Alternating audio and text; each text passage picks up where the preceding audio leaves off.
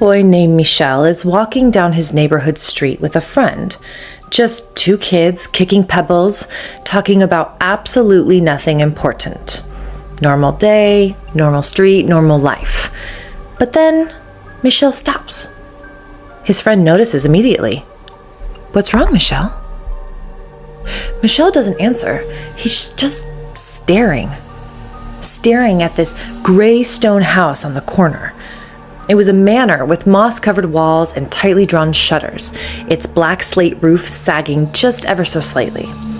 It was the type of place that didn't just look old, it looked actively sealed shut, like a tomb. Michel finally points. His hand is shaking just a little.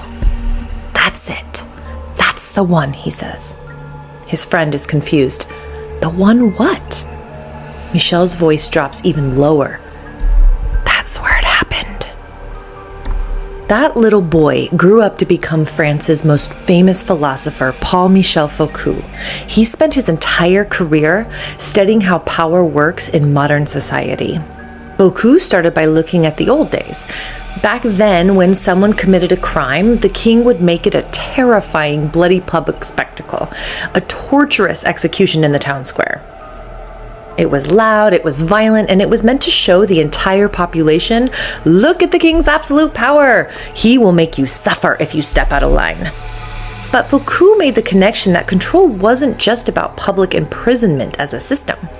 Real change was more subtle and sinister. It was about targeting the soul, not just the body. Foucault shows us that in this new kind of power, the goal isn't just to inflict physical pain or even show others your power. It is to utterly crush the prisoner's will, desire, and mental state, so they imprison themselves. The confinement becomes a brutal tool to correct behavior they hated, aiming to reshape the mind until it finally fit their social standards. Foucault argues this system works by creating a norm, a perfect, obedient standard that everyone must live up to. But who gets to define that norm?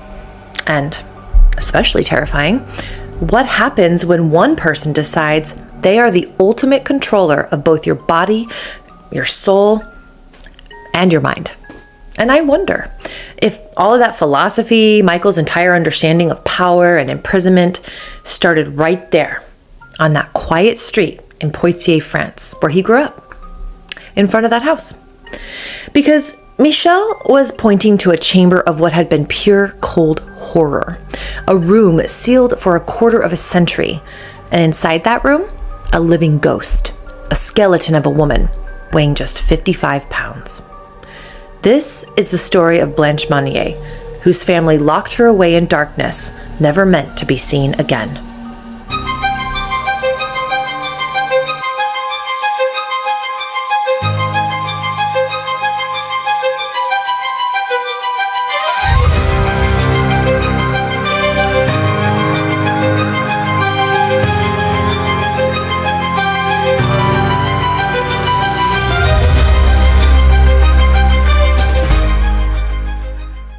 In Poitiers, France, no one would think twice if you closed your shutters to block out the city's annual 2,000 hours of sunshine.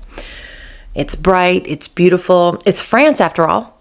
But if you do that, you are also shutting out gorgeous views.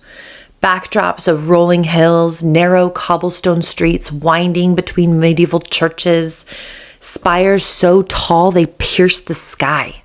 July 8th, 1846, and France is suffering an agricultural depression. 1840 was a period of rapid industrial growth, but agriculture still remained the backbone of the French economy. The fields yielded few crops, resulting in a failed harvest. Bread prices skyrocketed. Farmers, merchants, and working-class families felt the sharpest impact of the nation's economic turmoil.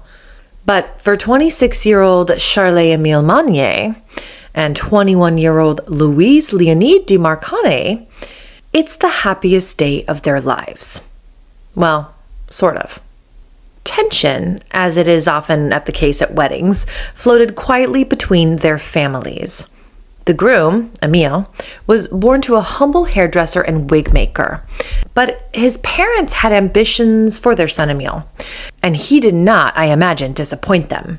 By the age of 24, Emile had graduated with a degree in literature through earned scholarships. He was appointed assistant professor, and then he moved to Poitiers to teach at the Royal College. In just the following 3 years, he would be made a full professor and marry an heiress, Louise. Typically, to be considered an aristocrat, you had to be granted a title, land, or even a royal position, even if you were born or married into some noble family. Louise wasn't any of that. Her maiden de Marcarnay name was only loosely tied to distant French royalty. In other words, her connection to royalty was paper thin. She was no aristocrat at all, really, though she carried that distant link around like a crown. But whether Louise's connection was real or imagined didn't really matter much. Emile didn't need her to be royal for the match to be desirable. For a man of humble beginnings, marrying into an upper middle-class family, like the de Marcarnays, was already a significant step up. Louise and her family were basically twice as wealthy as Emile. For a woman obsessed with her supposed royal lineage, marrying beneath her made no sense. So why did she marry Emile? It's unclear whether Louise's parents took any issue with her marrying Emile. But in 1846, French law was clear. Until a daughter turned 22 years old, her parents had the legal right to decide who she could marry. And as Louise was just 21 at the time of her engagement, she needed their explicit permission. So why would they agree to a match that brought their family no advantage? It was no secret in Louise's inner circle that, along with her sense of royal grandeur, she had a strong authoritarian personality, a stern demeanor, and an iron will. Unshockingly, she also lacked grace and charm. One of the mothers of Emile's students said, "I pity your poor teacher, for he has married a little shrike." For reference, a shrike is a bird that impales its prey on thorns. Louise Monnier wasn't a girl to be dismissed. When it came to marrying Emile, she didn't politely ask her parents' approval. She demanded compliance. In that era, a young woman was expected to be docile. Parental consent held immense weight, often superseding a daughter's personal feelings. We can certainly admire a woman for deciding her own fate, especially when the rules of the time were stacked against her. However, for Louise, this wasn't really a fight for autonomy. It was a demonstration of absolute dominance. She didn't win by changing the rules of society. She won by applying overwhelming force of will to her parents until they were compelled to agree. It's the simple, chilling truth. Louise possessed the power to get what she wanted. And Louise wanted Emile. She had been immediately attracted to his quiet, reserved, and studious nature. But here's the problem. Nothing, apparently, mattered more to Louise than money. The acquisition of it, the security of it, the power it brought. She was greedy. So, if wealth was truly her obsession, why did she marry Emile again? A man financially beneath her station. The answer reveals the dark core of her character. Control was even more important to Louise than wealth. With a quiet, pliable husband like Emile, Louise wasn't getting a rich partner. She was getting a compliant partner. She could shape her entire world, her home, her reputation, her children, to her cunningly planned desires. And for the next 15 years, that is exactly what she did. Emile was the prestigious face of the family, and Louise was the iron will pulling all the strings.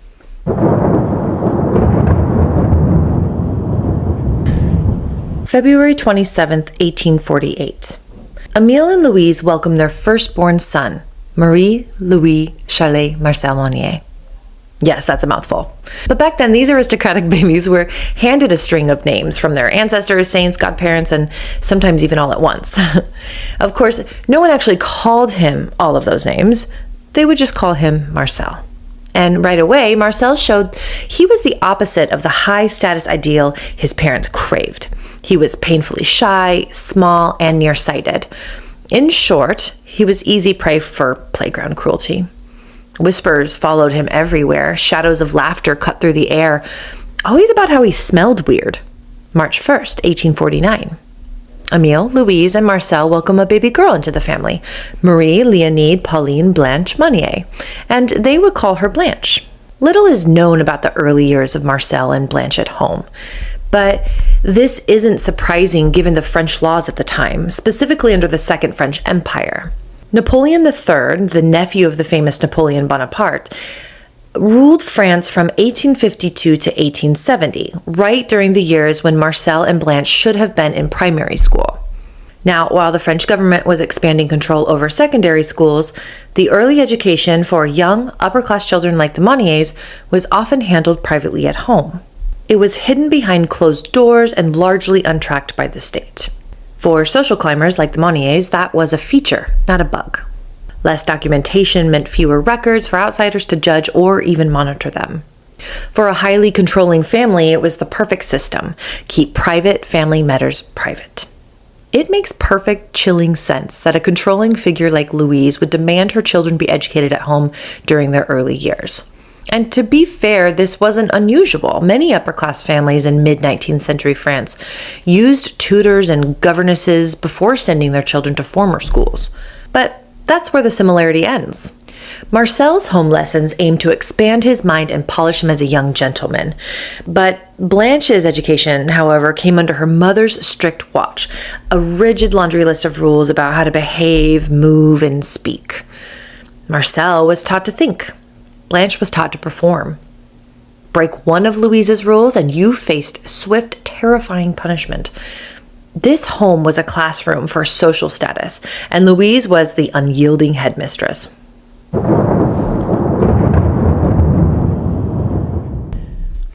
As a polar opposite to Louise Jr., do you remember Louise's mother? The very one who was at the mercy of her own daughter's will when Louise demanded to marry Emile? Well, she became Blanche's lifeline. Louise was laying down harsh punishments and maintaining that emotional, aristocratic chill. It was Grandma Louise who offered the genuine article: kindness, warmth, and a rare sense of safety. And here's the beautiful contradiction. Grandma Louise was indifferent to all that noble posturing. She didn't care about the hot society rules, and she even extended her generosity and kindness to the household servants, treating them like actual human beings. Blanche saw firsthand that her mother's world, the world of rigid hierarchy, cold decorum, and emotional distance, wasn't the only way to live. She had a brief, precious window into an existence where kindness was valued over control, and a warm heart was worth more than an ancient title. And the children Marcel and Blanche would have other loving figures in their life. When Louise and Emile married, they inherited an illiterate maid named Marie Fazy, along Marie's sister, Modeste, from the de Marcarnays. Modeste worked briefly at the Monnier home before getting married, but Marie Fazy stayed on, becoming an integral part of the home for over 20 years. She was calm and productive, but more importantly, she provided genuine tenderness and lots of homemade treats on the side to young Marcel and Blanche, a desperately needed contrast to their mother's cold regime. Marie became the ultimate witness of Blanche's abuse, and she was the only source of unconditional love Blanche would receive outside of her grandmother. When Marcel and Blanche were 11 and 10 years old, respectively, the Monnier family moved into a house on the corner of 21 Rue de la Visitation and Rue des Bicêtres. The Monnier home was impressive. A 6-bedroom, 3-story house that looked more like a fortress than a family residence. No windows faced the street, keeping its secrets close. The house had everything: 2 kitchens, a smoking room, a grand dining room, cellars, offices, attic rooms, and servants' quarters tucked neatly under the eaves. But on the other side, the private side of the house, everything opened up. An iron railing enclosed a courtyard that bloomed with life. Pebbled walkways, boxed flower beds, greenhouses, arbors, sunrooms, even a stable and hayloft. This move occurred when Napoleon III's France was obsessed with appearances. Prosperity wasn't just earned, it was meticulously performed. 21 Rue de la Visitation was a property designed to loudly declare their success and refinement. Think of the details that communicated wealth: heavy velvet drapes, polished mahogany furniture, gold trim on nearly everything, ornate chandeliers, gleaming marble fireplaces. Every detail was a statement of success. The house was designed to impress society, a perfect, secure container for a family determined to maintain its elevated status. And then there was Les Piles. Forget the Monniers' fortress on Rue de la Visitation. Louise's parents owned a country estate called Les Pilets, about 8 kilometers or 5 miles outside Poitiers. And this was Blanche's only escape. The city home was all narrow streets and noise, but Les Pilets was wide open. 7 acres of green, rolling land where those kids could actually breathe and play. It was a place of sunshine, freedom, and laughter. Blanche and Marcel would visit their grandparents at Les Pilets, spending time chasing chickens, picking berries, and running wild. Blanche was not the doll-sitting kind of girl. She was an absolute blur of energy, darting across the grass, running games of tag and leapfrog with her brother. And leapfrog is hardly the kind of pastime made for a delicate corset and petticoats. But Blanche didn't care. Freedom was her ultimate thrill. Of course, Louise saw all this energy and joy as a flaw. She absolutely disapproved of her young daughter's carefree spirit, insisting Blanche behave like a proper caged young lady. But here's the thing, everyone else adored her. Blanche's kind-spirited nature charmed the grandparents, the servants, and Marcel, who found her endearing, not embarrassing, as Louise would insist she was.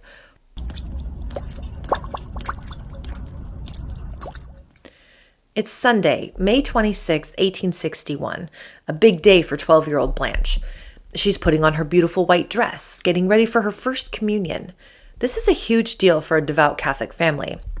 It's this massive sacred milestone where, at 12 years old, just like Blanche, you get the Eucharist, a tiny piece of bread, a sip of wine, and it marks your growing participation in the church.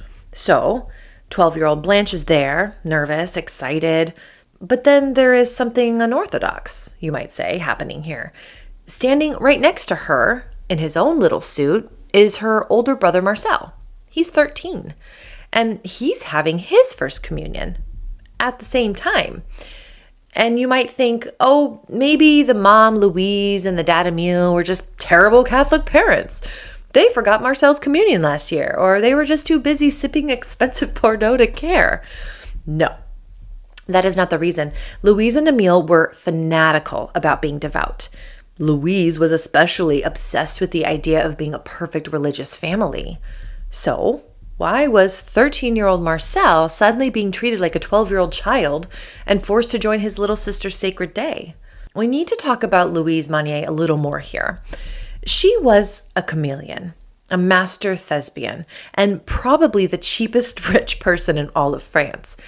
The inherited maid, Marie Fazy, who would go on to work in the Monnier household for over 20 years, basically said to other incoming maids that Mademoiselle Louise was a cheapskate. Even though, as we learned before, Louise's entire house was set up to flex. Look how rich and successful we are. Louise was secretly frugal. We're talking coupon cutter, reusing tea bags frugal. The maids would later go on to testify that Louise often told them to monitor how much food Blanche and Marcel were eating because it was too much as far as she was concerned. And what did Louise tell the maids that they should do instead? Feed the children stale leftover bread to save money on food. And when it came to Louise's personal wardrobe, she chose the budget route forever.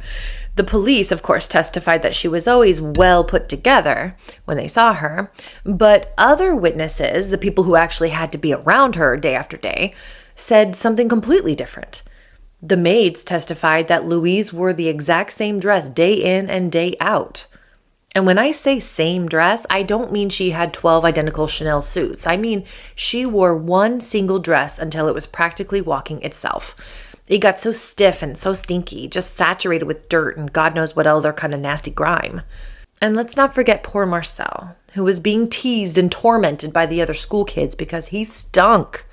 I mean, if Mademoiselle Louise wasn't washing her one special dress, you can bet Marcel's clothes weren't seeing a wash basin very often either. Was this to save money on the laundry soap? To avoid buying a second dress? Have her maids spend their time on other things that made the house outwardly perfect instead? This woman would rather walk around smelling like a sewer and have her son ostracized than spend a single extra franc on soap or fabric. But the real head scratcher is why this woman, who was born with cash and was going to die rich, was so brutally obsessed with saving every last franc. Most people who are frugal are indiscriminate savers. These are the people who have a budget. They clip coupons, they turn off the lights, they don't want to waste money, and they might even fear waste. But they live their lives how they need to. They know it is not a waste to feed their kids properly or buy soap or wash their clothes once in a blue moon. That's just being functional. Then you have Louise Monnier. She falls into a different category, the selectively frugal psycho. These are the people who have the money, but they see themselves as the gatekeeper of the funds. This isn't about saving for retirement. This is about power. Louise dictated exactly how that money was spent, based on her values, not basic human decency. She had the money to buy an expensive mansion, but suddenly buying soap or food for her children was an unacceptable waste. It's like she gets a sick thrill out of being the one in control, even if it means her son stinks and her dress is stiff with grime. This isn't budgeting. This is psychological warfare. And just imagine trying to keep up that perfect outer appearance while secretly being a massive certified cheapskate. Those two things are like oil and water. They just do not mix well. In that very proper high society Poitiers bourgeois world, saving face and saving pennies were always going to crash into each other. Louise couldn't keep both of her priorities alive forever.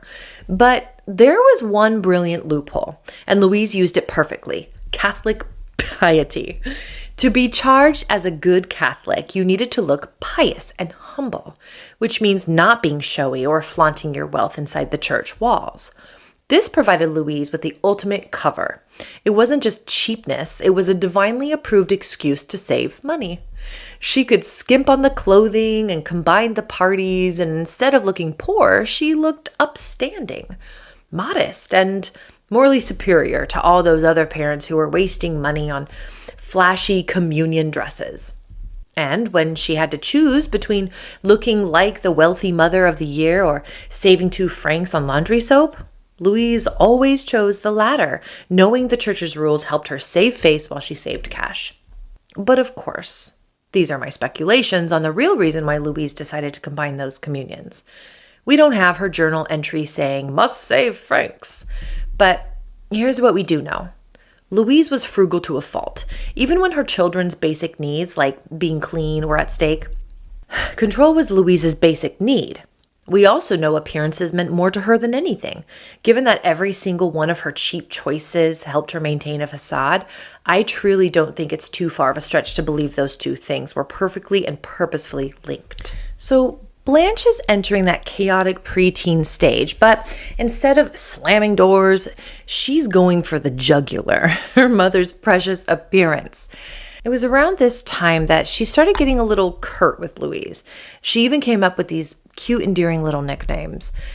These names were lethal. Blanche started calling her mother Bulotte, which translate roughly to dumpy or chubby or tubby. And if that wasn't enough, she'd throw in Bounine, meaning dwarf woman. Louise's entire fragile personality is built on her perfect facade, and her own daughter is hitting her where it absolutely hurts the most. These names probably sent Louise into a blind rage. Now, you might think, well, she's 12, that's just a phase. But other accounts tell us that Blanche was actually a good-natured, civil sweetheart to Marcel, her father, the maids, and literally everyone outside that house. Blanche's acting out was about frustration. The two people she could lean on, her father and her maternal grandmother, were largely inaccessible. Her father was always working, and Louise, the gatekeeper of affection, tightly controlled every visit Blanche made to her grandmother. Louise was not just cold, she was non-existent as a mother. She made zero effort to connect with her kids because, in her mind, they weren't unique people. They were just extensions of her, props to make her life look good. They were just extensions of her. Why would she need to get to know them? She already knew the original. Blanche was basically watching her mother choose the bottom line over basic love. And the only weapon a 12-year-old had was psychological warfare by cutting her mother's vanity with 2 little words. And I want to be fair. When we look at Louise Monnier and the 19th century French bourgeois, we can't just slap the bad mom label on her and walk away. That society, the whole Poitiers environment, was brutal. She had to keep up appearances. Survival was currency. You had to look right to marry right, to maintain the family's footing. We acknowledge that her job was hard. But Here's the massive question, the one that makes the whole thing feel so rotten. Why couldn't she do both? She gave her children the luxurious house. She gave them the excellent education. She provided the perfect social currency. But children don't run on francs and social standing.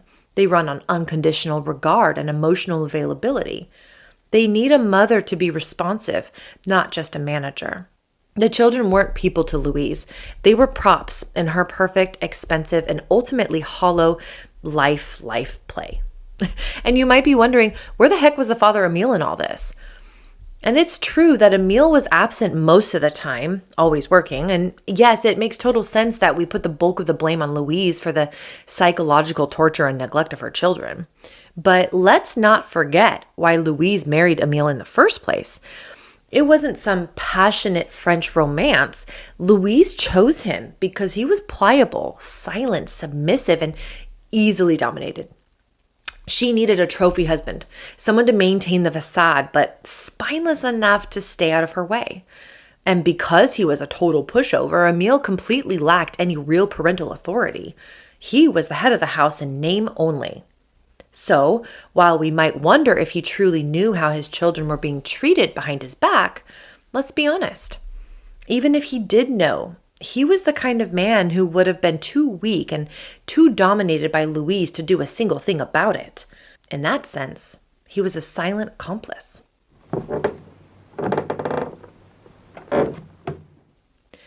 It's now 1864, and our sweet, frustrated Blanche isn't just a 12-year-old anymore. She has blossomed into a magnificent young woman at age 15. And Blanche was not just pretty, she was a showstopper. She was about 5 feet, 1 inch tall, tiny but perfect, with this stunning, thick, jet black hair that probably cascaded down her back. And her eyes weren't just big, they were massive and luminous, drawing you right in. In the small, proper, but probably gossipy town of Poitiers, word spread fast. Blanche quickly became known as a renowned beauty, the absolute belle of the town. Every unmarried man, every eligible bachelor, and every desperate mother with an unmarried son suddenly had their eyes on the stunning Mademoiselle Blanche Monnier. When Blanche finished school at age 15, way before a boy like Marcel did, by the way, her academic studies didn't end.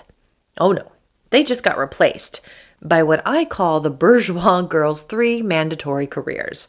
Attend social events, be seen at the right place talking to the right people. 2, look beautiful, maintain that flawless facade for the family. And 3, find a worthy husband. This was the real final exam. While her brother Marcel was off finishing his high school education until 18, then heading straight to university to become an actual educated man, Blanche was back home. The 1850 Loi Fallou mandated primary schools for girls in most towns, which was just basic reading, writing, and religious morals. The stuff you need to manage a household. For the serious secondary education that leads to a career or university, that was off limits for Blanche and for most girls. It wasn't until 1880 with the Loi Camille C that the state-run high schools were even created for girls. But even those were designed to create good wives, not scholars. The curriculum was separate and unequal. Girls were taught domestic arts and had simplified science. They couldn't even take the full courses required for the exam you need for college until 1924. All of this historical tea means one thing for our beautiful Blanche Monnier. Academics were officially off the table.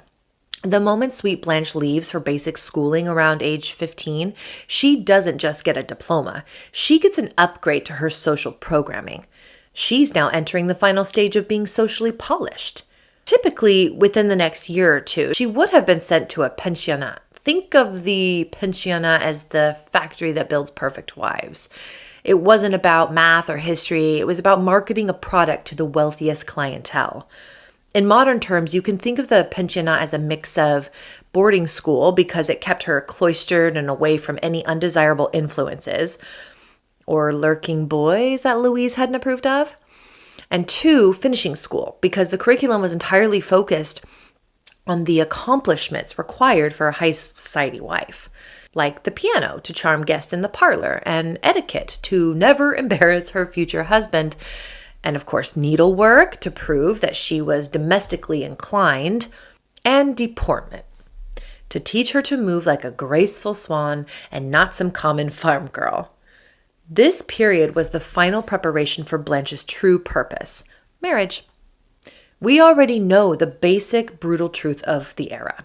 For a girl like Blanche, her existence was a no-win situation. Whether she was sent away to a wife factory or kept home, her purpose remained the same, to be a well-trained bride for a transaction. But for Louise, forget the picturesque Swiss pensionnat. We know the real Louise Monnier. She's way too controlling to let her greatest asset, the beautiful Blanche, out of her sight. And let's be honest, she's also a total cheapie when it comes to shelling out for anything that doesn't immediately boost her own reputation. Why pay the exorbitant fees for an exclusive finishing school when she could secure maximum control at minimal cost? Louise avoided the cost of a formal finishing school because her financial thrift and desire for total surveillance made her home a more effective prison. By self-appointing as Blanche's headmistress and warden, she ensured Blanche became a bespoke trophy wife through constant, intense psychological isolation and strict supervision of her social graces. This cruel choice stripped Blanche of the small, structured societal freedoms a pensionnat might have offered her. So Blanche is at home, not having to worry her pretty head about things like getting a job or earning money like her lower class peers had to, whether she liked it or not. Instead, her days were dedicated to being an expensive piece of living furniture. She practiced the piano until her fingers bled, studied Greek literature to show she was cultured but not too smart, and learned all the societal graces designed to trap a high-status man.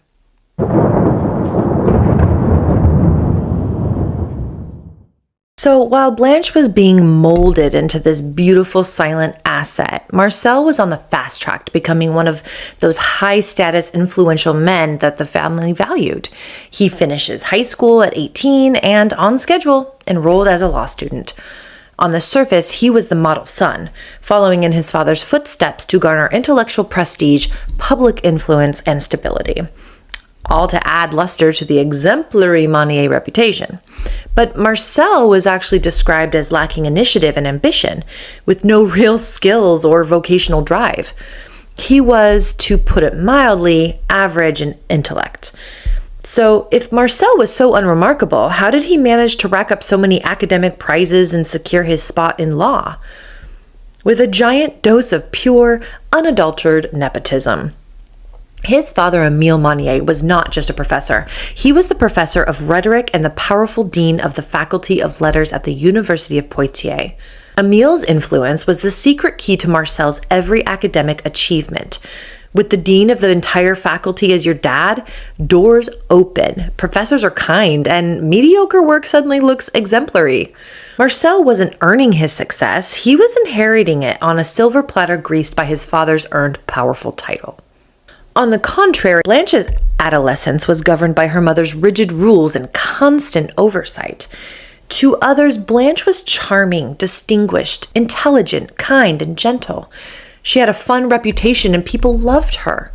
Blanche was the golden girl to the world, but a failure to her mother. To Louise, she was a rebellious teenager and a constant source of embarrassment and disappointment. Louise Monnier wasn't just strict, she was harsh, stern, and unforgiving. She ran the Monnier house like a dictator, and Blanche, the teenager craving autonomy, became her primary target. Louise genuinely believed that aggression and constant correction were the only proper tools to shape a daughter destined for high society marriage. But is it bizarre to you that Blanche was only rebellious towards Louise? She continued to be perfectly lovely, charming, and gentle to everyone else. Her conflict was not a flaw in her character. It was a direct defensive reaction to her mother's tyranny. Louise didn't see herself as a mother. She saw herself as a queen. Her mindset was locked into the old, rigid Catholic, monarchical world she admired. To her, the Monnier home was her throne room. Obedience and authority were the ultimate virtues. Hierarchy and control were the laws of the land. And importantly, defying her wasn't just teenage rebellion, it was heresy against the fundamental structure that she believed kept their prestigious world intact. This absolute, unquestioned need for authority is why the breakdown of trust was so explosive. The maids didn't just hear polite squabbles, they testified to violent outbursts of anger. A desperate daughter fighting for an inch of life against an unyielding tyrant. Blanche had to adapt. She realized that everything she did, everything she was, drew her mother's venomous glare. This wasn't typical teenage eye-rolling. This was a desperate strategy for survival.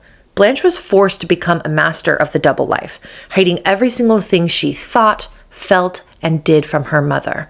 Trapped in that silent house with only her mother's disapproval for company, Blanche's entire existence was focused on connecting to her life that she was forbidden to live. She wrote letters daily, sending whispers out into the outside world, desperate for a reply. She also poured her secret life onto the page of her daily journal. And this wasn't just Dear Diary stuff. This was her rebellion, her confession, her escape. And in that journal, the gloves came off. She was not quiet about her thoughts on her mother, Louise Monnier. Blanche saw her mother not as a terrifying figure of authority, but rather as something far worse, narrow-minded, dull, and utterly undesirable. Blanche wanted to be nothing like her. Every secret thought, every hidden letter, every journal entry was a brick laid on the road away from Louise's suffocating shadow. For the next decade, Louise began to systematically banish Blanche to her room and deprive her of meals as punishment. You don't need a medical degree to see what's happening. Louise was attempting to control Blanche using her most basic primal needs: connection, love, and food. She then had the audacity to label Blanche's resistance and despair as mystical breakdowns, nervous problems, and eating disorders, and then punish her for those very illnesses. Why would you starve a child you claim has an eating disorder? Why would you consistently scream at your child who has breakdowns and nervous problems? It's transparent and obvious to me. Louise wasn't treating a patient. She was breaking a defiant spirit. Louise was jumping on the bandwagon of the emerging fear of female hysteria and nervousness in the 19th century. She was exploiting a widespread and deeply sexist belief of the time to justify her abuse. The idea that women were inherently fragile and prone to mental illness.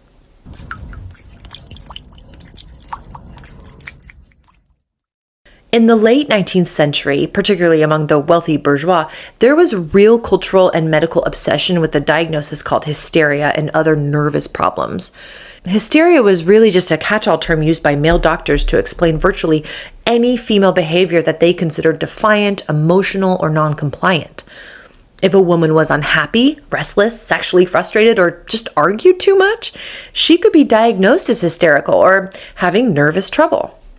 Once a woman was labeled in this way, the treatment was often total control and isolation, sometimes prescribed by male doctors, but often enforced by the family.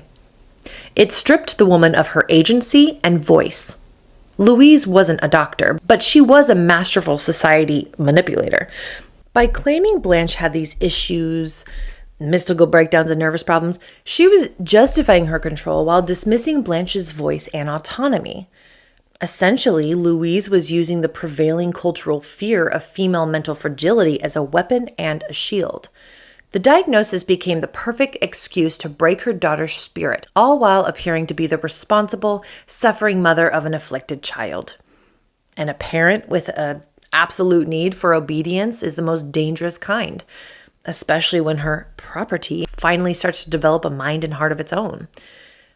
And this video of Blanche's first 25 years of life are all just a prologue to the horror that was about to unfold when Blanche finally finds someone who saw her not as property, but as a person.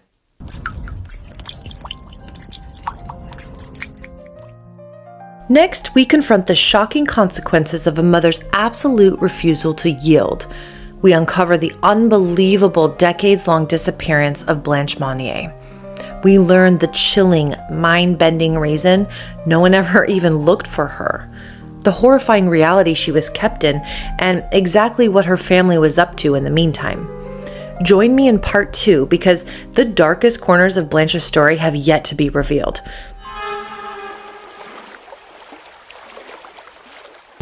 You have a bit of a headache, or maybe even stomach cramps, or just maybe you're a little anxious. So you open your family's medicine cabinet looking for something to relieve your discomfort. It smells faintly sweet, chemical, almost metallic. The hand-labeled bottles gleam in the lamplight like gems. But what's different about this cabinet is that it's filled with things that could end your bloodline before breakfast. And the wildest part, 19th century doctors believed they were healing you. Chloroform was sold in pharmacies like essential oils. People kept it next to their bed casually for headaches or tooth pain. One deep inhale too many, you wouldn't wake up. This was considered a household item. Lead and mercury ointments were skincare. If your complexion looked dull, don't worry, mercury could brighten it right up. It also brightened your path to kidney failure, neurological collapse, and teeth that fell out one by one. But at the time, that was considered cosmetic progress. For stomach issues, there were arsenic tonics. Microdoses of arsenic were believed to strengthen the constitution, meaning they had benefits to improving someone's overall physical health, vitality, and resilience. It literally rots the lining of your stomach. But Victorians swore it gave them energy. Some even ingested arsenic wafers or a complexion wafer for weight loss and blemish removal, except you were slowly poisoning yourself to death. Opium. Drops, syrups, powders, whatever your heart desired, as long as your heart kept beating. Mrs. Winslow's soothing syrup for mothers was basically a morphine-laced knockout serum for children. Parents used it in the same way we use melatonin gummies today. Except that melatonin doesn't stop your child's breathing. Cocaine. Hospitals used it in the way elementary schools use antibacterial wipes. Have a toothache? Cocaine. Your kids won't sleep? Cocaine syrup. Feeling anxious, depressed, coughing, or just even a little annoyed? Cocaine was the cure. Long-term use caused paranoia, delusions, insomnia, and violent behavioral mood swings. But doctors still proudly wrote articles about how remarkably effective it was. And then, tucked in the corner is a little brown bottle labeled simply potassium bromide. Doctors called it a cure-all tonic for nerves, a remedy for sleeplessness, irritability, and anxiety. But what it really did was make people quiet, compliant, and numb. Every dose slows the firing of neurons, deadening the edges of thought. Sensory input dulls, appetite shrinks, hormones collapse, all while the mind softens into compliance. And there's a word for the effects of long-term use: bromism. It starts with a little fatigue, foggy mind, but then the body begins to change. The skin shifts to this grayish purple tint, like bruises blooming from the inside out. Deep, painful acne erupts across the face and body, boils that ooze and scar because the body can't heal itself anymore. Then the eyes don't track right. They drift, slow and unfocused, like the thoughts behind them are stuck in molasses. Speech falls apart too. First a slur, then a mumble, then nothing at all. The hands never stop trembling. Even at rest, the fingers twitch in tiny rhythmic shakes, like the body is trying to shiver something out. Muscles weaken, walking becomes unsteady, legs buckle at random. And the sleep? That's the worst part. 14, 16, sometimes 20 hours a day of sleep. Not real rest though, more like half submerged in exhaustion, drowning in it. Memory goes next. Names slip away, days vanish, food stops being appealing.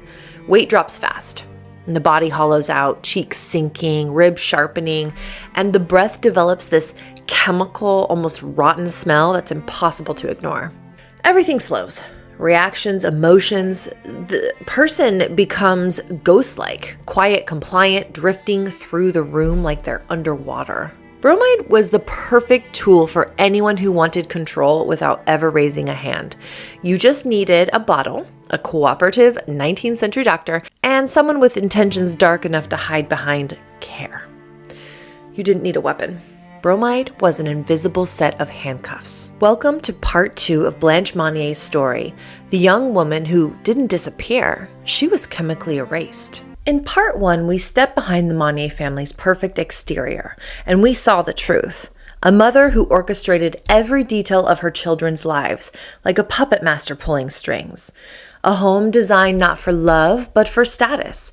A childhood where Blanche's wants, needs, and voice never came first. If you haven't watched part 1 yet, stop. Go back now. Because those first 25 years of domestic control, they weren't just backstory. They were the blueprint. What happened to Blanche wasn't a sudden snap or a moment of madness or a desperate family trying and failing to care for a mentally ill daughter. It was an outcome engineered slowly, quietly, and deliberately. A crime built brick by brick, long before Blanche ever disappeared. So let's rewind. But before we do that, I just want to make something crystal clear because there are 3 names in this story that could easily get confused. And let's not do that. We have the de Marconnais, Louis and Louise. They're married to each other.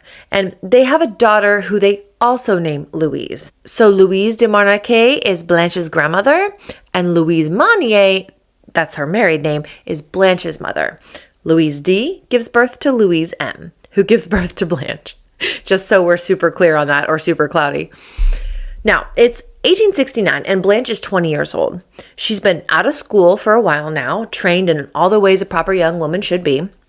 Sit straight, smile politely, and never ask for more than you're given. But here's the thing, Blanche hated being home. Her grandmother, she adored Blanche and wanted to protect her.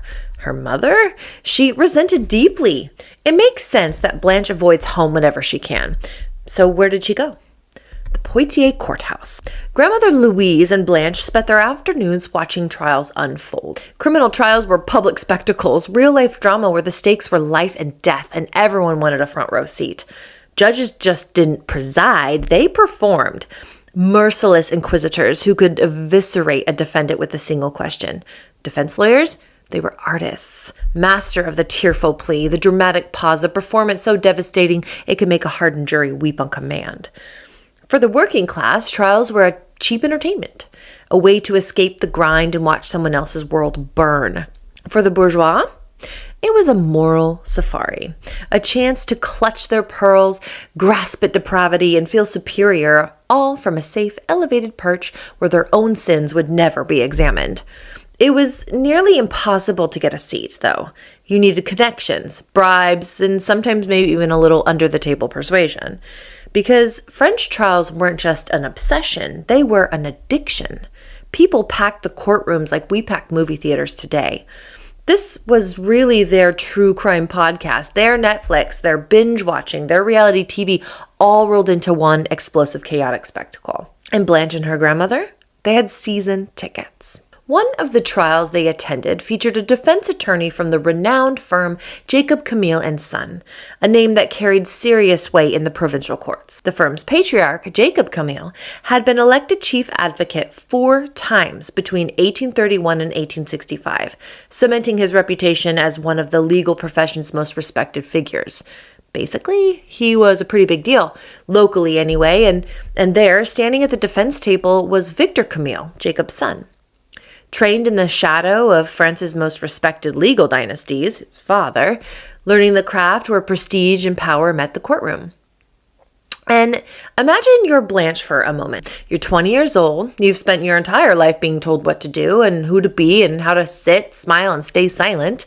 You've been molded, managed, and monitored since birth. And then you see Victor. He's handsome, yes, but it's more than that. He's confident in a way that feels magnetic. He works at one of the most prestigious law firms in Poitiers, the kind of place people mention with reverence. He's smart. He's respected. And he carries himself like someone who actually has agency over his own life. And for Blanche, who has never had a single choice that was truly hers, Victor isn't just attractive. He's everything she's been denied. He represents possibility. A future where maybe, just maybe, she could be seen more than just Louise Monnier's daughter. Where she could be loved for who she is, not controlled for who her mother wants her to be.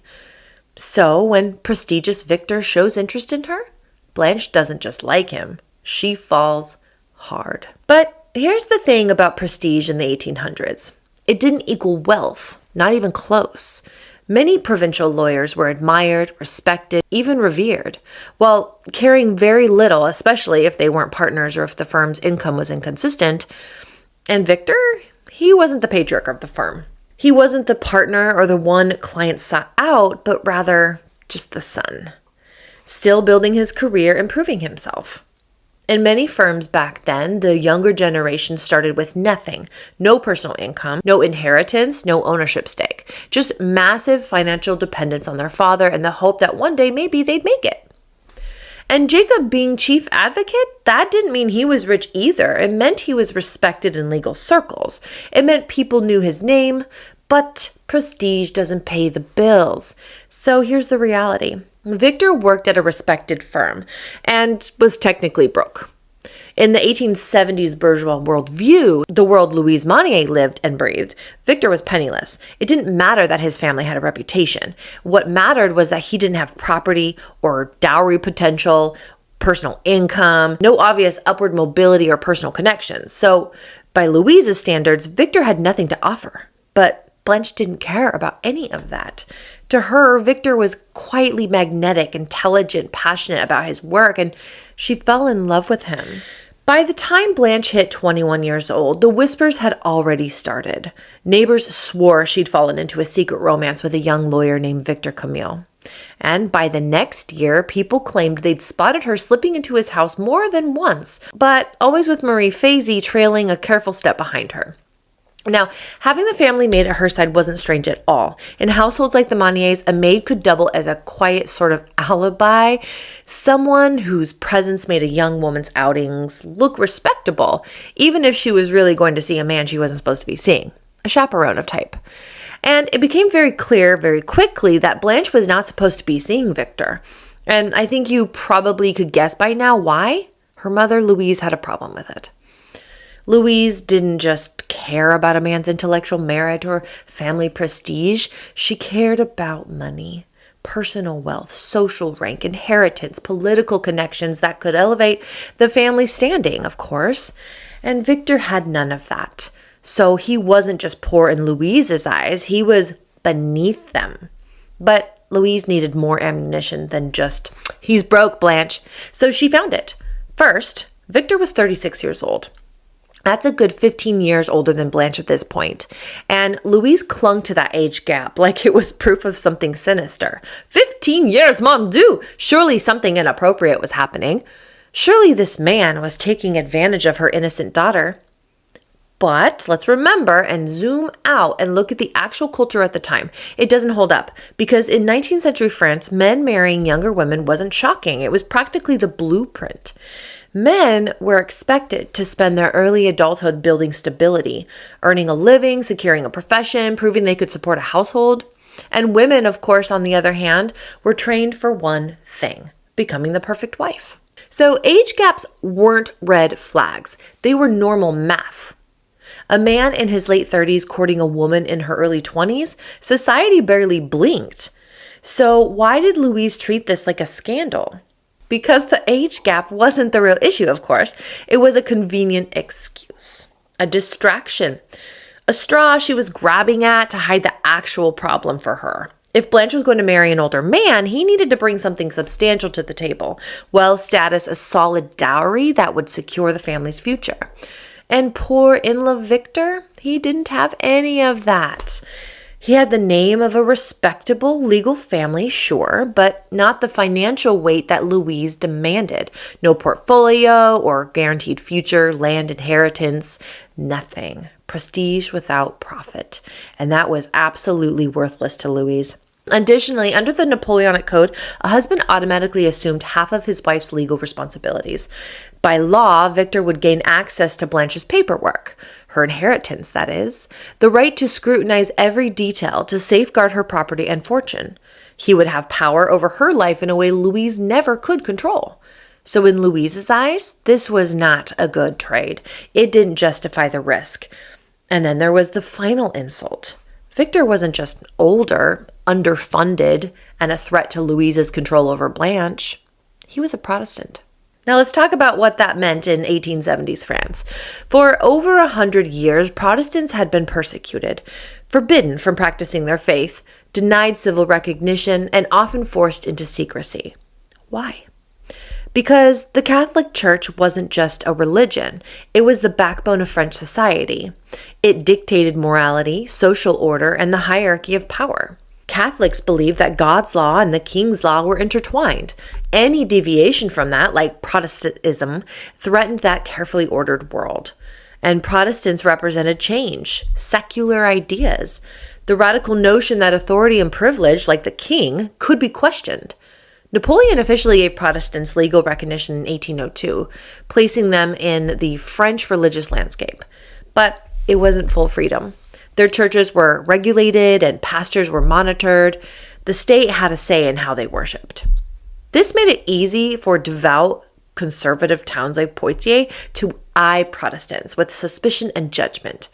And to families like the Monniers, Protestants were both religiously suspect and political outsiders. Morally dangerous and a threat to centuries of tradition that kept them at the top. And yet, the Monniers attended the Protestant maid's wedding as witnesses. On the surface, that might look like a progressive gesture from an enlightened family, but this was the Monnier brand of kindness, a display of absolute control. By standing as witnesses for their maids, they polished their image as socially sophisticated elites while legally and socially stamping the servants' lives. Loyalty was sealed and secrets were bound, their obedience guaranteed. It was an absolute glaring hypocrisy.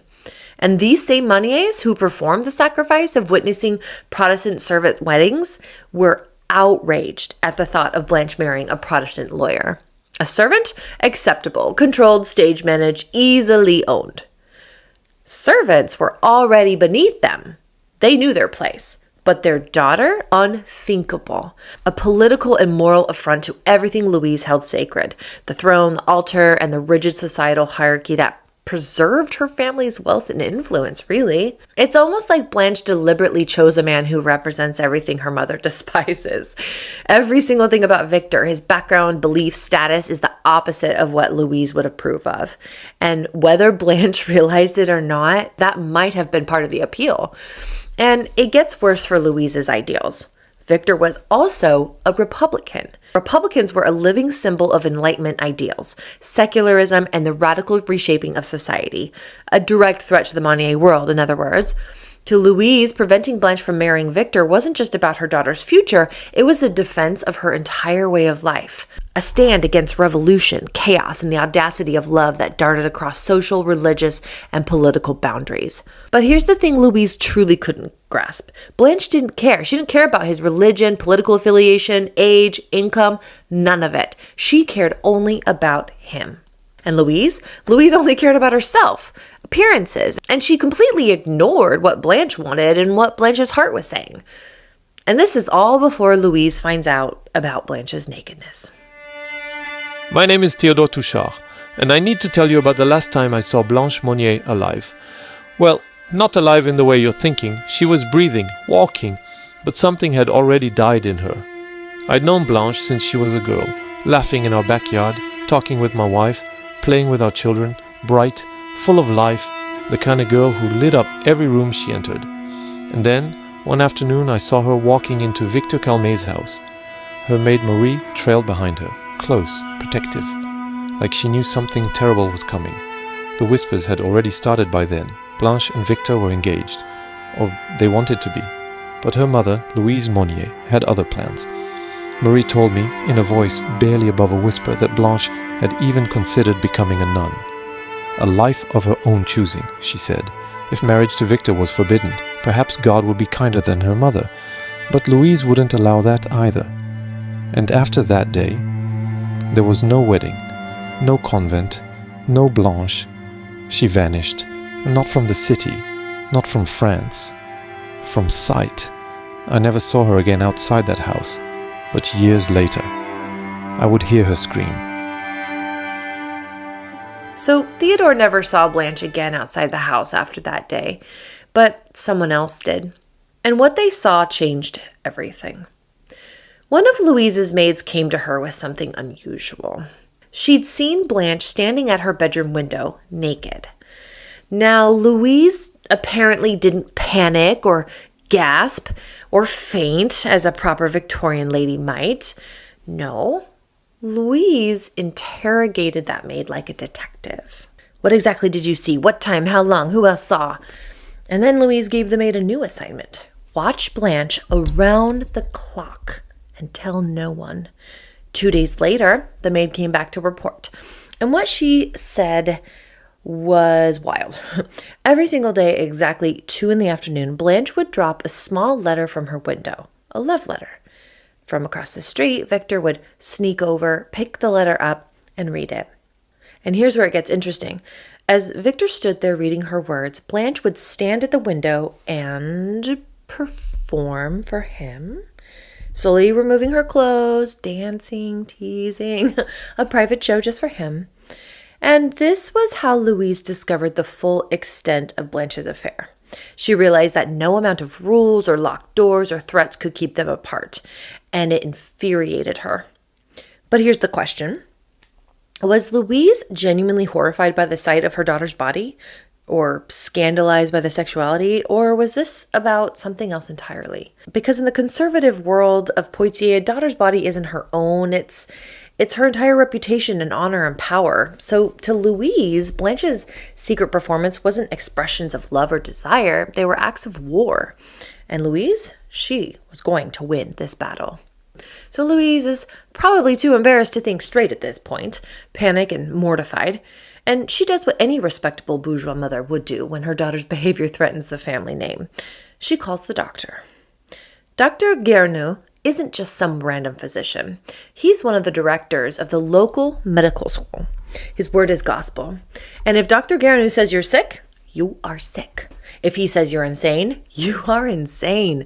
No second opinions needed and no questions asked. Louise is convinced that her daughter's nakedness at the window signals a serious medical problem.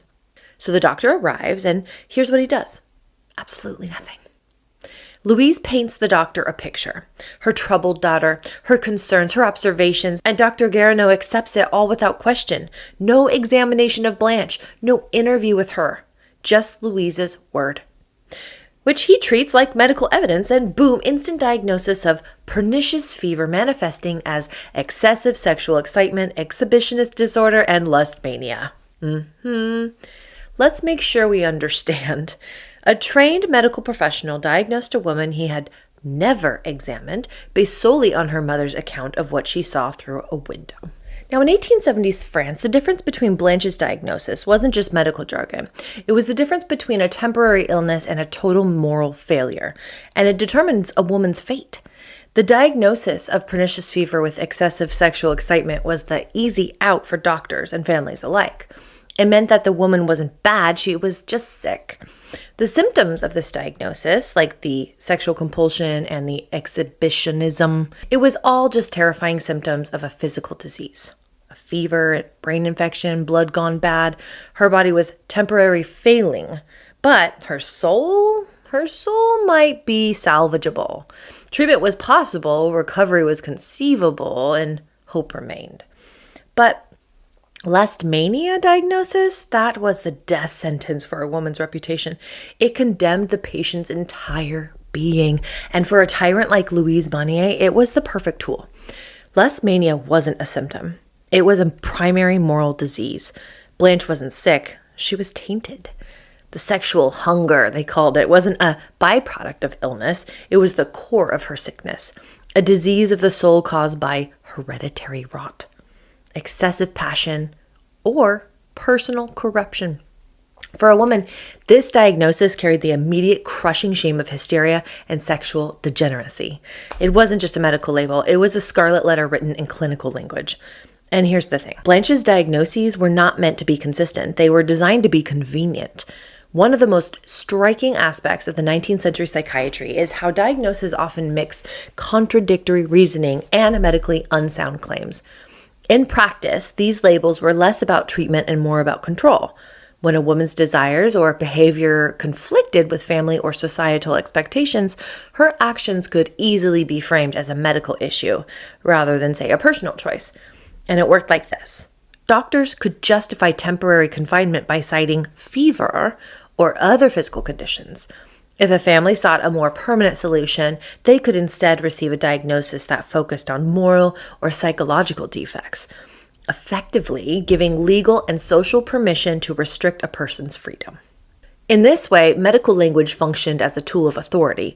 It could validate the family's actions, limit the individual's agency, and ensure that social reputation remained intact. And all of this under the guise of professional judgment. And Dr. Guernou gave Louise exactly what she wanted. So what would your typical 19th century doctor prescribe for these diagnoses? For the fever, treatment focused on purging the physical malady. Doctors would try to break the fever using powerful and sometimes toxic medicines. They might apply leeches to the head to draw out the fevered blood, or prescribe harsh dietary regimes to starve the illness. And the dark hope was that if the fever broke, the excessive excitement would simply disappear. But Dr. Guernou, again, never speaking to or even seeing Blanche, prescribed 2 ice baths a week for her, supposedly hot blood. Ice baths. Every time Blanche was forced into the icy water, she screamed. And Louise, she threatened her, told her the police would be called if she didn't behave. The threats barely fazed Blanche, though. She knew, even then, that she was being manipulated. So Louise responded by keeping shutters and doors tightly closed, presumably to muffle the sounds from the neighbors. But some screams still escaped. They drifted into the streets of Poitiers, sparking gossip among neighbors, whispers and speculation as it goes, but never official investigation. The doctor also prescribed something else, potassium bromide. Now let me tell you about potassium bromide. In 1857, obstetrician Charles Locock noted the effects potassium bromide salts had on patients who experienced convulsions, such as those with what we now know as epilepsy. And I'm about to tell you what 19th century doctors thought caused epilepsy, because it really does have everything to do with what these male doctors diagnosed and prescribed to Blanche, but just prepare yourselves. Primarily during the 18th through early 20th centuries even, it was widespread within the medical community that excessive masturbation could cause epilepsy. But they didn't call it epilepsy, they called it sexual seizures. And bromide was used as a sedative due to its calming effects. But in cases like Blanche's, where a woman's sexuality was deemed excessive, it served a dual purpose: calm her down and kill her desire to fight. Dr. Guernou told Louise exactly how to do it. Mix the potassium bromide into sugar water, serve it to Blanche every single day. But don't tell her what it is. Call it a tonic, he said. Something harmless and healthy. Don't tell her it's medication or treatment. And definitely don't tell her it's a sedative. Why? Because if Blanche knew what she was drinking, she might refuse it. And again, think about that. A doctor, someone sworn to heal and protect and do no harm, was coaching a mother on how to drug her daughter without consent. Adult daughter, mind you. And Louise was careful with her husband Emile, too. She'd say tonic instead of drugs, medicine instead of sedative, because if her husband knew the truth, he might ask questions or demand a second opinion. He might make her stop or foil her plans in some way. Only the doctor and Louise knew. They kept everyone else in the dark, including Blanche, who had no idea what was being done to her. One crucially important note: potassium bromide has a long half-life, which means it doesn't leave your body. It accumulates, builds up, stays in your system until it reaches toxic levels. And when it does reach those toxic levels, the side effects would put any American pharmaceutical ad to shame. Bad breath, constipation, tongue disorders, mouth sores, loss of appetite, nausea, dermatitis, and other skin diseases, constant runny nose, mucus hypersecretion in the lungs, asthma, lethargy, extreme drowsiness, depression, loss of concentration, tremors, loss of muscle coordination, loss of body fluid, loss of reflexes, partial paralysis, anxiety attacks, paranoia, confusion, neurosis, aggressiveness, psychosis, clonic seizures, severe neurological dysfunction, cognitive impairment, loss of memory, cerebral edema with associated headaches and swelling of the eyes. And finally, after all that, semi-coma. And all of this led to one condition: cachexia. And cachexia means you are wasting away. You become thin, weak, and skeletal. And it's usually a term reserved for people debilitated with like severe disease or like cancer, people who are actively dying. This is what Dr. Guernou prescribed to Blanche every single day. It's 1872. The parish priest, Abbé de Montbrun, noticed something. Blanche wasn't coming to church anymore. And in a town like Poitiers and in the family of the Monniers, you go to church every week, no exception. So when Blanche suddenly stopped showing up, the priest noticed. And he asked Louise about it. Louise didn't hesitate. She had her story ready. "Oh, Father, it's so tragic. Blanche has come down with a terrible fever. Pernicious, the doctor says. She can't function. She can barely leave her bed." And the priest nods along sympathetically. "We're doing everything she can," Louise continues, and her voice is heavy with concern as if she cares. "The doctor has her on long-term treatment plan." Louise said this like it was nothing, like she was talking about a cold, a slight inconvenience. "Don't worry, Father, we have a plan." But this long-term treatment plan wasn't about recovery. It was about containment, because Blanche wasn't getting better. She was being sedated and silenced, slowly erased. And Louise said it with a smile. The priest, he believed every word, because why wouldn't he? Louise Monnier was a respectable woman, a pillar of the community, and a devoted mother by anyone's account. She would never lie, right? What about the lust mania diagnosis? Since the cause was a moral problem, the cure had to be punitive. A diagnosis of punishment, in other words. Patients with this diagnosis could be sent to asylums where the treatment wasn't really about healing, it was about breaking them. Step 1. Strip away all personal will. Force submission to institutional rules, no choices, autonomy, or voice. You weren't a person anymore. You were a problem to be managed. Step 2. Shock the system. And extreme cold baths were used like weapons. The belief was that you could literally shock the nervous system into submission, blast the desire out of you, drown the hunger.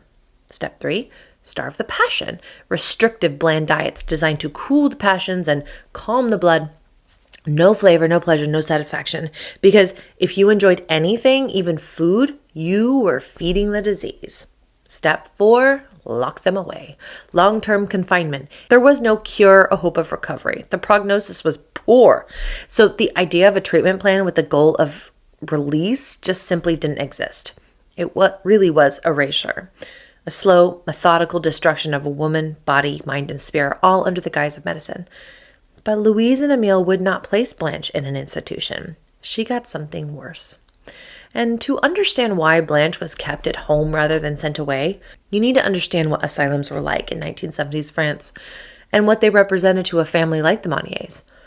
Asylums weren't hospitals. They were prisons with a medical veneer, bars on windows, chains, restraints, patients confined indefinitely, and often forgotten by the world outside. In the second half of the 19th century, France, as in most of Europe, the so-called golden age of the asylum, I guess it's called, but there was nothing golden about it for people locked inside. And here's the thing, being placed in an institution wasn't about treatment like we have discussed before. It was about shame. Having a mentally ill family member was considered an acute source of embarrassment, like 24/7, and parents were often reluctant to make their child's disability or challenges public knowledge because of it. They preferred to keep them at home, hidden, rather than send them out to a nursing home for proper care. Why? Because sending them away looked like abandonment, like confinement, and a choice really only left to the severest of circumstances when the patient was a danger to themselves or others. But to Louise, Blanche wasn't dangerous. She was just inconvenient. So Emile agreed with Louise. They would leave Blanche at home. Though, knowing Louise, I don't imagine she gave Emile much of a say in the matter. He said himself, "As long as I can have her treated by doctors, I will keep her here." Blanche's doctors didn't interfere with the decision one way or the other. The effects of the bromide weren't well documented at the time, and as far as the doctor could see, it was sedating her. And as far as Louise could see, Blanche had stopped challenging her authority, so problem solved on both ends, really.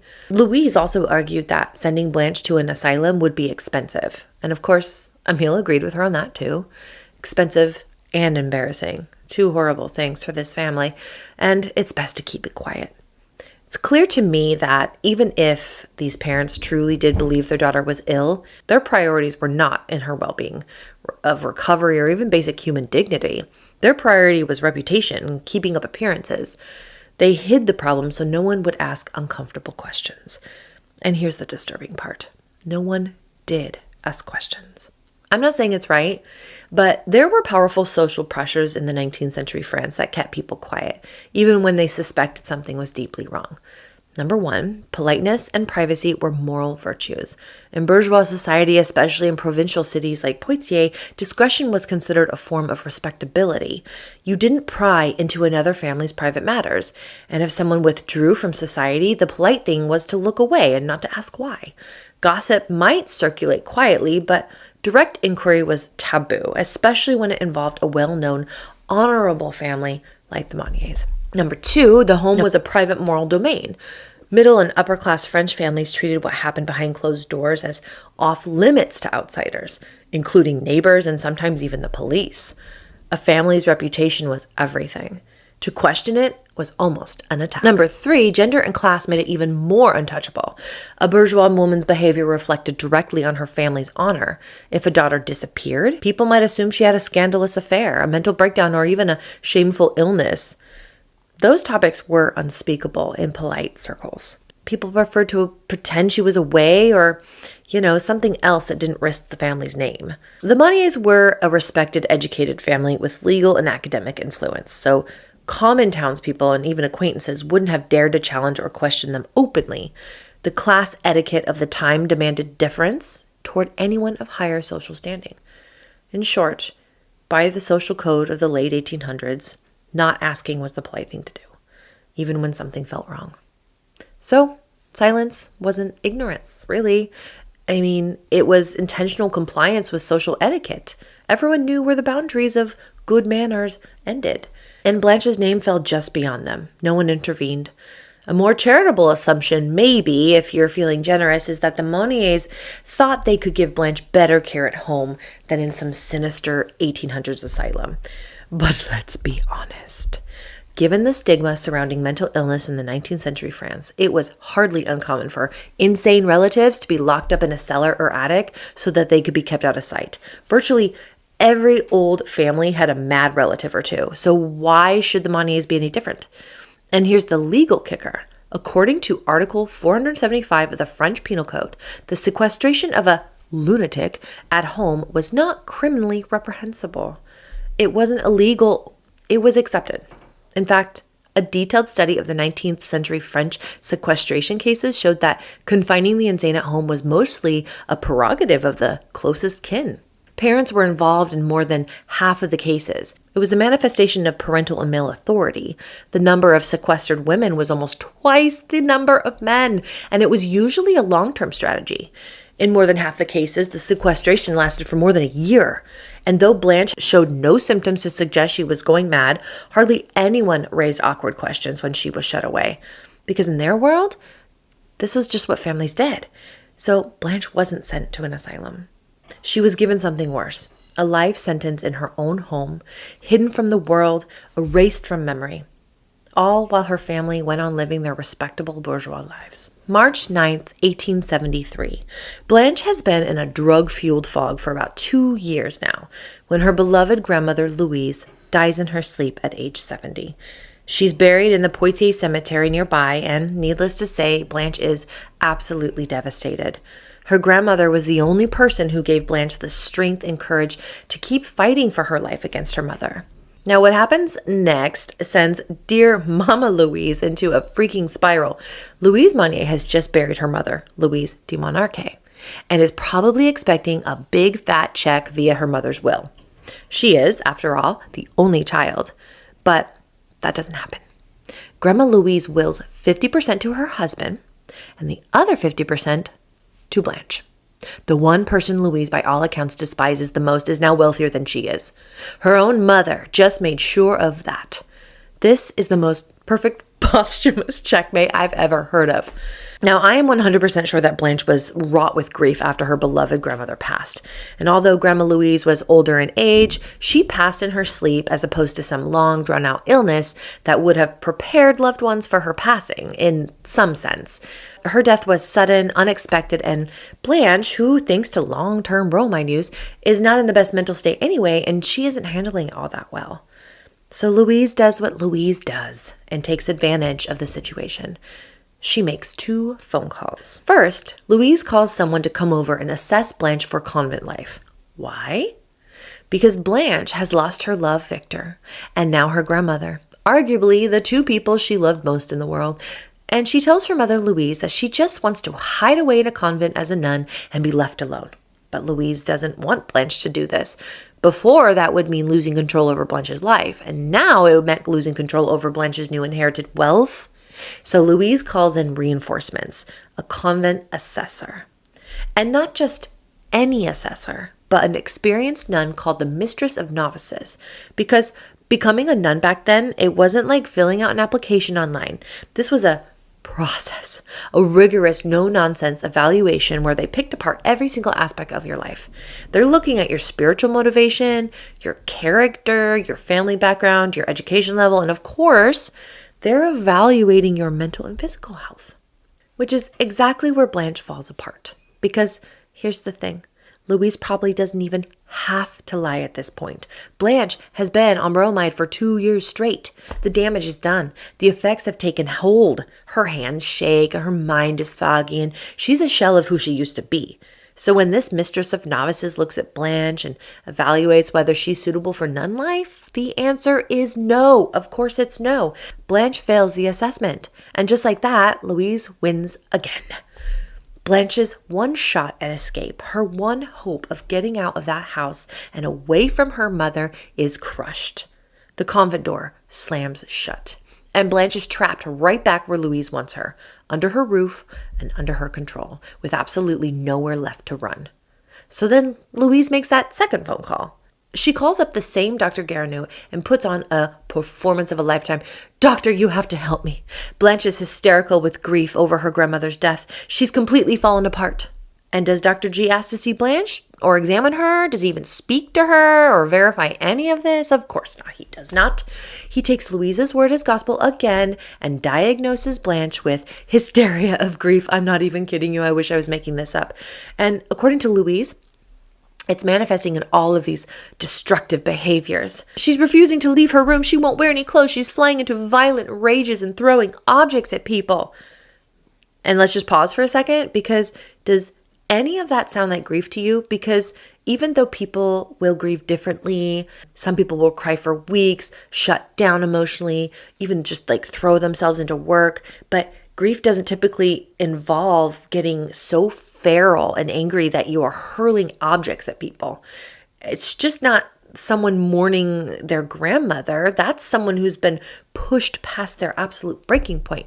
But Dr. G doesn't question it. He just nods along and tells Louise to keep up with the potassium bromide and the ice baths. Plus, he gives her a new instruction. Lock the bedroom door if you're afraid of her. He literally just gave Louise permission to imprison her own daughter. And that's exactly what Louise does. Here's the part that'll make you want to scream. While Blanche is trapped in 4 walls with no say in anything, Marcel is out there living with complete and total freedom. One of the things Marcel has the freedom to do is defend his doctoral thesis. And the topic of his thesis? The irony of it is just too good to pass over here, so I have to mention it. Marcel stands before a panel to defend his work on complicity in Roman law and French law. As in, when are you responsible for a crime you didn't directly commit? His thesis explores this massive debate among criminologists at the time. On one side, you've got the traditionalists, old school lawyers clinging to centuries-old precedent like their lives depended on it. And to them, the law is fixed, unchanging, and absolute. But then on the other side, you have the modernists, and these are the reformers arguing that law should actually serve justice, guided by reason, fairness, and the needs of society right now, not what worked in ancient Rome.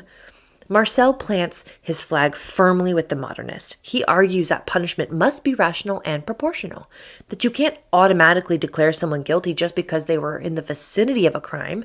They have to have actively participated. They have to have known what was happening and chosen to enable it. So his position is clear. Proximity doesn't equal guilt. You have to be truly complicit. It's compelling and quite progressive for the time, Plus, it's rooted in logic and humanity, but the irony is that years from now, Marcel will be standing accused of complicity in a crime that shocks the nation. And those academic principles he's defending today, they'll be turned right back on him. Did Marcel know what was happening in his own home? Did he participate? Did he look the other way? And we'll be talking more about this later in part 3. Marcel is also building his future after college. It's October 1873, and he's 25 years old, and he's been appointed as a prefecture counselor in the Lands Department, a clerical position with administrative duties in the public sector. It's a very respectable and good job, and the kind of position that opens doors. 3 months into his new position, Marcel meets someone. Her name is Maria de Los Angeles Francisca Paula Calista Conge. She goes by Angel. Or Angel, not sure. She's young and beautiful and from a noble Spanish family. Her grandfather was a former governor of the Basque province, but she's in France as a refugee because her artillery uncle was in the Civil War. Marcel is smitten, and he wants to send her flowers, but he's too shy, and his friends notice this about him and sends flowers on his behalf. And the card says, "From Marcel." And then they get together after that and make plans to marry.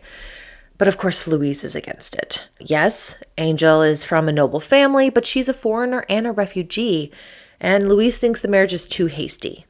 But Marcel needs to marry fast because apparently being married gives him more credibility in his position at his job. So his father, Emile, agrees to the marriage because, of course, his eyes are set on getting Marcel into the best school and the perfect job for social standing. And Emile is not going to let anything stand in the way of that. That's been his focus from the beginning. Louise doesn't fight him on it in the end, and I guess her greed for noble family wealth was way stronger than her racism. But Marcel and Angel have to wait to get married. They want a spring wedding, but marriages don't happen in May. May is an unlucky month, and no one would dare get married then. But they need to wait until June 1874 anyway to honor the 1-year mourning period for Grandma Louise. So the wedding is set for June 17th, 1874. And preparation and celebration is in the air. It's beautiful. It's March 12th, 1874, 3 months before the wedding. And Emile writes a letter to the prefect of land, the man who gave Marcel his clerical position. And it's a thank you letter, very polite and very gracious, and the kind of correspondence expected between men of their social standing. But buried in the pleasantries of this letter, my daughter is not cured of her affliction, nor will she be for a very long time, I fear, but she is quite out of danger. Languor, a desperate languor that is her usual state of health, has now replaced the initial crisis. My wife and I were infinitely touched, Monsieur Prefect, by the part you designed to take regarding our concerns. And we can break that down for a second. Not cured, nor will she be for a very long time. Emile is already preparing people for the fact that Blanche won't be getting better, that this isn't temporary, and that she'll remain in this state indefinitely. She's quite out of danger. Out of danger of what? From herself or the fever or cause of scandal? Languor, a desperate languor, has now replaced the initial crisis. What does that mean? Languor, a fancy word for weakness, lethargy, a lack of vitality. And in other words, he's saying the bromide is working, Blanche isn't fighting anymore, and she's sedated, compliant, and manageable. The initial crisis, her defiance of nakedness at the window and her love for Victor, has been chemically erased at this point, and Emile frames it as progress. My wife and I were infinitely touched. Notice who's doing the work here. My wife and I, not just Louise, both of them. Emile is fully complicit. He's not a passive bystander. He's an active participant in this narrative. And this letter isn't just a thank you note. It's a public alibi. Emile is informing an influential government official, someone with power and someone who knows Marcel, that Blanche is sick. And she's being cared for. But the family is handling it and that everything's under control. If anyone ever asks questions, the prefect of land already knows. He's been briefed. He's part of their concerns. The web of silence just got wider. The day before the wedding, the marriage contract is signed. Marcel and Angel will receive an annual amount of 5,000 francs a year, half paid by his parents, Louise and Emile, and the other half by his grandfather, Louis de Marnaquet. The arrangement will end if they die. but it'll go on until then. It's supposed to be temporary understanding. Contributions from Angel's family are impossible at this point due to the war in Spain. But once Angel's mother returns to Spain and can access her funds, she'll contribute 2,000 francs a year. Marcel's family will cover the remaining 3,000, and this is important to remember for what happens later on when we talk in part 4. So it's June 17th, 1874, and the year of mourning is over, so Marcel and Angel can finally get married, and it's their special day. Blanche actually attends the wedding, but she's wearing a poorly fitted pink and gray dress, which highlights her darkened eyes and pale complexion, and even really kind of made her look like a ghost. Louise wouldn't let anyone take Blanche's measurements for a properly fitted dress. First of all, she wouldn't care to spend the money, and more importantly, Louise does not want anyone seeing where Blanche lives, right? Or how she's living. But the guests noticed right away, because Blanche is making these sudden strange gestures, trying to catch flies with her hands and speaking to the air. No one in particular. Her gaze is unfocused. She's randomly crying. She can't stand up straight. And men, they do try to dance with her. She declines them all. And later on, the guests would describe her as eccentric. And there was even a doctor there that witnessed Blanche's condition himself, and several people came to him in distress afterward to tell about their concerns, and they were disturbed by what they saw. Most likely, Louise had Blanche attend the wedding to keep up appearances, to show that what Louise had been saying all along is true, right? Louise is doing everything she could, but look at her poor daughter. Look how ill she is. And Emile gave the prefect his alibi, and now Louise is giving hers at the wedding, and so it's working. Everyone saw just how sick Blanche was, and everyone pitied Louise and the martyred mother, for caring for her daughter no matter how difficult it was. Louise got everything she wanted at this point, respect and sympathy and an image of a devoted mother and family. Marcel got what he wanted, the respect of the community, a good job, the wife, and Emile, he's doing what he does best, just sitting in the passenger seat as an accomplice while Louise dives this whole freaking nightmare forward. But Blanche, any reference to Marcel's wedding after that day for years caused her to burst into tears. Marcel's wedding could very well be the turning point in this story, because this is the moment Louise has now gotten everything she wants. Everyone knows who Marcel is. Emile has prestige in the community. They both bring honor to the family. Louise looks like the devoted, martyred mother, grieving her own mother's death while caring for her sick daughter, and still managing to get Blanche to the wedding no matter what. And now that the wedding is over, Marcel and Angel will honeymoon in Paris, and Blanche will be returned to the attic. Back to the darkness, back to the drugs, back to the slow erasure of everything she once was and could be. Over these first 2 parts, we've crept through the first 25 years of Blanche's life, and we've taken our time because we needed to thoroughly understand her world, and more importantly, the suffocating darkness that her mother Louise cast over every single part of it. We've seen what led up to Blanche's intentional health crisis, orchestrated by her own mother. And we've watched Louise get the green light from doctors, society, and from everyone around her to imprison her own daughter in a tiny attic room to maintain total control over her life. But here's the thing. We've only scratched the surface of what is about to happen. In part 3, we're going to step inside that locked room. And I need you to prepare yourself, because what Blanche Monnier endured for the next decades of her life isn't just tragic, it's medieval. It's the kind of suffering that makes you question how a human body can survive when everything around you is designed to destroy it. But we know Blanche to be a fighter. So join me in part 3, because the horrors of this story, they are not in the past yet, and they're about to get so much worse.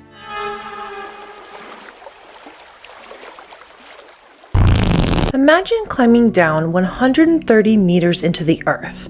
No light or sound, just you, a rope, and the impending darkness. The Skeletal Glacier Cave sits high in the Maritime Alps, right on the border of France and Italy. And inside, it isn't just cave dark or nighttime dark. It's the kind of darkness that doesn't reflect light at all. The kind your eyes never adjust to, because there's nothing for them to adjust to. Down there, time doesn't slow down, it dissolves. Michael Cifra knew this might happen. When he descended into the Skeletal Glacier Cave in 1962, the plan was simple. Live in complete darkness for 2 months. No sun or clocks. No sense of day or night whatsoever. He had researchers on the other end of a phone line, and he knew somewhere in the back of his mind that in 2 months someone was going to come pull him back up into the light. That certainly should have saved him from any critical troubles he might have had, but it didn't, not really. By the end of the experiment, his body had drifted into this bizarre 48-hour cycle, which he was awake for more than a day, but then would crash for half of the next day. And when he was finally brought up to the surface into the light 2 months later, he said, "I think it's day 35. And the researchers just went quiet because it was not day 35, it was day 63. He came out pale, shaking even, and his eyes were unable to tolerate the sunlight, of course, and his body temperature even dropped. His mind seemed loose and wrong in some way. He said he had emerged like a broken marionette, strings out, movements off, something misaligned that he just couldn't name. And that was only after 2 months, with human voices on the phone, and with hope even, and with a known end date. So 10 years later, Michael went back, for 6 months this time. And that's when things truly came apart. By month 2, he'd lost motivation entirely. Time stopped being something he could feel. He sank into a depression so deep he described the cave as a living hell. His sleep shattered, his eyesight worsened, his mind turned inward, and then began to eat itself. He survived, of course, but he said it brought him to the very edge of madness. And here's what that tells us. The sun isn't just warmth, and certainly not just light. It's structure. It's the chemical proof that you are alive now, in this moment, in this body, on this day. Take it away long enough and the human mind doesn't stay human any longer. Sifra had 2 months, then 6 months. Remember, he had a phone line, researchers, a rope back to the world, that hope, right?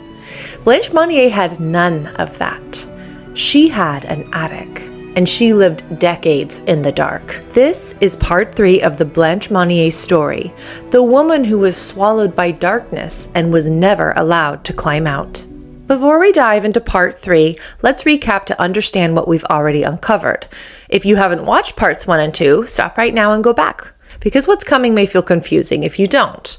Part 1 introduced us to Louise Monnier, and the moment you met her, you knew something was wrong.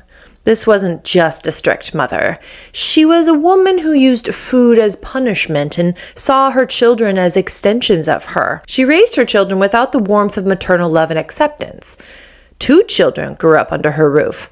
Her son Marcel, the oldest, got freedom, and her daughter Blanche, the youngest, got rules that tightened every year like a noose. Part 2 is where it all collapsed. Blanche fell in love with Victor Calmel, a Protestant lawyer Louise saw as a stain on the family name. And Louise didn't argue with Blanche or plead with her to see her reason. Rather, she went to doctors and told them her daughter was sick. Sick in a way that required treatment. Treatments like ice baths that made Blanche scream, or treatments like potassium bromide tonics, which was a sedative that didn't just dull Blanche's mind, it dismantled it piece by piece until she couldn't even remember who she used to be.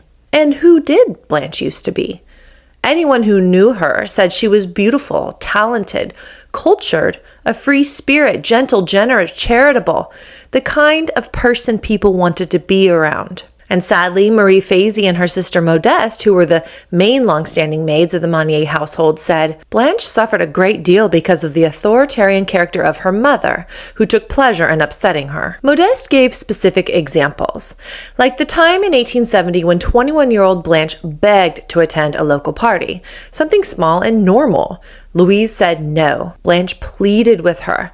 And you might be wondering, why would a 21-year-old woman need her mother's permission to attend some local party? Because in 19th century France, an unmarried woman was not legally or socially autonomous, even as an adult. So Blanche was, in many ways, her mother's legal extension. And this is no social pressure either. This was literally the law. Under the very much enforced Napoleonic Code, a woman reached legal age at 21 years old. But unmarried daughters living at home remained under parental authority. And just as an aside, Marcel, The boy lived under no such law, and he could come and go as he pleased when he reached the legal age of 21. Mothers and fathers controlled their unmarried daughters' social activities, movements outside the home, reputation, and even their marriage prospects. And it makes sense if you think about it through the lens of the time, because going to a party wasn't going to just a party. It meant being seen in public, evaluated, and possibly being courted by men who she may not be chaperoned with. Explicit maternal approval was required, especially if there were men present and the mother wasn't there to supervise. So it makes perfect sense that if Louise didn't want to go to the party or couldn't go to the party for whatever reason, she would have to decline Blanche's request to go. But here's the thing, because Blanche wanted to go to this party so much that she started to plead with her mother. She begged so much that her father finally agreed to take her himself. Problem solved, right? Blanche gets to go to the party, she'll be chaperoned by her own father, Louise doesn't even have to be there. Win-win. But what does Louise do instead? She certainly doesn't say, "Oh, thank goodness your father can take you. I didn't want you to miss out." No. She attacked Blanche's appearance instead. She said cruel and cutting remarks that were so vicious and cruel that Blanche abandoned her plans entirely and spent the whole night locked in her room crying. So you tell me, what does that say about Louise's intentions? Because this particular occasion certainly wasn't about propriety or protecting her daughter's reputation. This was about control. And when Louise couldn't control the situation, she made sure Blanche destroyed herself instead. The maids gave another example of the dynamic at home regarding the piano. Blanche loved to play the piano and often did. And I don't know why, but for some reason, Louise hated it. Every time Blanche sat down at the keys, Louise would start complaining that it was too loud or improper, whatever that means. And she was so incessant about it until Blanche either slammed the keys in frustration and ran to her room, or until both Blanche and Louise were both screaming at each other in the middle of the house. One time, Blanche snapped at her mother and icily said, "Say it's too loud one more time and see what happens. Go away, mother. Go away right now and do something useful if you know how. Get out of my sight." Because that was Blanche too. She could bite back when cruelty was hurled at her. And Emile would come into the room and calm things down between them. Blanche would always listen to her father. Remember, everyone knew Blanche as this kind, generous, and caring person, not just to her father and her brother, but everyone else outside the house. Until Louise walked in anyway with her venom and control. Blanche wasn't some spoiled, volatile daughter lashing out at the world. She wasn't defiant, but really, I think, in survival mode. And I think that these little indignities that Blanche had to endure with each passing year were building towards something much, much bigger. So it's 1874, and you'll recall that Marcel is off enjoying his Parisian honeymoon with his brand new wife, and while he's gone, Louise is busy at home, rearranging things and making new accommodations. Now, in homes like the Monniers, the ground floor was where you received guests and performed respectability. The first floor above was where the family slept, the proper bedrooms, all near each other. The second floor up would be reserved for servants. And then there's the attic. And it wasn't like some cutesy-dootsy attic with some charming guest suite that you might, rent out on Airbnb. It wasn't some cozy spare room with good light, warm blankets. It was really just dead space, and there was even a spare room right next to it in the Monnier home, but no one even used that room, which is exactly why Louise chose it, I think. You don't hide someone where people might look. Louise moves Blanche from her first floor bedroom to the attic upstairs. And I find it funny that she did this right after Marcel leaves the house, literally while he's still on his honeymoon. This attic was 5.4 meters by 3.4 meters, and that's about 200 square feet, or about the size of a backyard shed. Smaller than a one-car garage, really. And by putting Blanche there in the tiny attic room, Louise didn't just isolate her daughter. She erased her from the rhythm of the house entirely, silenced her by tucking her away up there. No sounds drifting downstairs when guests arrived. No one walking past her door by accident. And this is what I find interesting. Blanche isn't fighting this. She's not screaming or resisting or demanding to stay in her old room. Louise didn't have to drag her there physically, because by now, she's been on potassium bromide for 2 full years. And it takes less than a year for the long-term effects of this tonic to show. And we've already seen the effects at Marcel's wedding. If you recall, Blanche was trembling, she had these nervous tics, and she was laughing at like the air at nothing really. And the way she spoke to people who weren't there, like she was having conversations with invisible friends. By 1874, Blanche isn't the same person who fell in love with Victor Camille. She's already been chemically dismantled. So when Louise tells her it's time to move upstairs, Blanche just follows. And I want to pause here and ask you something that feels important to me and also complicated. Is Blanche being imprisoned? Or is she complying? Because she's not chained and she's not dragging, kicking, and screaming up those stairs. She just goes. So what do we call that? Is it imprisonment if the lock is chemical instead of metal? If the cage is built inside someone's mind before it's ever built around their body? I don't have a clean answer for that. But I want to know what you think. Where do you think coercion ends and captivity begins? And if someone's been broken down so thoroughly that they can't even recognize they're being destroyed, does it even matter what we call it? Drop your thoughts now down in the comments, because I feel like it's going to get harder to answer this question the further we get into Blanche's next decades of life. Later, the maids who worked in the house said something I find deeply chilling. They said there were days when Blanche just disappeared. Not physically, of course, but mentally. She'd stare at nothing, completely detached, like she'd severed every connection to the world around her. Like reality had been something she couldn't touch anymore, or at least maybe didn't want to. But then there were other days, the days when Blanche was furious, when something inside her snapped back into focus. And all that rage, confusion, fear, and betrayal, it all came pouring out in the only way she had left. She screamed insults, the crudest, ugliest words she knew. Bitch, bitches girl, fuckers, buggers. Those aren't words a young woman like Blanche Monnier was supposed to know. When you strip someone of everything, their autonomy, their future, and their mind, what's left isn't polite. What's left is raw, survival in its ugliest, most desperate form. But I think that the little part of the true Blanche was still in there, the one who was strong and knew how to fight for her life. And the maids heard it all. And during the trial, it came out that the neighbors heard her too. Ever since the rumors started about Blanche's engagement and about Louise's refusal of that engagement, about the fights, neighbors reported hearing screaming coming from the Monnier house, consistent screaming, the kind you can't really mistake for anything else. And again, here's what gets me. This had been going on for over 2 years by this point. 2 years, long enough for Marcel to meet someone, fall in love, get married, and now have a baby girl that he named Dolores in 1875. They called her Lola. 2 full years of a woman screaming inside that house, and no one said a word. But to be fair, people did ask about Blanche sometimes, but it was more of in a way you ask about anyone in polite society. If you ran into Louise at a wedding or passed her on the street, you might say, "And how is Blanche doing?" It was expected, and of course it was using your manners. But no one ever knocked on the door when they heard the screaming. No one called for help, a wellness check even. No one demanded to see her. And yes, I know people kept to themselves back then because privacy was so sacred. You didn't meddle in another family's business, especially not a family like the Monniers. But here's where I think that explanation falls apart.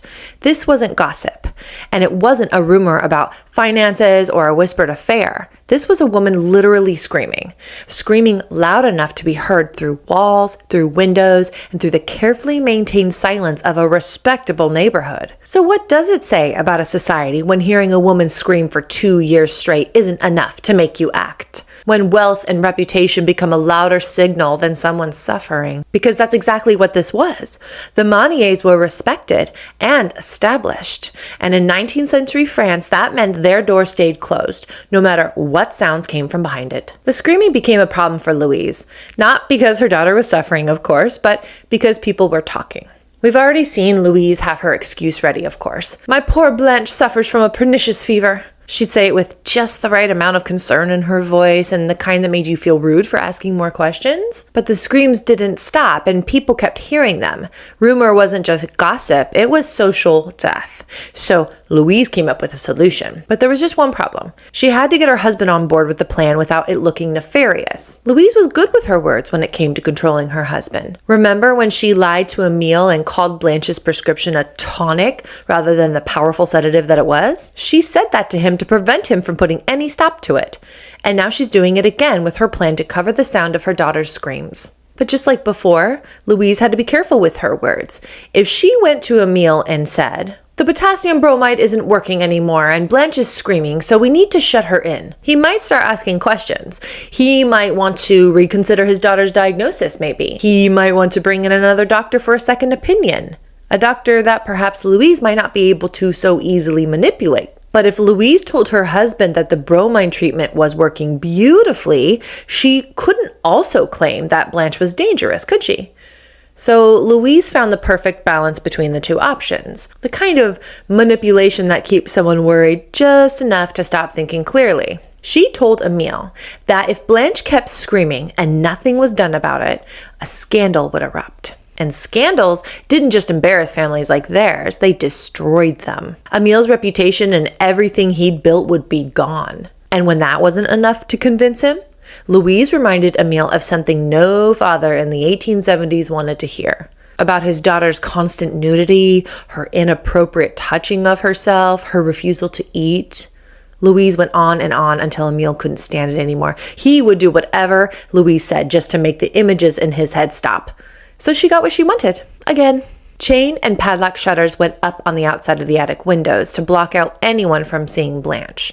And she had it sealed shut with caulk to smother the sound of her daughter's screams. And Emile just stood there while this is all happening, praying for things to go back to normal. Virginie Magot worked for the Monnier family as a maid. For some time, Mademoiselle Blanche asked every day for paper and pencil in order to write. Her mother had us take them to her. Mademoiselle Blanche would write a letter and place it in an envelope. She addressed her letters to many different people. I can't remember any of the names, though. She would push the envelope between the thin gaps in the shutters, covering her window, so that the letter fell and landed in the courtyard. She would then instruct Marie Fézy, the cook, to have it taken to the post office. I was often instructed by Madame Monnier to go out by the servant's door, collect the letter, and go quietly back in through the main door, and then pretend that I was taking Mademoiselle Blanche's letter to the post office, and do it in such a convincing way that Mademoiselle Monnier would really believe I was posting it for her. Once back inside the house, I would hand the letter to Madame Monnier, who told me that when her daughter dropped letters, they should always be retrieved immediately and given straight to her. She insisted that the letters should never be opened, as they contained nothing of importance. I think Blanche knew about the letters. After some time writing letter after letter and hearing nothing back, she had to have figured it out. The letters weren't getting lost, and they weren't being ignored by friends who suddenly stopped caring about her. Blanche must have figured out that the letters weren't leaving the house. And knowing how sharp and aware Blanche was, she probably didn't assume her friends had abandoned her. She probably knew exactly what was stopping them, the one and only antagonist in her life. But I'm just speculating, of course. Maybe it's just a coincidence. But there is something else. After this letter snatching went on long enough, Blanche didn't just get sad. She got irate. Virginie also said that after this point, Blanche wanted nothing to do with her mother. Wouldn't see her, speak to her. Blanche threw 6 chamber pots at Louise, shattering each one. I know Louise and Blanche were not the best of friends, but this is definitely an escalation. And also, just so we are on the same page, a chamber pot is like a portable toilet. It was a bowl kept in the bedroom so you didn't have to leave your room in the middle of the night to use an outhouse or a bathroom down the hall. That was what Blanche was throwing at her mother. That takes an immense amount of rage, I imagine. So what does Louise do as these chamber pots are being hurled at her? She told the maids, "I won't provide her with any more of them. Let her stay in her own filth." And Blanche, hearing this, as though she isn't in the room, says, "I'm already in filth." So Louise takes the chamber pots away and look, I get it. No one wants a chamber pot, a full one even, hurled at them. The easiest solution is to remove the pots. Problem solved. Except it's not. Because of course, we understand that now you're not just dealing with broken porcelain, but also human waste. You still have to clean it up. You're still handling filth, arguably more of it now and in worse conditions. But I just can't get past this one thing. Okay, I can't get past several things, but if Louise really truly believed Blanche was sick, if this was all just symptoms of some tragic illness that she keeps going on and on about, this pernicious fever that she won't shut up about, wouldn't these violent outbursts or the lack of control, irrational behavior all fall under this diagnosis Louise had been selling to everyone? Why punish her for it? Because again, this was never about illness. This was about control. And you'll remember that Louise had always controlled Blanche through her most basic needs. When Blanche didn't behave as she ought to, Louise withheld food, sent her to her room hungry. Remember? Taking away the chamber pot? That's just another way to do the same thing. And keep in mind, this is on top of the ice baths that left Blanche shaking and disoriented, and the potassium bromide she was still being given day after day, dismantling her mind piece by piece. And Louise stopped paying attention to the fallout entirely. Blanche was losing a substantial amount of weight, the kind of weight drop that changes the shape of someone's face and hollows out their body. Louise didn't care though. She delegated all of Blanche's little bit of basic care to Marie Fazy, the cook turned caretaker. So Blanche turned all her affection toward Marie, and Marie was kind to her. She took the best care of Blanche she could with what little she was given under Louise's roof. Marie was the only one who could calm Blanche down when she spiraled, and she did her best to keep her clean. And no matter what, she made sure at least one meal a day made it up to the attic. Marie wasn't a nurse and certainly wasn't trained for this, but she was the only person left who treated Blanche like a human being. But she was also only human herself and could only do so much, especially when Louise seemed to try to make it so hard for her. Remember, one of the effects of long-term use is losing control of your bladder and bowels. So naturally, taking away the chamber pots caused exactly what you'd expect. But Louise doesn't realize the error of her ways and backtrack to solve the problem.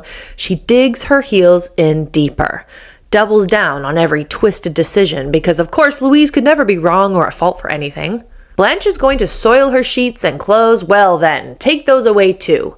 No chamber pots, no sheets, no clothes. Just Blanche lying on a bare mattress in her own filth, day after day, night after night. And that mattress started to rot. It turned black and wet and rank with waste and decay. You can guess for yourself whether Louise cared or not about her daughter living in those conditions. By June 1875, Louise had the maids remove additional items such as the drawers in the dresser and every speck of clothing there was in the room. Any fabric that remained was one soiled sheet spread across the rotting mattress, and a small scarf with holes in it for Blanche to cover her face whenever someone entered the room. By this point, the light from an open door was too much for Blanche's eyes. One warm evening, one of the maids accidentally left Blanche's door unlocked, and Blanche escaped. She first snuck into the empty room next door, next to the attic door, and looked for clothes, but there weren't any, and she climbed out the window anyway. 2 people witnessed it.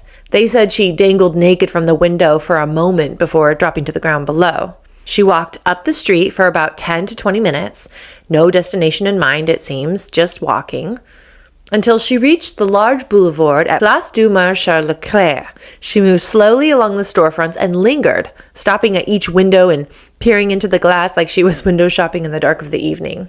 Then she sat down on the large stone steps of the Hôtel de Poitiers. A few minutes later, the police arrived and wrapped a blanket around her. She was able to give them her address, and they brought her home. And now you might be asking yourself, why didn't Blanche tell the police what was happening? Why give them her address to go back? Because the few years Blanche spent confined is enough when the person controlling you is your own mother. Louise had authority over Blanche long before she ever locked the door. The confinement didn't create that power dynamic, it just pushed it to its most extreme form. And of course, it is very possible that Blanche may not have understood what was happening to her was a crime. She may have seen it as punishment. It's also possible she may have fled in a moment of panic or confusion, and when the police showed up, her instincts took over. She did what she'd always been taught to do: defer to authority, return home, restore order. And here's the part that's easy to forget. Blanche wasn't legally free the way we think of freedom today. Remember, as an unmarried woman in 19th century France, she was still under her mother's legal and social authority. So even if she had tried to accuse Louise, she may have believed that the law wouldn't be on her side anyway. So Blanche went back because in every way that mattered, socially, legally, psychologically, she didn't yet believe she was allowed to leave. And the moment the police left, Louise instructed Marie to take away Blanche's blanket that the police had wrapped around her. Then Louise went to her husband Emile and told him everything the police had said. All the lewd things Blanche had supposedly been doing while she was out there, exposed and confused in the streets. Now, why do you suppose Louise would do that? Speak to her husband, anyway. Wouldn't she be embarrassed enough by what had just happened? Her daughter naked in the streets, sitting on the steps of a hotel like she had nowhere else to go. That's already a scandal. And Louise also knows how her husband reacts to things like this. She knows exactly which words to make him flinch, which images make him shut down and stop asking questions. So do you think the police actually said those things to her? Or do you think Louise invented them, feeding Emile just enough shame and horror to make him squirm, to make him believe their daughter wasn't just sick, but dangerous? That keeping her locked away wasn't cruelty, it was necessity. And by now, this wasn't even a secret anymore. Later, when journalists interviewed people all over Poitiers, a librarian named Georges Vacher said students had been talking about Blanche since 1875. Her exotic derangement, they called it. They'd walked past the Monnier home on purpose, hoping to catch a glimpse of her naked through the window. Several of them claimed that they had seen her naked at the window themselves. Professor Gillies backed that up, but here's what gets me. Léon Marchand, the editorial secretary of Le Journal de la Vienne, said that by 1875, everyone knew Blanche had some kind of hysteria and couldn't stand clothes against her skin. He also said, "I never spoke to any student who had actually seen her. It was probably malicious gossip, but many people believed it." I understand how rumor and gossip work. You hear something so often from so many people that it becomes fact in your mind. You start to believe you witnessed it yourself, even if you never did. But I can't wrap my head around the fact that if people genuinely thought Blanche was mentally ill, if, say, that's the excuse for why no one checked on her, then why turn her into entertainment? Why make her suffering into a spectacle? Why treat a sick woman like a sideshow attraction? Was there ever a single shred of dignity Blanche was allowed to keep? 7 more years goes by where nothing changes except the rot. The deplorable conditions of the attic gets worse, and Blanche just keeps wasting away. And now I need to warn you, at this point, people around Blanche start dropping like flies. Blanche's father, Emile, dies in April of 1882. He was 62 years old, and there is no reliable record of a specific cause of death, but many mourned his death, leaving hundreds of wreaths in his memory. Louise made sure the funeral invitations were printed by the best printing house available and sent them to all the royal families of the surrounding areas. Over 1,000 people attended Emile's funeral at the cathedral, and the eulogy was said to have lasted over 2 hours long. At this time, Louise's father, Louis de Marnarquet, reportedly refused to attend Emile's funeral. Supposedly, he couldn't forgive his daughter Louise and his son-in-law Emile for refusing to let Blanche marry for love, and for padlocking her away like an animal.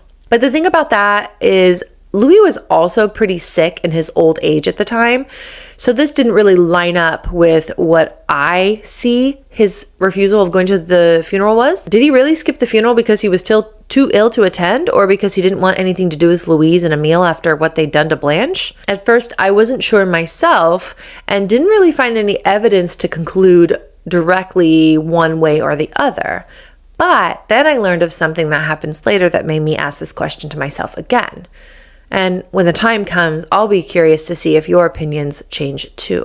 So after the funeral, there's the reading of the will. And here's where things get very interesting as far as I'm concerned. Emile left Louise exactly what the law required him to. 1/4 of his estate, the absolute minimum he could get away with legally. The rest was to be split between Blanche and Marcel, which means the daughter locked in the attic and the son living his life out in the world now owned 3/4 of everything. They were the legal majority owners of the estate. And what does this mean for Louise? She just became a minority stakeholder in her own household.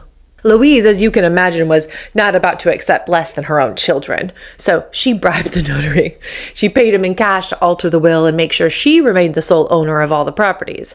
But I don't see how that went through because the documents show that she did not retain that. So there's another layer here, fear, because I understand Louise might be scared, right? If Blanche and Marcel actually cashed in on their inheritance, Louise could end up destitute. So I get it. She's scared. I could feel her desperation. Under the law, they could demand a full list of Emil's assets. They could sell them, they could force their mother to liquidate her share of the property, and Louise would be left with essentially nothing. And I do feel for her as a human being in this moment. The fear of losing everything, of ending up with nothing after your husband dies, that's real. That's terrifying. But the more I get into this story, the harder it becomes to feel sorry for Louise. Fear was never a justification for what she did and continues to do at this point to her daughter. So Louise makes an appointment with the family lawyer, Maître Louis Baudin. The next day, he shows up at the Monnier home along with Louise and Marcel. And the lawyer does exactly what Louise needs him to do. He tells Marcel that if he wants his inheritance, he'll have to gather a full inventory of his father's assets, figure out their value, their worth. That process would be absolutely time-consuming, expensive, and probably a complete nightmare. Marcel would be better off, the lawyer explains, by just taking a substantial monthly pension from the estate instead of dealing with liquid assets. Less hassle and probably more money in the long run. Louise offers Marcel 600 francs a month, 72,000 francs a year. That's substantially more than the 5,000 francs Marcel was getting before. And just to put this into a little bit of context, most middle-class families of 3 or 4 people at the time were living on less than 200 francs a month. When Marcel and Angel signed their marriage contract, they were set to receive 5,000 francs a year, just over 400 francs a month. That was a solid bourgeois income. They were perfectly comfortable and wanted for nothing. 600 francs a month, that wasn't just comfortable, that was excess. And that was more money than they'd ever really need. And yet, Marcel rejects it. So Louise offers him 1,000 francs a month. That's 5 times what middle-class families had. And he rejects it again. And then he demands 2,500 francs a month. That's 50% of what Marcel was getting for an entire year. And the weasel says that he simply cannot accept anything less because it's the bare minimum he needed to support his family of 3, which is obviously complete crap. I must pause here because something came up for me during this moment. At first, I was rooting for Marcel, honestly. First of all, it's his inheritance. He deserves what his father wanted him to have. Second, have you ever seen Marcel stand up for anything in his life? And here he is, actually pushing back, almost standing up for himself. And I'd always felt bad for Marcel, like he got dragged into his mother's behavior because he was passive and quiet and kind of a stupid man. Like he didn't know better or didn't know what to do.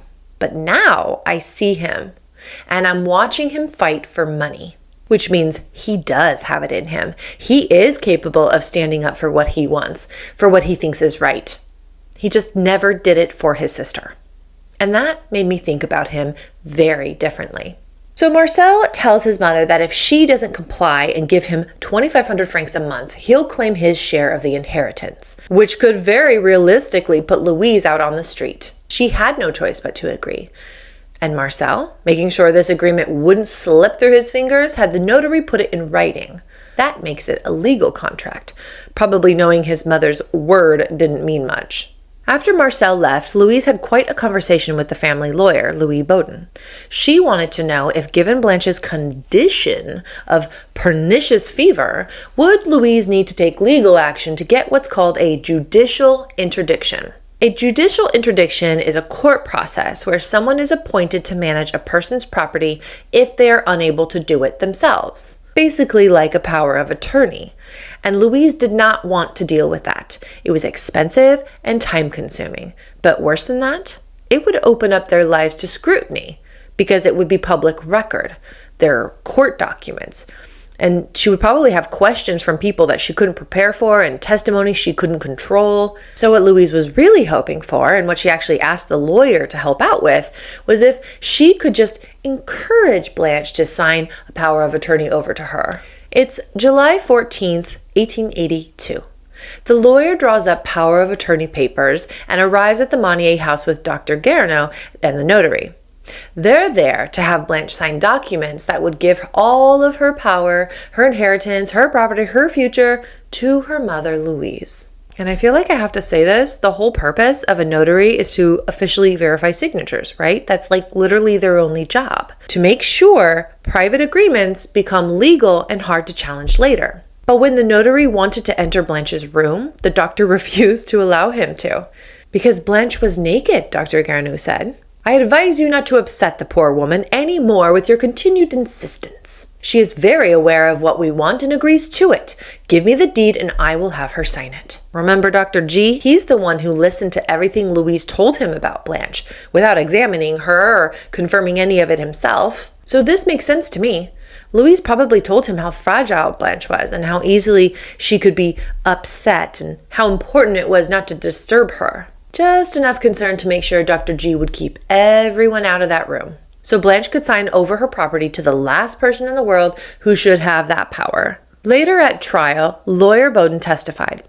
I hesitated, as the situation was a little unorthodox. But then, having confidence in the doctor and knowing that the power of attorney would only be used for just things, I gave him the document he had already signed. So Dr. G went into Blanche's room alone. He returned a few moments later with the signed document. Now, do you think Blanche was actually aware of what they wanted? Of what she was signing away? And why do you think the doctor was so keen to go along with all of this? Was he protecting a vulnerable patient? Or protecting Louise's control over her?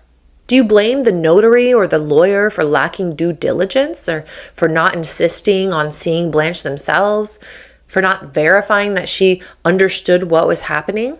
Because with that power of attorney, Louise got everything she wanted. She escaped the time-consuming, expensive legal process of judicial interdiction, which would have an uninterested party take care of Blanche's property. She avoided the publicity that would have dragged their family into the open and unraveled the whole situation. She kept in total control. And later that same year, in 1882, Dr. Guerneau dies. I was unable to uncover what from, but the Monniers get a new family doctor. Less than a full year later, on April 21st, 1883, Louis, Louise's father, dies and his will is read. And Louis left everything to his one and only daughter, Louise. Remember earlier when I asked what you thought about Louis' opinion on his daughter and her husband? For me, the reports about him refusing to attend Émile's funeral is probably more likely to have been about his illness rather than disgust for their behavior. If he truly had disgust for them, why leave your entire estate to her and skip a funeral, which would have been super taboo to do? Louise still to this point has everyone wrapped around her little finger, and it makes sense to me that she just as equally manipulated her parents too about what was going on with Blanche. But of course, tell me what you think. Now, here's something odd, I think. It was no secret that Louis had promised his grandson Marcel that even though the pension would legally stop after his death, remember the signed wedding contract? He'd make sure Marcel would still receive that 2,500 francs every year through his daughter Louise. So he left everything to Louise for her to distribute to Marcel. I don't know why he decided to do it that way, especially when he promised he would see to it that Marcel still got the money. And it shows, I think, his trust in his daughter Louise to do the right thing. I find that fascinating. And not to my shock in any case, Louise kept every franc for herself. Never mind what her father promised Marcel. Never mind that they were both sitting on more wealth than they could spend in a lifetime. Louise wanted it, so she took it. And the relationship between Louise and Marcel shattered after that, and it never truly healed. So Marcel gets his fortune and lives happily with his wife and daughter. Louise also got what she wanted, in a way. Marcel is still financially dependent on her, and she's not being kicked out of her home to the street. Now, do you remember Theodore Touchard? He was the neighbor with the wife and children that Blanche used to visit, the man who witnessed Blanche meeting with Victor. He also happened to be a plasterer, a skilled craftsman who finished the interior walls and ceilings of houses by applying wet, lime-based plaster over wood. We've mostly replaced that method with drywall these days, just to give you some context on what that might be. So Louise hires Theodore to fix a cracked fireplace in Blanche's room. And when he went inside the attic room, he said the smell hit him immediately. Feces and urine so thick it was suffocating. But Blanche wasn't in the room, which is consistent with other accounts of Louise moving Blanche over to the empty room next door whenever someone came upstairs. But Theodore could hear Blanche. From the room next to him, Blanche's voice came through the wall, and she said, "My mother has told everyone that I'm a crazy woman. There is no justice." And this too lines up with what other witnesses have said. Maids who worked in the house over the years testified that the only time Blanche ever left her room was when something needed fixing, like the cracked fireplace that Theodore repaired. They'd moved Blanche to the room next door, clean the filth, air it out, and let the repairman go in. Think about that for just a second here. They only cleaned the room when someone was coming in to see it, which means they knew exactly how appalling it was. They knew what they were hiding. It's called consciousness of guilt. And when everyone left, Blanche went back in the room. Back to the torn wallpaper, the rotten parquet floors, the broken furniture, a room held together by nothing really and propped up on the suffering of a woman no one was supposed to notice. It's now a couple of more years later in early 1885, and Victor Calmel is dead at age 51 years old. I was unable to find any obituary or death record to show how he died, but the word unexpected death was used several times, which sort of suggests to me a sudden illness or accident of some kind, but it is completely unclear. However, Blanche never got to see him again. Not after her mother forbade it and the bromide started dismantling her mind. Not once in all those years. Victor lived in the same town where gossip spread like wildfire. He must have heard something, rumors maybe, about what happened to the Monnier girl. But did he know she didn't leave him by choice? I hope Victor knew she loved him. I hope somehow that he learned Blanche never stopped wanting to be with him, because if he died thinking she just walked away without a care, that would be one more thing stolen from her. By 1892, Blanche has been on bromide for over 15 years. 15 years of a drug that was sedating her, slowly accumulating in her system, quietly doing damage that nobody at the time fully understood. And we know how Blanche felt about it because someone was writing it down. On August 16, 1892, a witness recorded Blanche's own overheard words in a diary entry. "What have I done to be locked up? I don't deserve this horrible torture. God must not exist then to let his creatures suffer in this way, and no one to come to my rescue." And life in that house just kept moving forward. One morning, Marie Fazy is walking down the street on the opposite side of the Monnier home. She stops in front of a cafe to speak to the owner, Desiree Bricot. He is hosing down the sidewalk, cleaning up a bit, and it's a bit of an awkward exchange that went something like this. "Marie, your cafe is beautiful and you keep it so clean." Desiree: "Why, thank you. And how have you been?" Marie: "I must tell you about the very awful things happening at number 21 that keeps me up at night." Desiree: "Why, whatever do you mean?" Marie: "In that house, the daughter is totally crazy, and the woman who is supposed to be taking care of her doesn't bother at all. She just leaves the poor woman in a locked room that's littered with excrement and rotten food. It's filthy. Come with me and I will show you." Desiree: "Oh no, it's none of my business, but I will forward this information to the health inspector to investigate." Desiree is true to his word, and not too much time passes before the health inspector, a Monsieur Garnier, makes a call on the Monnier house. A young maid answers the door, and he tells her why he is there. And she says, "What you are asking for is impossible. No one ever enters this house." Garnier presses her because he does have the authority to be there as a complaint has been filed regarding the health concern. So the maid has to relent, and she points him around to the back. On his way towards the back of the house with the enclosed space, he runs into Marie Fazy. And without saying a word or a polite bonjour, she starts swinging a walking stick at him and screams, "Thief! Murderer!" Understandably, the inspector is shaken up by this, and he gets the hell out of there. He never followed up again, which is insane, but I also kind of get it. There's something I have yet to mention about Marie Fazy. She has a bit of a drinking problem. In fact, by this point, she was known throughout the neighborhood as Les Soulines, meaning the drunkard. Marie reportedly spent hours over the stove, drinking glass after glass of wine. And over time, she couldn't get through a single day anymore without it. Because Blanche had been medicated in prison for almost 20 years now, and her care needs were full time. And Louise, as she does, found a solution. She bribed Marie with expensive wine. And if that tells you anything about how desperate Louise was to get Blanche off her hands, frugal Louise, the woman who weaponized food and chamber pots, was spending enormous amounts of money on monthly wine bills. There are literal receipts. And it worked. Marie agreed to switch her role from cook to caretaker. She moved her bed to the stair landing right outside of Blanche's room. And this was quite the calculated move by Louise because remember, Marie was the only person on earth who could calm Blanche down. The only one who could get her to cooperate. Louise knew exactly what she was buying. It didn't take long before Marie was managing the entire household, though. The maids kept quitting after all. Working for Louise and caring for Blanche created a turnover rate that speaks for itself. So Marie just absorbed everything. And Louise still refused to allow Blanche any clothes or bed sheets. And I wonder why Louise would even care at this point. Marie was handling everything. Blanche was locked away, out of sight, out of mind. Louise could, if she really wanted to, essentially forget she even had a daughter. So why go out of her way to make sure Blanche had nothing? That's not neglect, that's intention.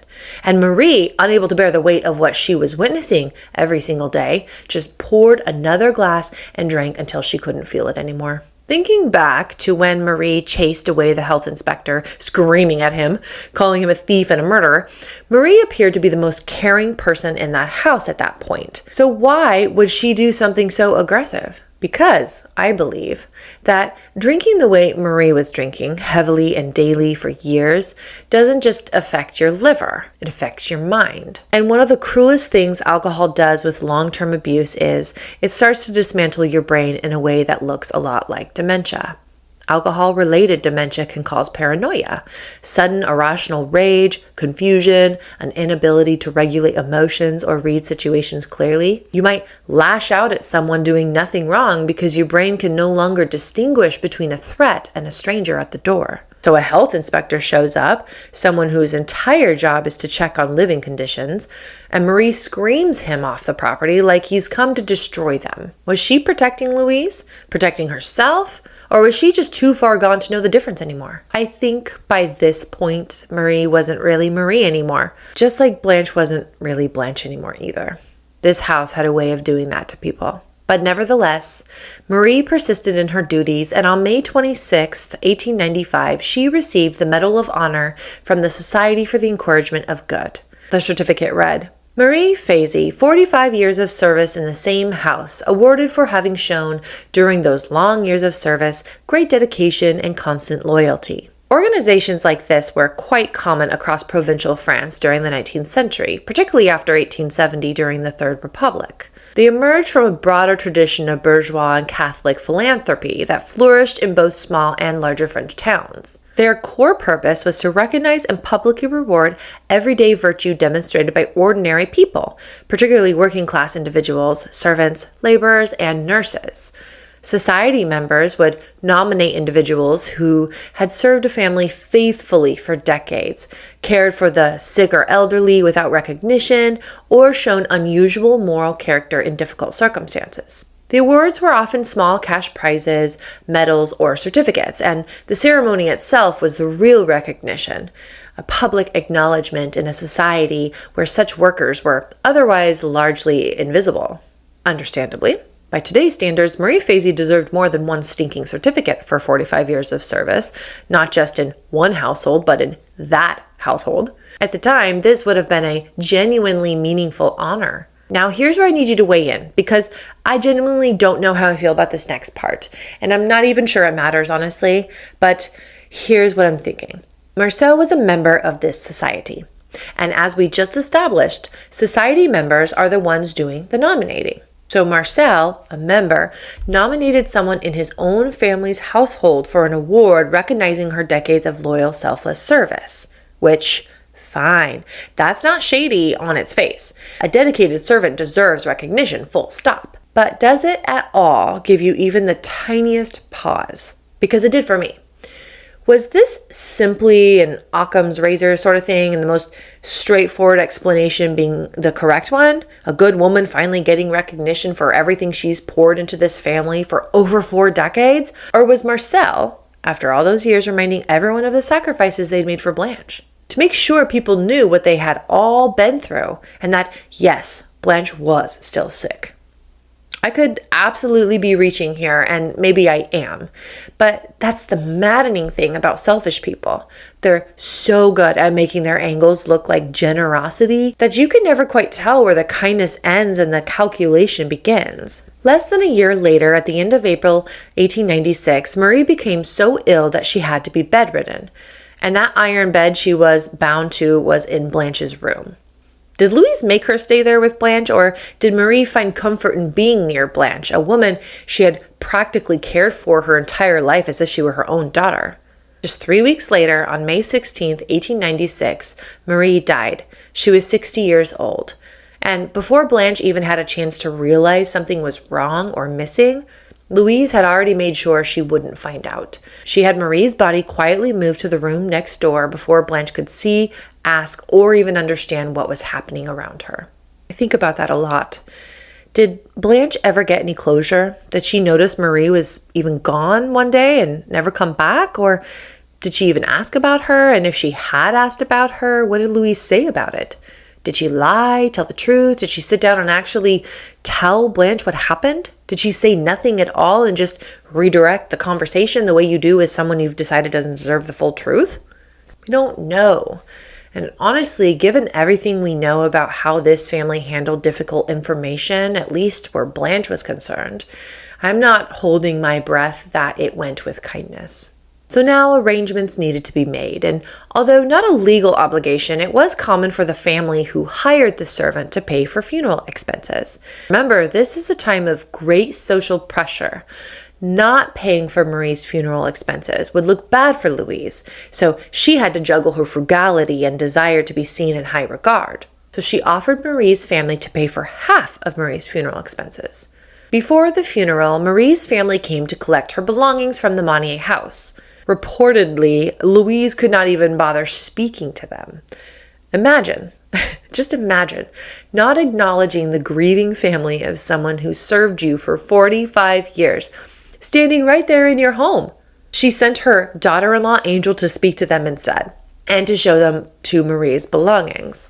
And what Marie's family found was a chest containing a box of savings totaling 10,000 francs. But rather than leaving Marie's family in peace, Angel runs straight back to Louise to tell her about the money. And Louise, being Louise, tells the family that in light of all this cash, she won't be contributing to the funeral after all, but she will buy a wreath for the coffin. So generous of her. The woman who had spent years as Blanche's main human contact and carer and moved through the attic with any trace of kindness is gone. And Louise, sitting on Blanche's inheritance cash, couldn't be bothered to help pay for the funeral. That is the only one whom Blanche had left in her life. And yet, somewhere out there in Poitiers, someone with a conscience was picking up a pen and setting it to paper to end this and open the door that never should have been closed. In part 4, that door finally opens to help, and Blanche has been waiting a very long time. Meet me there with her.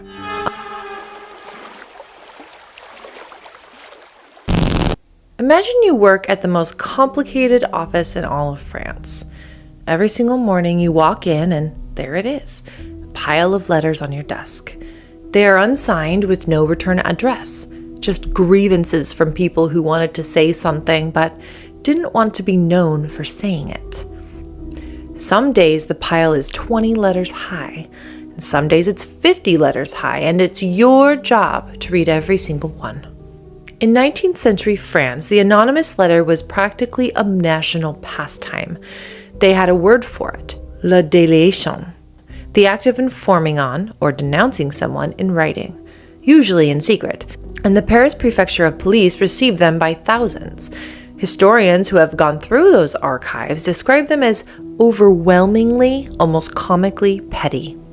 My neighbor's cooking smells are fouling the air. The woman down the street is receiving too many male visitors. A man is making noise at an indecent hour.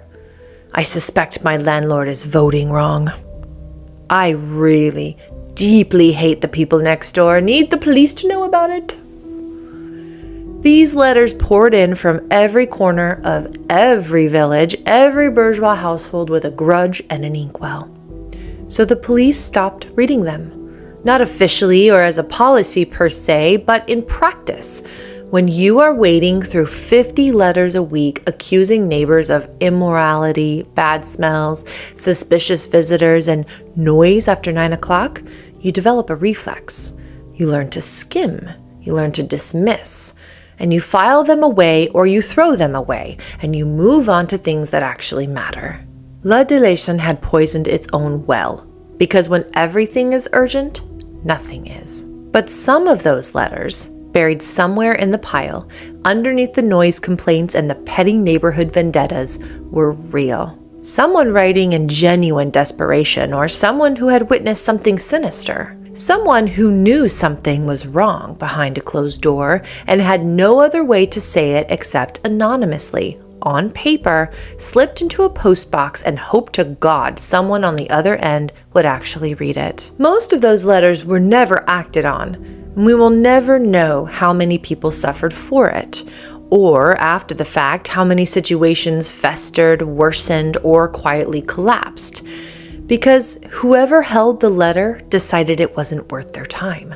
What we do know is this. In 1901, a letter arrived at the Paris Prefecture of Police, unsigned with no return address.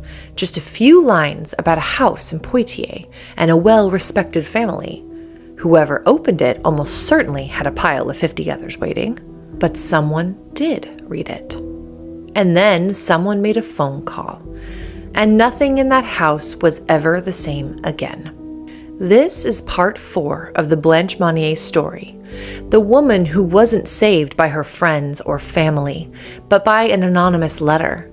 A letter whose author, to this day, remains unknown. By the end of the 19th century, France was in the middle of a full-blown domestic crisis. Living standards had risen, which sounds like a good thing, and it was, but it meant that a huge chunk of the working class had quietly crossed over into the middle class. And middle-class families? They do not serve other families. Quitting domestic service was basically the fastest way to complete your transformation. One day you're scrubbing someone else's floors, and the next you're a respectable household. Servants were leaving, and the families who relied on them were panicking. And Louise was no different, because with Marie gone, she now had to find someone to replace a woman who had devoted 45 years of her life to that house, and to the care of Blanche.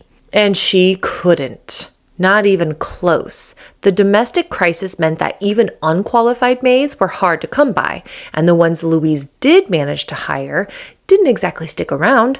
Some lasted less than 2 days before walking out, calling the situation intolerable. And when you think about what these maids were walking into, an increasingly filthy house, Blanche, that room, and Louise herself, intolerable feels like an understatement. Louise, for her part, would fire maids on the spot for complaining. So she couldn't keep them around, and she couldn't stop driving them away either. The woman had finally run out of people willing to endure her. Around the same time in 1897, the family doctor was replaced by a Dr. Chiron. I couldn't find out why, but since the original doctor shows up later at the trial, he clearly hadn't died, and so presumably he had retired or moved away somewhere. Not that it made any difference to Blanche, because Dr. Chiron could testify on day 2 of the future trial and say that he had not once ever heard of Blanche Monnier. He had no idea she existed. We can't ever get into the mind of Louise, but Comment now to tell me why you think the new family doctor never even knew Blanche existed. And I'm not talking about not examining Blanche like the doctors before her, but never even knew she was alive. But by October 1898, Louise was down to one cook and one maid. Celine, the cook, was by all accounts a thoughtful and compassionate woman, which, in that house, made her public enemy number one as far as Louise was concerned. Celine noticed that Blanche lit up around flowers. But even though Blanche could hardly speak anymore, flowers seemed to reach her in a way little else could. Celine started bringing small bouquets into her room. One morning, Blanche managed to ask for flowers from the garden, and Louise shut it down immediately. "It will upset her, so I won't allow it." Celine brought them in anyway, and Blanche was very happy. Celine also noticed the mattress. By this point, the mattress was so rotten, it was barely a mattress at all. So she asked Louise if she could replace it with one of the several unused mattresses in the home. And Louise told her, "Others have tried and have not been successful, so don't bother." Whatever that means. So Celine went ahead and pulled a mattress from one of the guest rooms anyway, rooms that hadn't seen a guest in probably literal decades, and swapped them out. Louise found out and made her swap them back. Celine also gave Blanche one of her own personal sheets because the one Blanche had was in the same condition as the mattress. She tried to give her a pillow, because Blanche didn't have one, and Louise forbade it. So Celine stuffed some small cushions with straw instead to use that as a pillow for Blanche. Celine lasted 6 months in that house. But in 6 months, she had done more for Blanche than the people responsible for her had done in years. I hope on some level, Blanche knew she had been seen by Celine. By that following year, in 1899, Louise was desperate enough to hire a maid named Juliette and a cook named Eugenie. Neither of them had references, that's how desperate Louise was, and it wouldn't take long to show. At the trial, the maids testified about when they first arrived at the Monnier home. Louise sat them down and told them about Blanche. She was unpredictable, Louise said, spoiled, and the girls admitted that was enough for them. That explanation alone was admittedly enough for them to not particularly concern themselves with Blanche's care. Louise had successfully done what she'd always done, control the narrative before anyone could form their own. And it gets a bit complicated because those same girls also testified that Louise went out of her way, genuinely out of her way, to make sure Blanche was fed well. 2 to 3 times a week, specialty meals were prepared and delivered to the house, all for Blanche and no one else. And when oyster season came around, fresh oysters were delivered every single day for the entire season because they were Blanche's favorite. Louise was apparently a nightmare of a customer, demanding the freshest ingredients and the best cuts of meat. Dishes from the finest restaurants in the city, expensive and carefully chosen, were her demands. And if you just will sit with me for a second, because I'm still not sure what to do with this information. The oysters almost certainly went uneaten. We know what potassium bromide does to appetite over years of use. It devastates it. Blanche by this point was barely eating. So what was Louise doing? Performing love? Convincing herself? Or was there some part of her that genuinely believed expensive oysters and fine restaurant meals could coexist with everything else happening in that room? I don't have an answer, but I think that tension is important because Louise was never simply a monster who felt nothing. She was something harder to make sense of than that. So with Blanche locked in the attic and Louise barely leaving her room for days at a time, along with Louise practically handing them a reason not to look too closely on day one, they took it. They figured out pretty quickly that nobody was watching, so they stopped doing much of anything.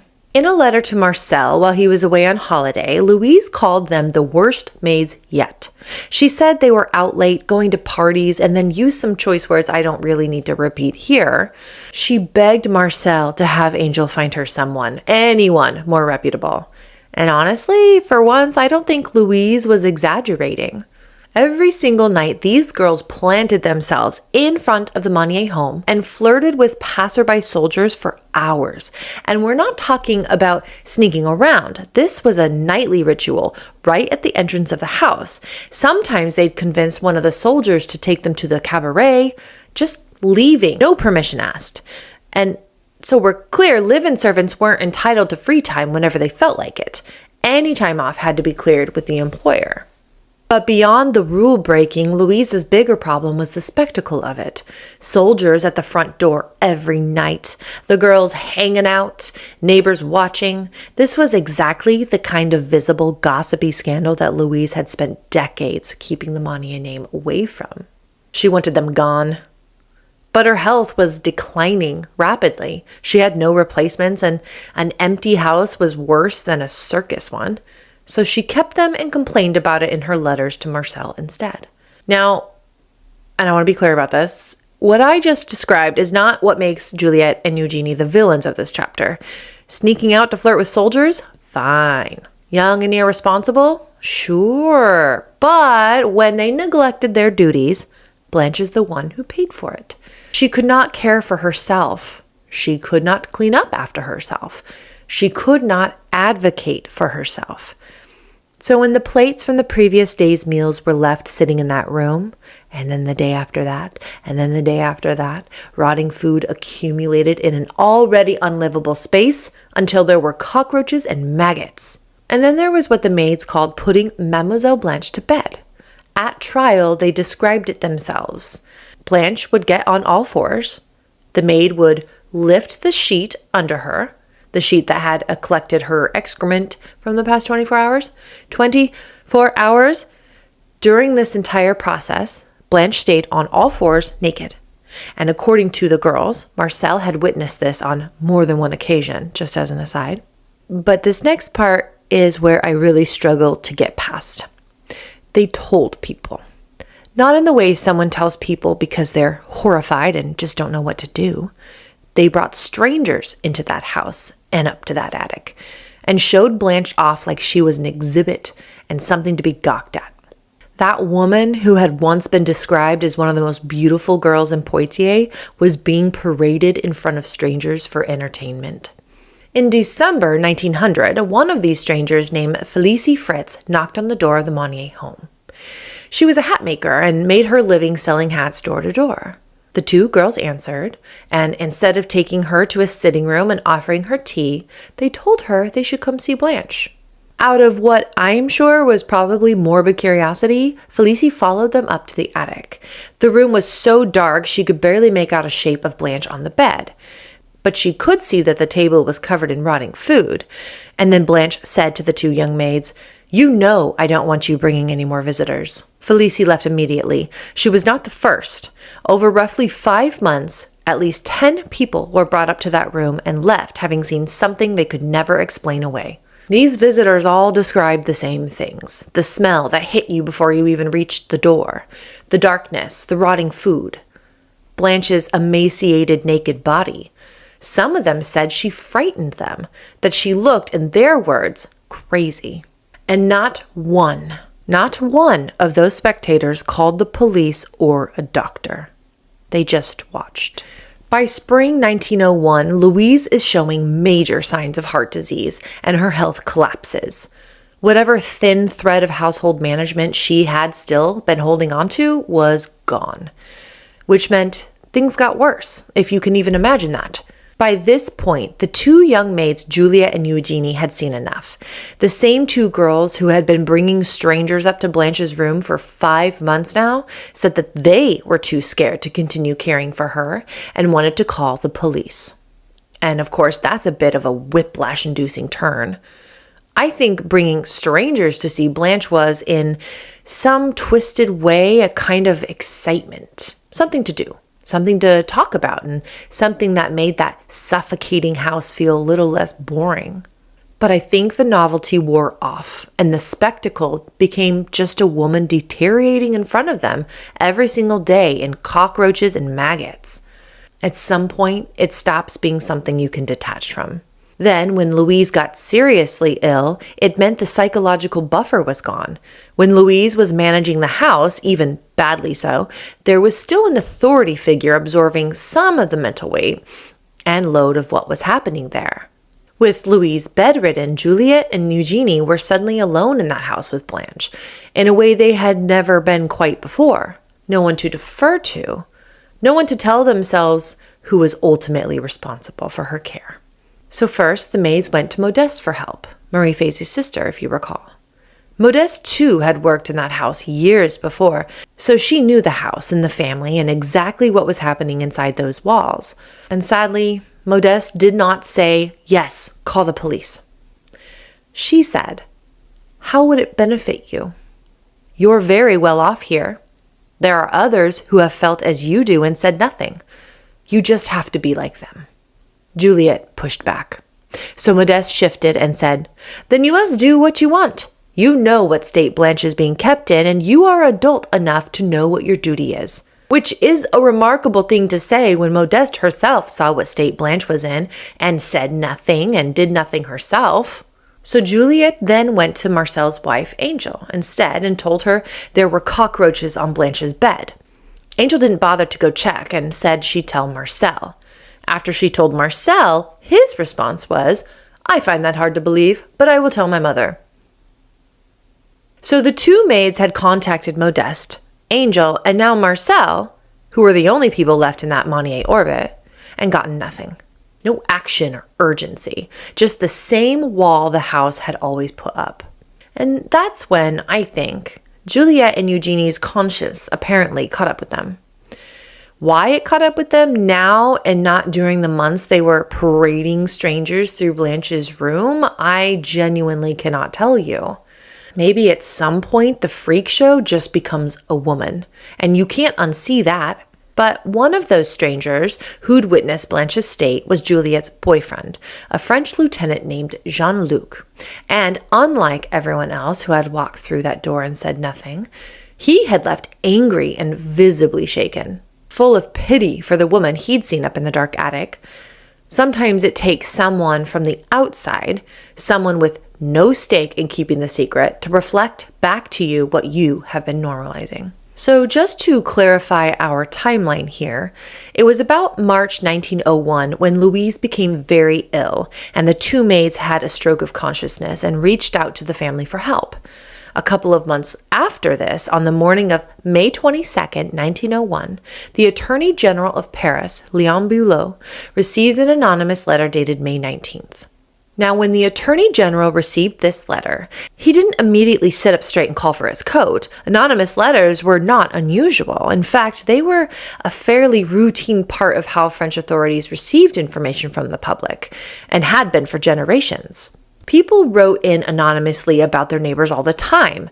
A dispute over a property line, a business suspect of fraud, or a wife who thought her husband was hiding money. Maybe an establishment thought to be operating without the proper licenses. Complaints about noise, indecency, or about someone's son causing trouble in the street. All common. And they were anonymous for obvious reasons. It was a country of tight social circles where everyone knew everyone and a signed complaint could follow you for the rest of your life. So you didn't sign your name on it, you sent it anonymously and kept your head down and hoped someone acted on it. Most of these letters were small, petty even, the kinds of grievances people couldn't resolve face to face, but didn't want to attach their name. It might cause an awkward scandal. And the vast majority of these letters, when investigated, turned out to be exactly what they sounded like. A neighbor with a grudge, a business rival, someone settling a score, or something similar to that. The letter dated May 19th, 1901 was none of that. Like everyone else in Poitiers, Bulot knew the Monniers and found them to be a respectable family. He was gobsmacked at the accusation outlined in the letter and couldn't believe that they were true. But because the letter mentioned several alleged crimes, it was his duty to look into it. By the afternoon on the 22nd, Bulot had pieced together enough of the Monnier family to begin his report, and what he found was a neighborhood full of stories, none of which agreed with each other. She had gone to boarding school in England or Scotland and simply never came back. Blanche had died from tuberculosis while abroad. And it starts to get darker here. She had fallen pregnant out of wedlock and died in childbirth or from an abortion. Or that she hadn't died but had the child and was living quietly somewhere in the countryside. Or she had eloped with an older Belgian man and was living with him. Or she had lost the baby, never left, and was simply somewhere.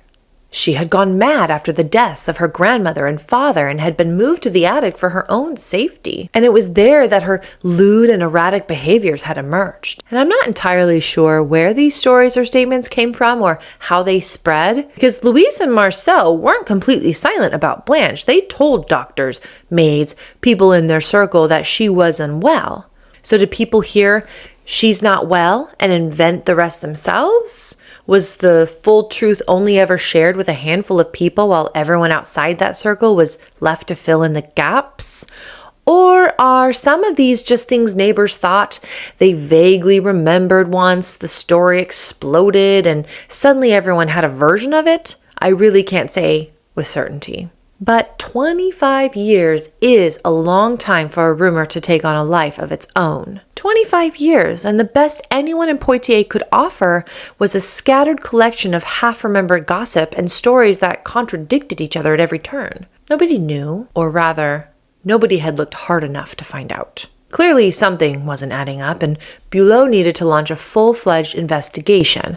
By the next morning at 8:30 a.m. on Thursday, May 23, 1901, Bulot contacts Commissioner Boucheton with a series of orders and instructions to start the investigation immediately. At 2:30 that afternoon, a police sergeant and Commissioner Boucheton rang the doorbell of the Monnier house. Juliet answered, and when Boucheton asked to speak with Louise, she told them Louise was bedridden and couldn't receive visitors. They pushed back, as you'd expect, and Juliet disappeared inside, only to return with the message that Louise suggested that they try Marcel across the street. So they walked across the street and rang the doorbell.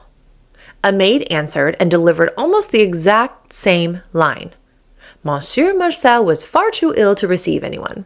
Boucheton looked at the two houses, one on each side of the street, and both suddenly and conveniently inhabited by people too unwell to come to the door on the same afternoon, and said, "It's a very strange coincidence that everyone seems unwell in these two houses," which apparently was enough to flush Marcel out.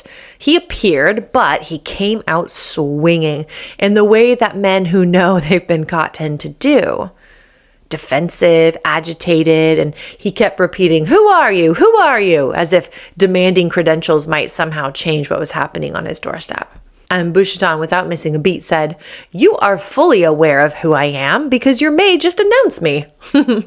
And then he told Marcel about the letter. Marcel called the letter slander, terrible slander, and he was deeply offended. So offended that the police would even waste their time showing up at his door. But then, in the same breath, he shrugged and said his mother runs her own household and he has nothing to do with her affairs. So which is it, Marcel? If you don't know what goes on in your mother's home, how do you know they're lies?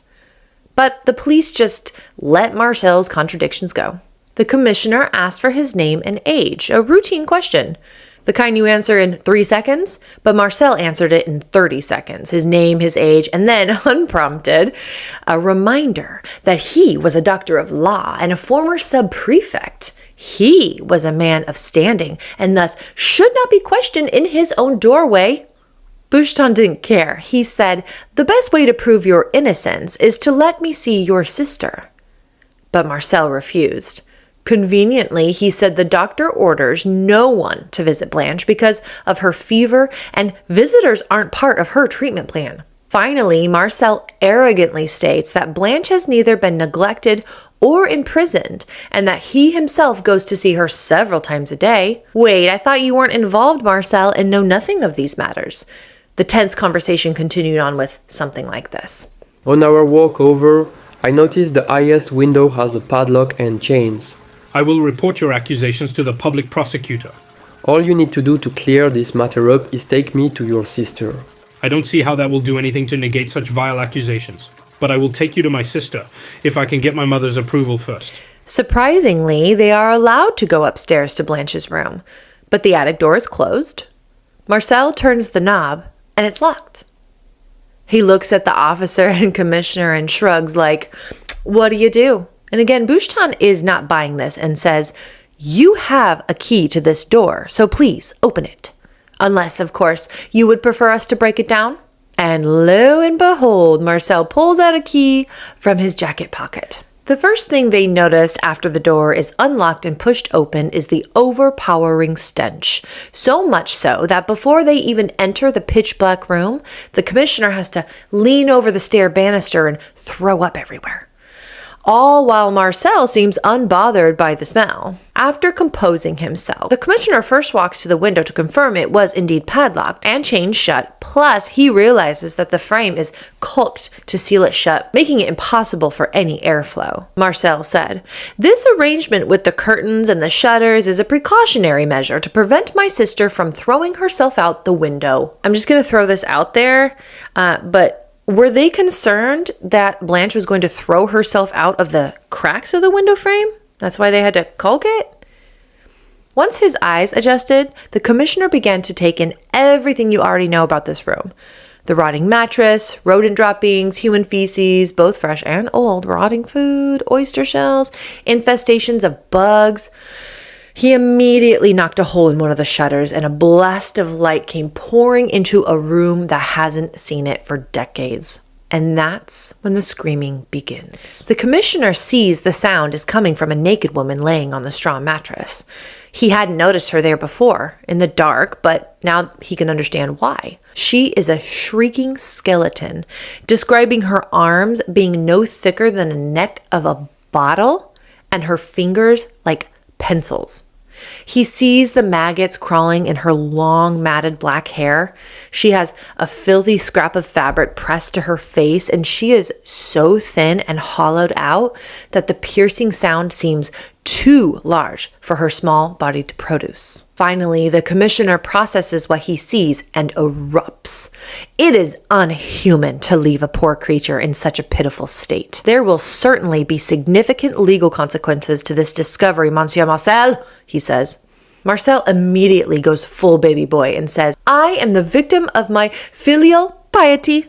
Whatever may have happened here is because I never wanted to go against the express wishes of my mother, who wanted, as I've already said, to be the mistress of her own home." One police officer named Fourier asked the maids Eugenie and Juliette, "What do you think you're doing leaving this unfortunate woman in such a state? And why didn't you say anything about it?" Juliette responded defensively and said, "What do you expect? We have been here for 2 years. We are 20 years old. When we arrived here, we were 18 years old. And Madame Bourland, who was in charge of us maids in the house and who directed everything, told us, above all, do not worry about what is happening here and do not say anything to anyone else, as it has nothing to do with you. And if you ever repeat anything to anyone, then remember, Monsieur Monnier, a member of the Poitiers High Society, has a very long arm and could hurt you and prevent you from earning a living." And ignoring all these excuses, the commissioner and officer ran out of that house and straight to the prosecutor. Later, by 5 p.m., the prosecutor, deputy, investigating judge, forensic doctor, and Marcel were all in Blanche's room. Some of them vomited, as you might expect, and Marcel began vomiting his same old story. The pernicious fever, his filial piety, and how he's the true victim in all of this. The prosecutor shuts him up by saying, "You are a criminal. Your place is not here, but in front of a sentencing judge." The prosecutor then ordered the shutters pried open, but they inevitably had to remove them by the hinges. He could now see the full room, including the walls with inscriptions scrawled all over them. They were difficult to decipher at first because the words were also smeared with feces and dust from all the years. The following day, the photographer Victor Merkin took several photographic evidence of several of these inscriptions, such as, "It is terrible to be forced to live and die in a dungeon. Some children are much more preferred than others. Will I ever see freedom? Liberté. Alas, it's over for me." Blanche had been screaming in fear this entire time, saying, "Please leave me alone. Just let me live in my dear little cave." They lifted Blanche off the rotting mattress, and vermin, feces, and rotting food were literally falling off of her. They wrapped her in a blanket they found from the adjoining room and carried her to the ambulance waiting outside.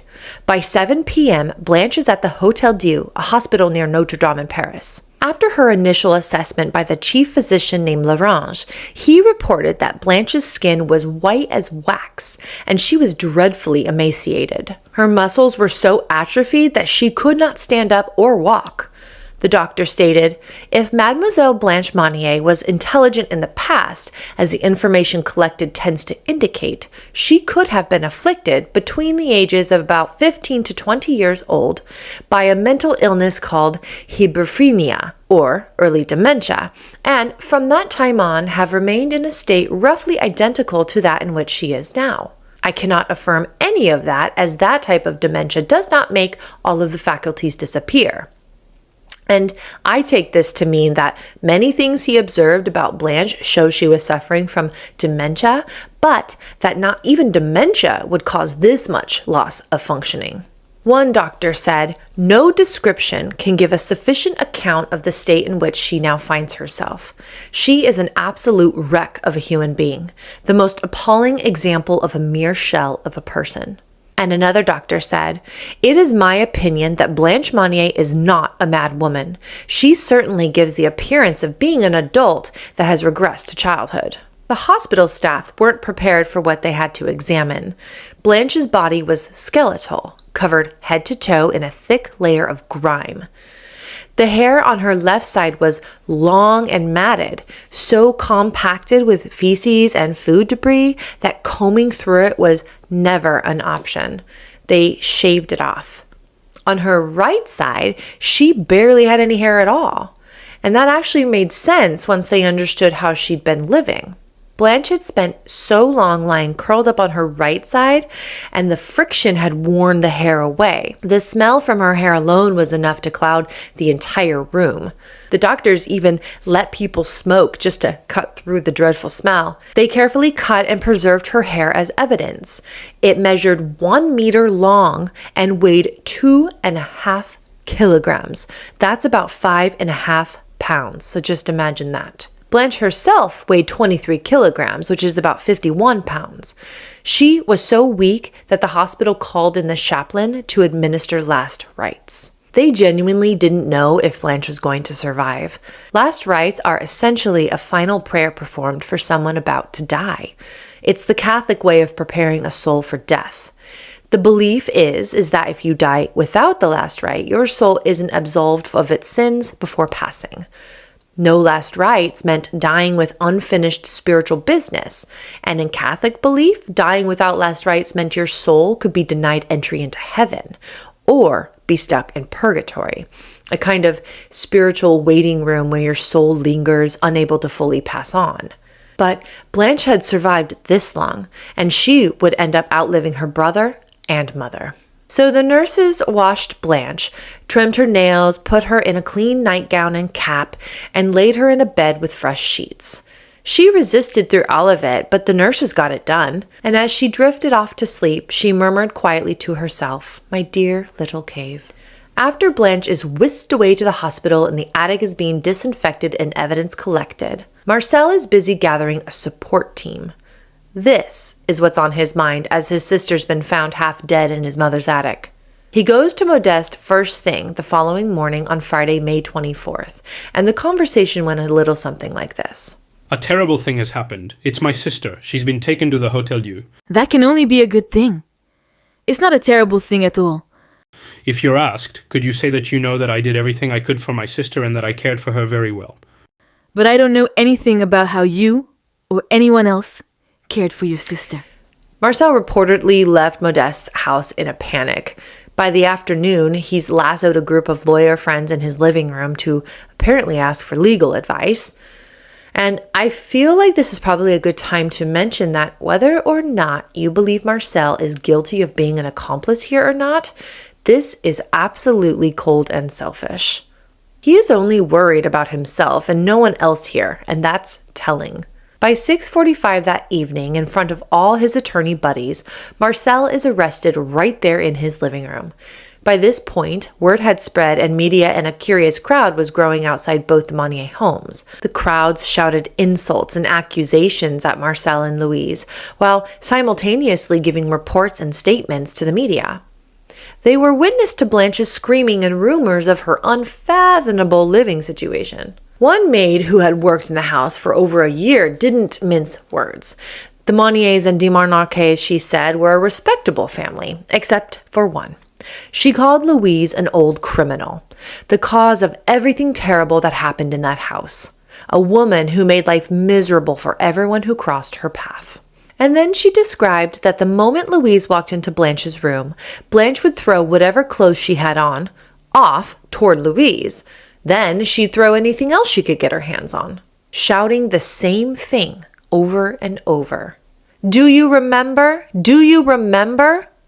Blanche wouldn't stop. She wouldn't calm down, not until Louise left the room. The maids each had their own piece of it. Maid Manon said, Blanche saw people who wanted to kill her. She would scream at them, whoever the murderer was in her mind, and she would not stop until they were gone. Cook God said Blanche would come into the kitchen completely naked, hiding her face behind a scarf, telling her that ghosts were following her. Maid Claire said Blanche screamed at night. And then there was the locksmith. He had been called to the Monnier home more than once, to Blanche's room specifically to fix the padlock and caulk the gaps shut. Louise's explanation was always the same. She didn't want a draft. It was too cold. On one of those visits, he saw Blanche. She was squatting naked in the middle of the floor, her hair loose and hanging over her shoulders. He told her she shouldn't be sitting that way. Blanche laughed and stayed exactly where she was the entire time he worked. The irony of what these people heard and saw but did not report, it seems, was lost on them. By 8 p.m. that night, Louise was also arrested while reportedly saying, "Is it possible for such a fuss to be created over nothing? Because no fuss must be made over Blanche. In fact, we must pretend that she doesn't exist at all, don't we, Louise?"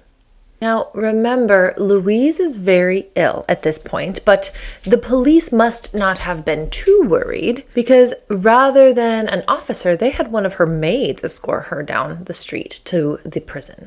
The prison itself has a history worth mentioning. The building started its life as a convent in the early 1600s, home to the Visitation Order, a congregation of sisters who visited and cared for the sick and the poor.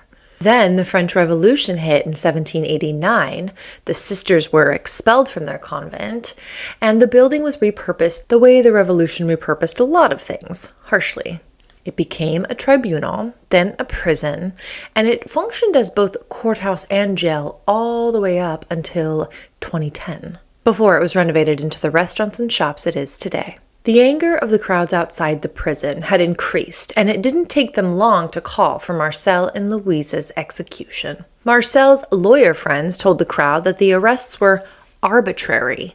The people didn't take too kindly to this, and their hostility turned on Marcel's friends. Crowds did not die down until about 10 p.m. that night, and in chalk, they wrote on both the Monnier house doors, "Death, execution, murderers." People threatened to destroy the house and the servants' houses, believing that the servants were equally complicit. Marcel's daughter, Lola, was an attractive young lady of 26 years old and was engaged to a respectable French officer. Unsurprisingly, in the ensuing scandal, the officer hastily broke off the engagement.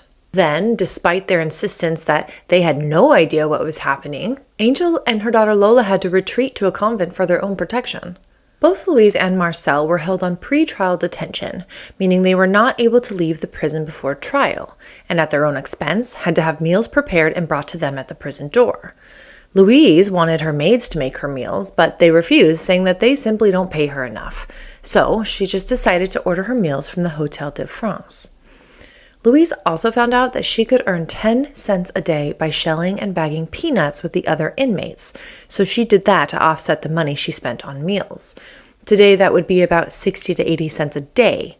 Prison labor wasn't designed to reward inmates, it was designed to keep them occupied.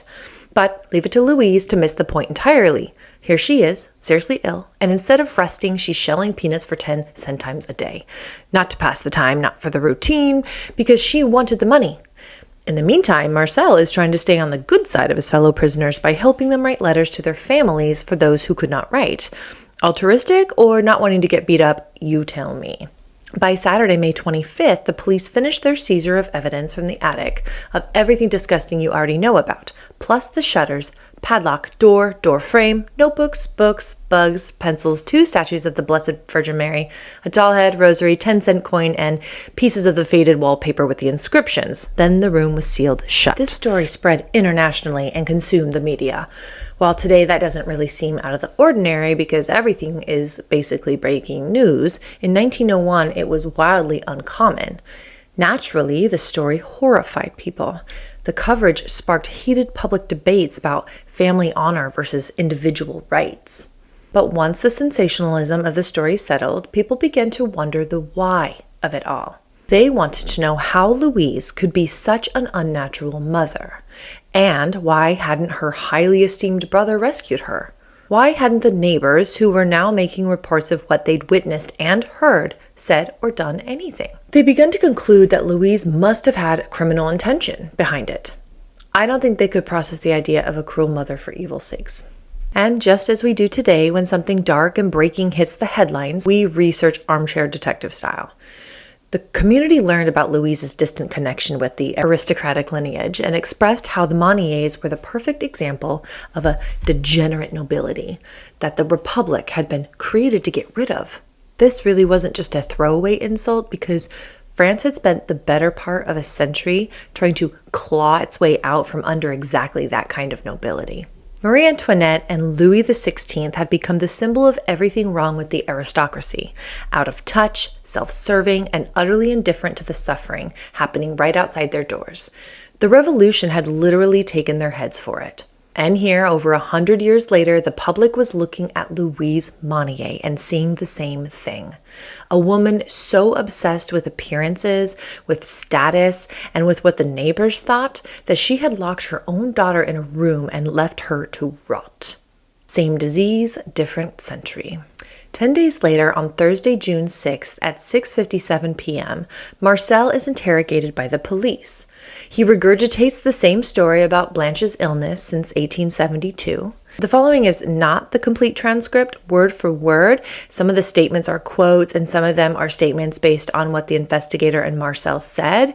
And I did this because there were a lot of pauses and disconnected comments, so this is sort of the band-aided version. Investigator: what were your mother's feelings regarding her daughter?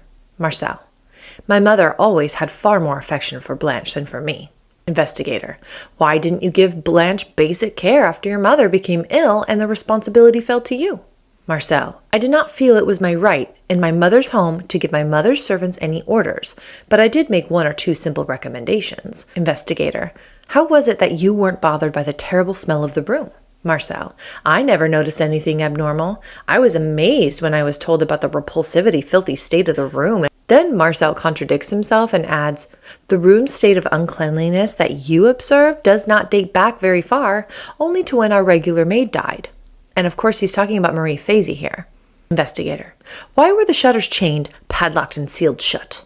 Marcel: that was my father's doing. Investigator: were you never concerned for your sister's well-being?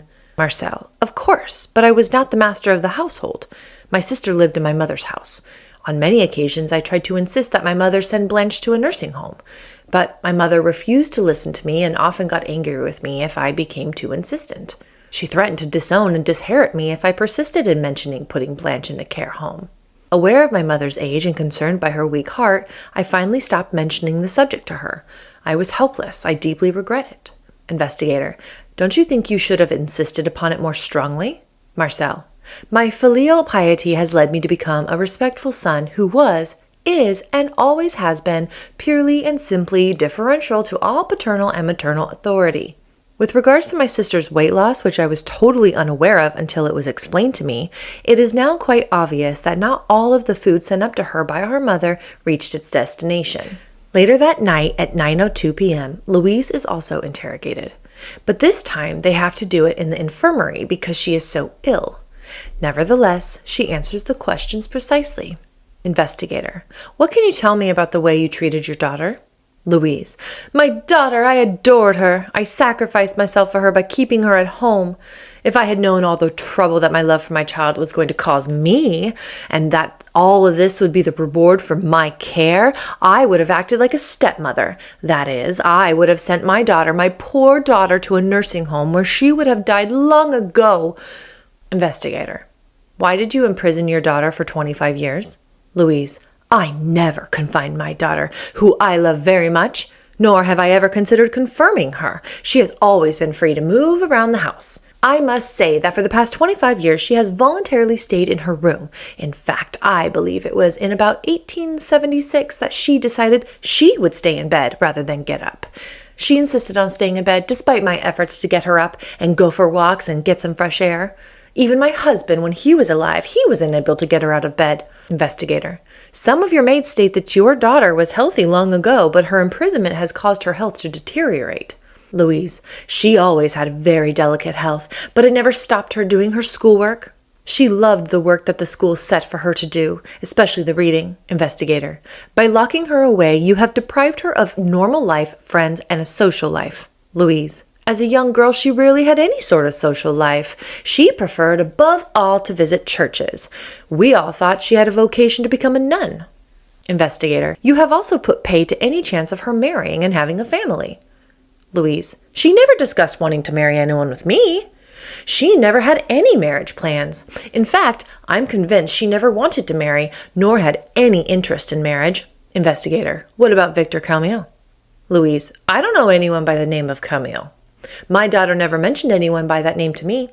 Investigator. Did you forbid the love and marriage between Blanche and Victor the lawyer? Louise. I have never heard of Blanche having a romantic interest in anyone. My daughter has never mentioned a lawyer to me, nor has she ever informed me of any marriage plan. Investigator. The hospital tells us that it is a miracle that Blanche is still alive given her condition upon arrival. But she is very ill. Louise. She has a pernicious fever that makes her very ill. Investigator. The hospital says she is very calm but won't speak to anyone. Has she been under the care of a doctor up till this point? Louise. It's been several years since a doctor has been to see her because she hasn't been ill for some time. Investigator. But the hospital informs us that she is so emaciated she should be dead. Louise. I gave her all the best food, but over time she ate less and less and grew thin. Investigator. Why did you not attempt to determine the reason for your daughter's refusal to eat? Or to get your maids to clean the room and wash your daughter? Louise. I have been too sick myself, but ordered the maids to do it. If it didn't get done, it was because the maids didn't do it, or Blanche made it impossible for them to do so. If I have made a mistake, it wasn't with the intention of killing my daughter. I have always sacrificed myself for her. Investigator. Did the fever you mentioned affect your daughter's mind in any way? Louise. No, she wasn't crazy at all, but she did have some odd ways of doing things. Investigator. The maids claimed that you wouldn't allow Blanche to wear any clothing. Louise. Blanche hated wearing clothing. Investigator. Your maids also said you refused to allow them to change the rotting mattress. Louise. They are liars. They are two hussies. Everyone is free to do what they want in their own home. Since my daughter wanted to live that way, since she liked that way of life, and as she didn't want to see me, why would I have done anything contrary to upset her? In less than 2 days after her interrogation, Louise would be dead. Blanche was placed in a well-lit hospital room with big windows that overlooked the gardens and river, and understandably her eyes would not be adjusted to such bright light, so she often covered her face and asked for her dear little scarf. But by day 2 at the hospital, she only covered half her face, and never once asked for the windows or shutters to be closed, and said things like, "Oh, how beautiful the dear little river is! Oh, look at the dear little swallows." Blanche refused food for the first 2 days, but then by day 3, she started eating everything that she was offered. At first, she was on a liquid diet, but then graduated to solid foods as she began to gain weight healthily. Her first solid food was strawberries. Staff said she clearly enjoyed eating them as she rubbed her stomach like a child eating a treat. A hospital intern said, "She always asks if the plates and cutlery are clean. She still eats with her fingers, but with great delicacy. When she eats an orange, she always keeps the pips in the palm of her hand until she is able to dispose of them." One particular nurse helped Blanche adopt habits of continence, and Blanche would ask for a chamber pot when she needed it and knew to wait until the nurse was able to bring her one. If there was an accident, Blanche was embarrassed and would regress to shouts of anger. Sometimes Blanche refused to say anything at all, or she would state a string of obscenities and insults of the crudest kind. Sometimes she would get angry and violent. But Sister St. Wilfrid said, Blanche is always perfectly behaved, an angel of sweetness. Also, she has never tried to take off her nightdress, nor remove her bedclothes. What's more, she no longer uses the rude words that came out of her mouth when she was first brought to us. But when Blanche did speak, she used simplified French syntax. She never asked questions, but was able to answer questions simply and precisely, even though the responses were quite childlike and everything was a dear little. They did some comprehension testing on Blanche by first giving her an envelope containing a letter. Blanche was able to understand and vocalize that the letter was not addressed to her. Then, when another letter came, she was able to observe it was addressed to her. So she opened it and read the contents, which were from a relative asking how she was. Blanche became emotional and said, "My dear little world." She also did not like dark colors or darkness and would even avoid envelopes that were darker in color. Her eyesight, hearing, and other senses functioned perfectly well, as did her memory. She was able to identify flower names and even state where they originated, as well as the names of the local restaurants, where she went to school, her childhood memories at Les Pilets, trips she took when she was younger, and the name of some famous landmarks and monuments. She could even give the name of the priest who officiated her communion almost 4 decades earlier. As we already knew from the maid who brought her flowers in the attic, Blanche loved the scent of flowers and always held them in the hospital. She started to love applying perfume or cologne to her body and wear pretty dresses, then would admire herself in a mirror. She also no longer liked staying in bed and preferred sitting in an armchair looking out the window. In complete opposition to the Monnier family doctors, Blanche's doctors encouraged visitors because they believed it would help her regulate her moods. So it wasn't difficult for journalists and other interested parties to see her. As long as they spoke in a calming voice, Blanche was making great progress with her interaction with others. One Buenos Aires journalist printed his interview with Blanche on June 15, 1901. He observed someone in the hospital say to Blanche, "With well-shaped fingers like yours, you must be able to play the piano." And Blanche responded, "When I get married, I will play again. Yes, I will return to playing." She was so happy when someone brought her oranges or flower bouquets that she kissed them. Sometimes if she heard a voice that she did not recognize, she would panic, hide her face, and say, "Oh no, I'm not going back to my room." Another journalist asked her, "Would you like to see your mother?" And Blanche said, "Don't bring her here, don't bring her here," while gesticulating wildly and her face contorted with anger. But an offer of a strawberry calmed her down. When her years of imprisonment were seldom brought up, she said, "Let's not talk about that house. It forces everything to retreat, everything to retreat." The constant stream of people did begin to wear on Blanche, so a court order was placed so that only doctors and nurses were allowed in the room. But some reports indicate that the order was basically ignored and others were still allowed in when Blanche was doing well.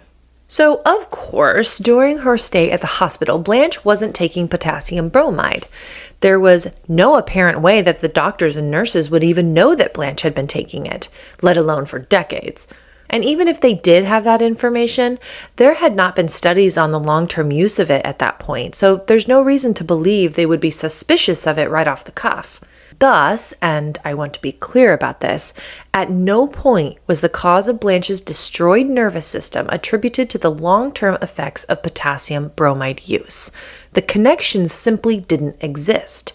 And later, on June 19th, forensic doctors would officially decide that Blanche would never recover, stating, "From the mental point of view, we consider Mademoiselle Monnier to be an imbecile, minus habens, whose faculty for reasons is far lower than normal. She must therefore be classified as insane because she is unable to take care of herself and direct her own life." The day after Louise's interrogation on June 7th, her health quickly nosedives and she becomes semi-comatose. One nurse claimed that around 5 a.m. the following morning on the 8th, Louise spoke her last words, "Oh, my poor Blanche." Before 9:30 a.m. she entered a full coma, then died. The cause was heart congestion. When the news of Louise's death spread, one supportive neighbor named Abby de Clisson said, "She died like the holy woman that she was. She was a martyr. I believe the truth, not lies." And this made a lot of people angry in the community, and a mob pinned him against the prison walls as a threat. Because most people were either happy that this wicked woman was dead, or they were angry that she wasn't tried, so Blanche gets the justice she deserved. People sang the Carmagnole in the streets, which is a famous anonymous French Revolution grim song written specifically to mock and celebrate the downfall of Marie Antoinette and Louis XVI. It was a song you sang when someone you considered a tyrant was finally gone. Eugenie the maid laughed at the news of Louise's death, and Juliet said, "The evil woman died too soon. She should have gone to court and been tried." One of their soldier boyfriends said, "All that can be said of her is that instead of a heart, she had a Lourdes pebble." Lourdes is one of the most famous Catholic pilgrimage sites in France. People travel there seeking miracles and healing and bring back pebbles as token of their faith. The maid's boyfriend was saying that Louise was hard as stone, dressed up in the appearance of faith. Back at the hospital, it was time that the nurses told Blanche the truth about her mother, and that went a little something like this. "Nurse, I have some sad news to tell you, Mademoiselle Blanche. Your mother is dead." Blanche, "I want a party, I want a party!" Nurse, "Blanche, listen to me carefully. When you return home, you will no longer find your mother there."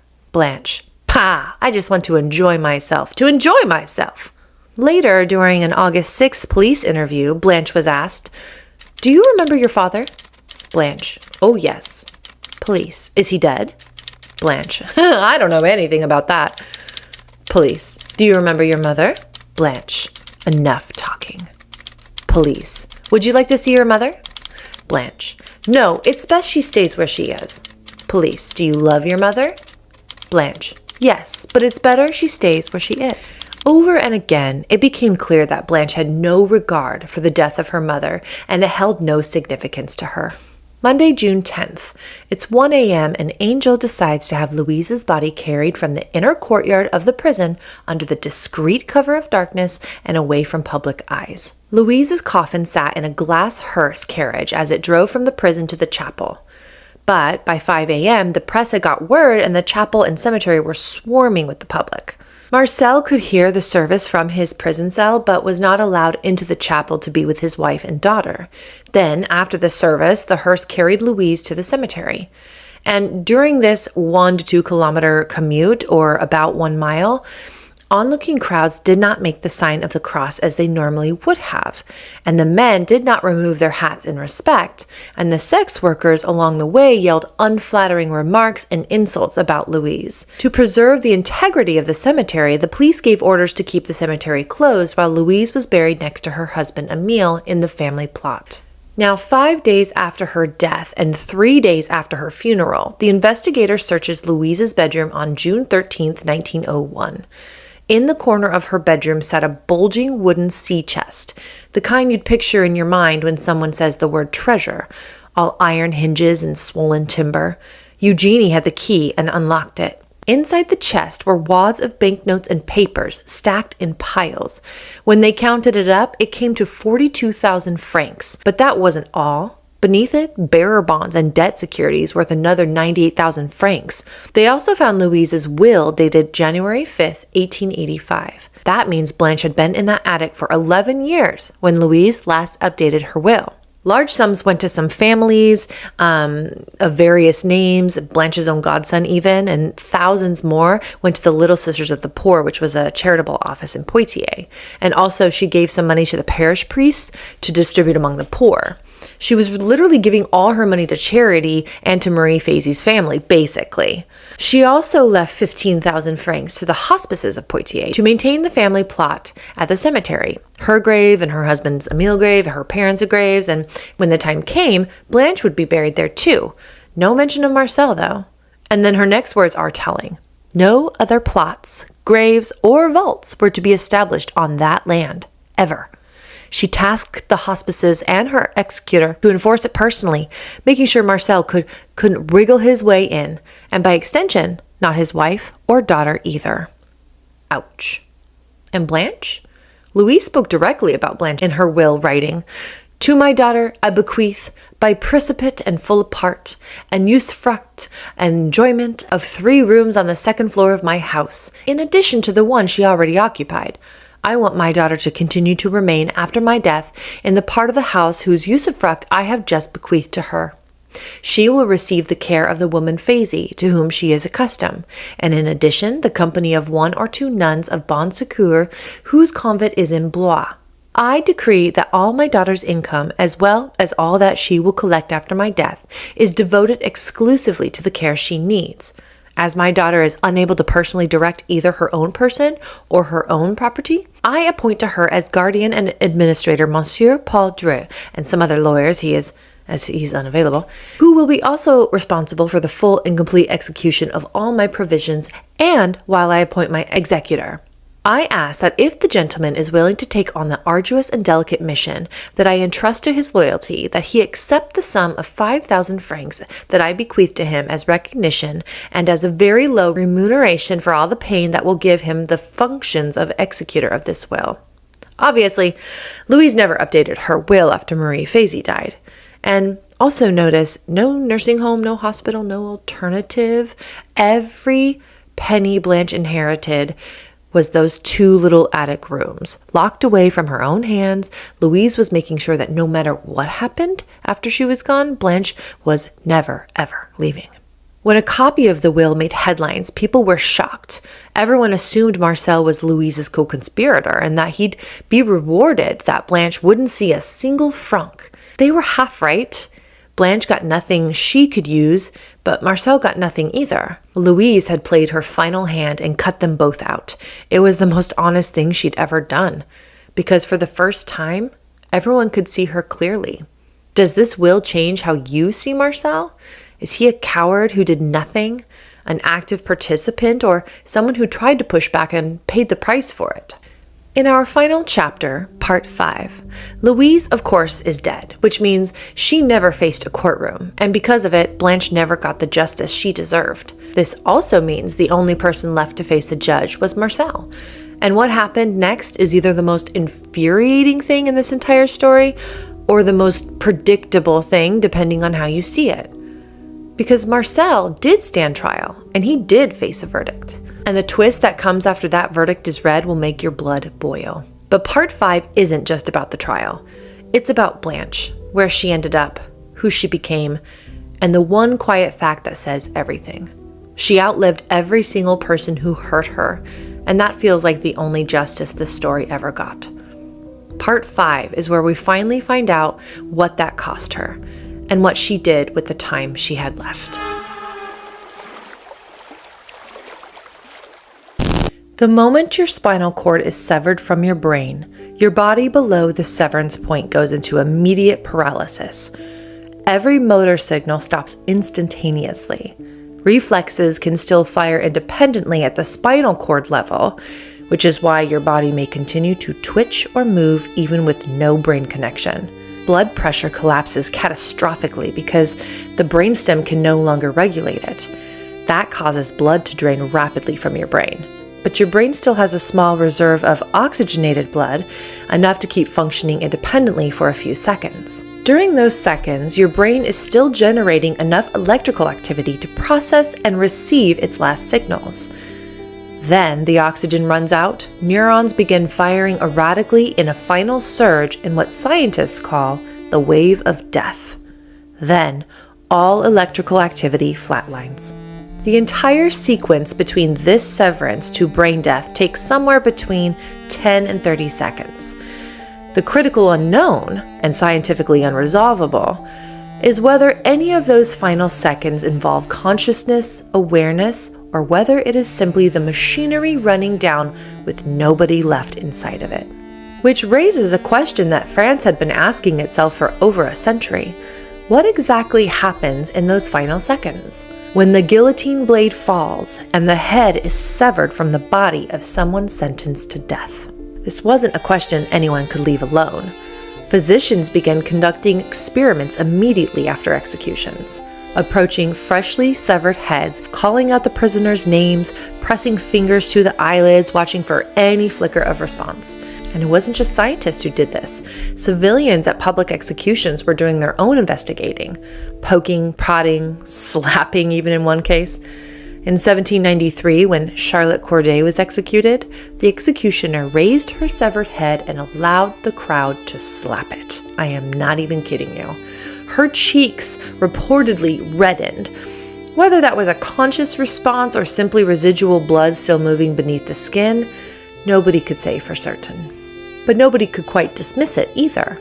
And that uncertainty is what kept the question alive for over 100 years.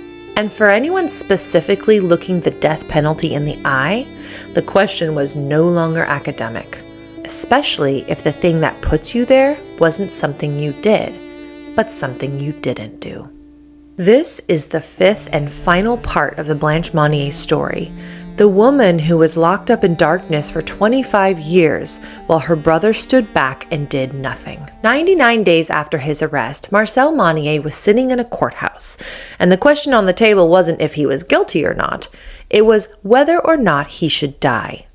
The pre-trial hearing was to determine if the death penalty was warranted.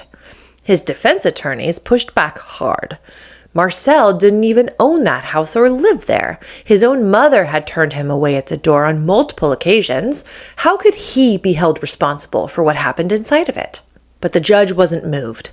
Under Articles 341 and 344 of the Penal Code, the charges were sufficient. Kidnapping, unlawful imprisonment, corporal torture. Marcel Monnier qualified for the death penalty.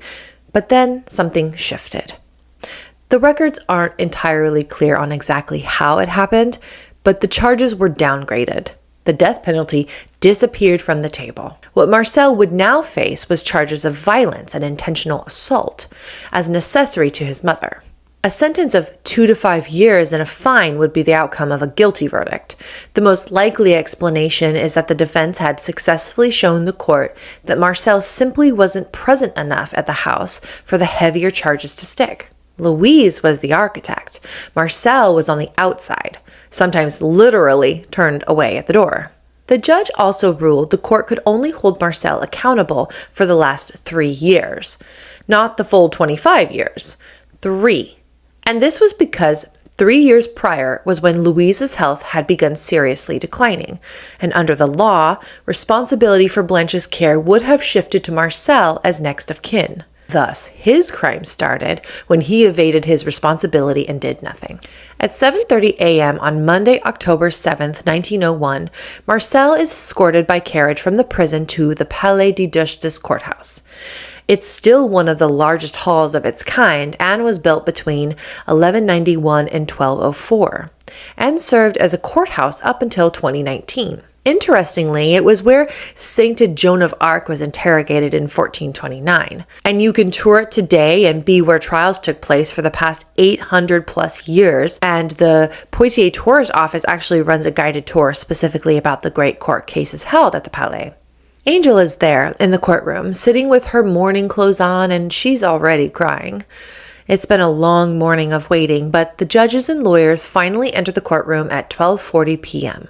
Prosecutor announces that they have 58 witnesses to question, and the defense cited 44 witnesses. That's 102 witnesses for just a 5-day trial.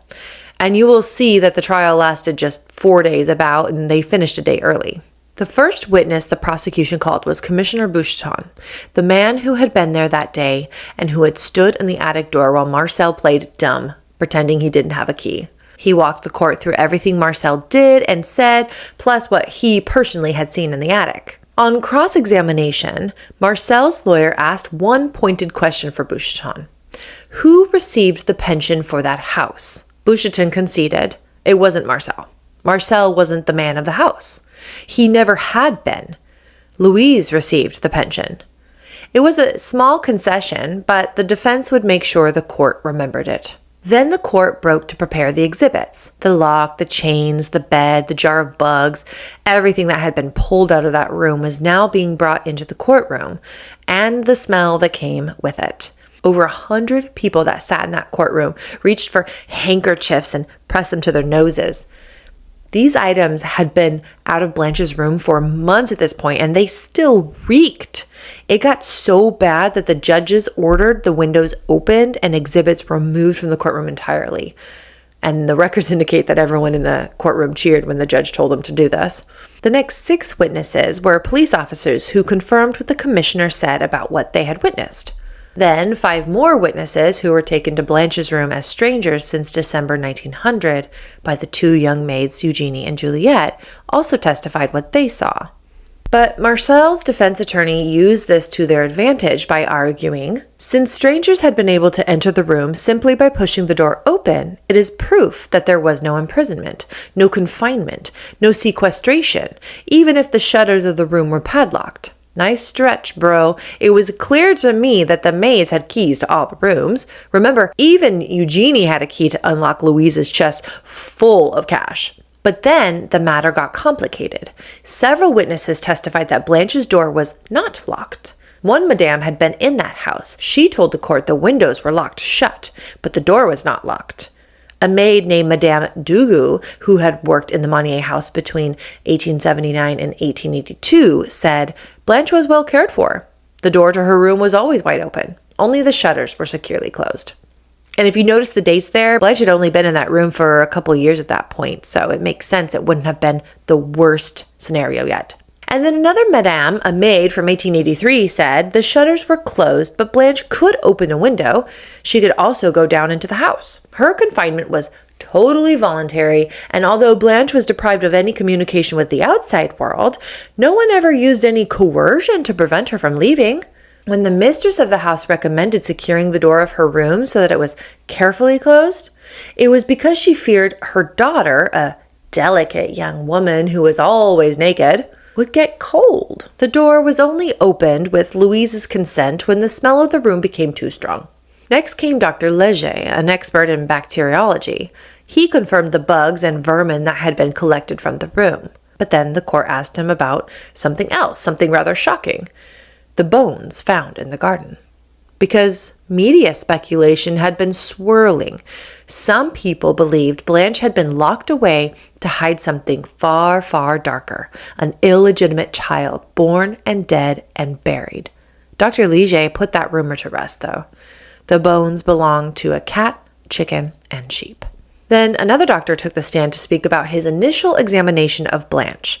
He noted her physical condition in detail, and then said something that would be quoted in every newspaper by the next morning. The doctors had found no traces of beatings, violence, injuries, or wounds, meaning whatever happened to Blanche wasn't from some physically laying their hands on her. The hospital priest took the stand. He had been with Blanche since her rescue, and he told the court exactly what he had observed. She wasn't crazy, he said. He was certain of it. She had clear memories. She was modest, careful about not showing her body improperly. She loved looking out open windows, and she was clean and looked forward to her meals, and she did not want to go home. Every time I have offered to drive her back, she has always said no, later. Her response is the same every time. The staff didn't speak to her about her family. They had learned not to. We don't talk to her about them because it has a powerful effect on her. Don't bring them here, is her response. The priest had never once, in all his time with her, seen Blanche express any interest in or sympathy for her family. And then a hospital nurse took the stand, and the courtroom shifted when she said, Blanche loves her brother very much. She said she loves him more than a brother. We are careful not to tell her anything bad about him. The courtroom went quiet. This was the first time anyone had heard anything like this. Blanche, the woman locked away in that room for 25 years, loved Marcel, the man sitting right there at the defense table on trial for that very confinement. It hit the public hard. Too hard, really, and apparently for the prosecutor, who felt the statement was not only inaccurate, but carried a sort of uncomfortable implication about the relationship between Blanche and Marcel. He had the nurse witness recalled on day 2. When she was recalled up on the stand, she said, I can tell you that Mademoiselle Blanche loves her brother as she loves everything she hears about. She said she loved her brother more than a brother. She also said she loved roast chicken more than boiled chicken. It's how she said things. She also said that if anyone mentioned the name Marcel to Blanche, her response was always the same. Leave him where he is. He's fine where he is. Sister St. Winifred later took the stand and corroborated every word of it. Theodore Touchard took the stand next. If you remember him from part 2 and 3, he was the plasterer who had known Blanche her entire life. She played with his children and visited his wife. He had seen Blanche and Victor together. So, as a close neighbor, he was as close to a family friend as this family had. He told the court that he had done plastering work in Blanche's room. He had seen the filth and inscriptions on the walls, the padlocks and chains even. But Blanche wasn't in the room when he worked there, so he had no idea what her physical condition was. And we learned a lot about this in part 3. Everything he believed about Blanche came from Louise, even when he had heard her screams. Anguished, terrible screams coming from that house. He knew it was Blanche's voice. He wasn't the only one either. Madame Morillon, who owned the inn nearby, had complained to Theodore directly. The screams were so loud that they hurt her ears. Touchard had heard the screams on several occasions too, and one day he decided to do something about it. He went to the Monnier house and knocked on the door. Louise said to him, "I am very upset because my daughter is crazy. The doctor is treating her, but her mind has gone." And that was that. Touchard later told the court, "I was no longer bothered by the screams and shouts that I heard." One conversation, one explanation, and a man who had heard those anguished screams from his own ears from a girl he cared for and watched grow up simply stopped wondering about it. That was Louise's greatest weapon, wasn't it? Not chains or locks, but delivering the news that her daughter was crazy and she was powerless to stop it over and over again to anyone who questioned or got in the way. And it worked every single time. But Touchard had seen something else too. He had witnessed a scene between Louise and Marcel that would support what Marcel had been claiming, that he had no control in his mother's matters. Louise had looked at Marcel and said, "You have nothing here. You are nothing here, so go away." Imagine saying that to your child. A woman who sold overcoats took the stand. She had been near the house, and she had heard moaning coming from the room, and then a voice, Blanche's voice. "What have I done to be locked up? I don't deserve this horrible ordeal. God does not exist if he allows his creatures to be treated this way, and no one to come to my rescue." As she listened to Blanche's pleas, Marie Fazy had appeared and told the seller to leave. And as she was walking away, she heard Louise's voice behind her say, "I don't know what's holding me back from getting rid of this damned vermin. One day she'll get us all hanged with her screams." Then a maid who had worked in the home in 1883 took the stand. She had known nothing about this family when she was hired. Louise had never even once told her there was something living on the second floor. So when the screaming and moaning started after this new maid started working in the home, it terrified her, as you can imagine. She had to learn about Blanche from Marie Fazy. She told the court what she had observed thereafter. Blanche seemed to hate her mother and went into angry paroxysms every time she saw her. And then this maid said something that spun Louise's interrogation on its head. Because as you know from earlier in her police interview, that she had never heard of a man named Victor Calmel. But this maid on the stand knew exactly who he was, because Marie Fazy had told her everything. I was told by Marie Fazy about the causes of Blanche's madness. She had wanted to marry a lawyer named Calmel, but Madame Monnier had objected to him on the grounds that as a lawyer, he did not earn enough or have a personal fortune. After her mother had forbidden the marriage, the young woman had started to act strangely. Louise had lied in her police interview, and now the court knew it. 8 of the Monnier servants also testified. One spoke to Marcel's severe myopia. The man could barely see. And another witness from day 2 of the trial would corroborate exactly this, that Marcel may not have seen what was in front of him, literally. An oculist had examined Marcel's eyes personally and told the court plainly, "Monsieur Marcel Monnier is very short-sighted. He has severe lesions of progressive myopia. He barely sees a tenth of what most of us can see." It is possible that he could not see the state his sister was in, given that the room was quite dark. Marcel's own household servants also backed this up. They testified to his eyesight being so poor and his sense of smell so non-existent that, quote, "at the table he always put his nose on his plate and did not see what he was even eating." And then one of them mentioned that Marcel had been served sorrel soup one day. Sorrel soup is a dish left in the pan until it blackens, developing an unpleasant burnt taste, if you can imagine. Marcel had eaten it and declared it delicious. The courtroom burst out laughing at this point, as you can see. His maids also testified that he would leave his chamber pot in his room up to 8 days before emptying it, seemingly quite unbothered by the smell. One witness put it plainly: he is a man without a nose. His friends had apparently been saying that for years, joking about it openly right in front of him. And the myopia? Several witnesses brought it up.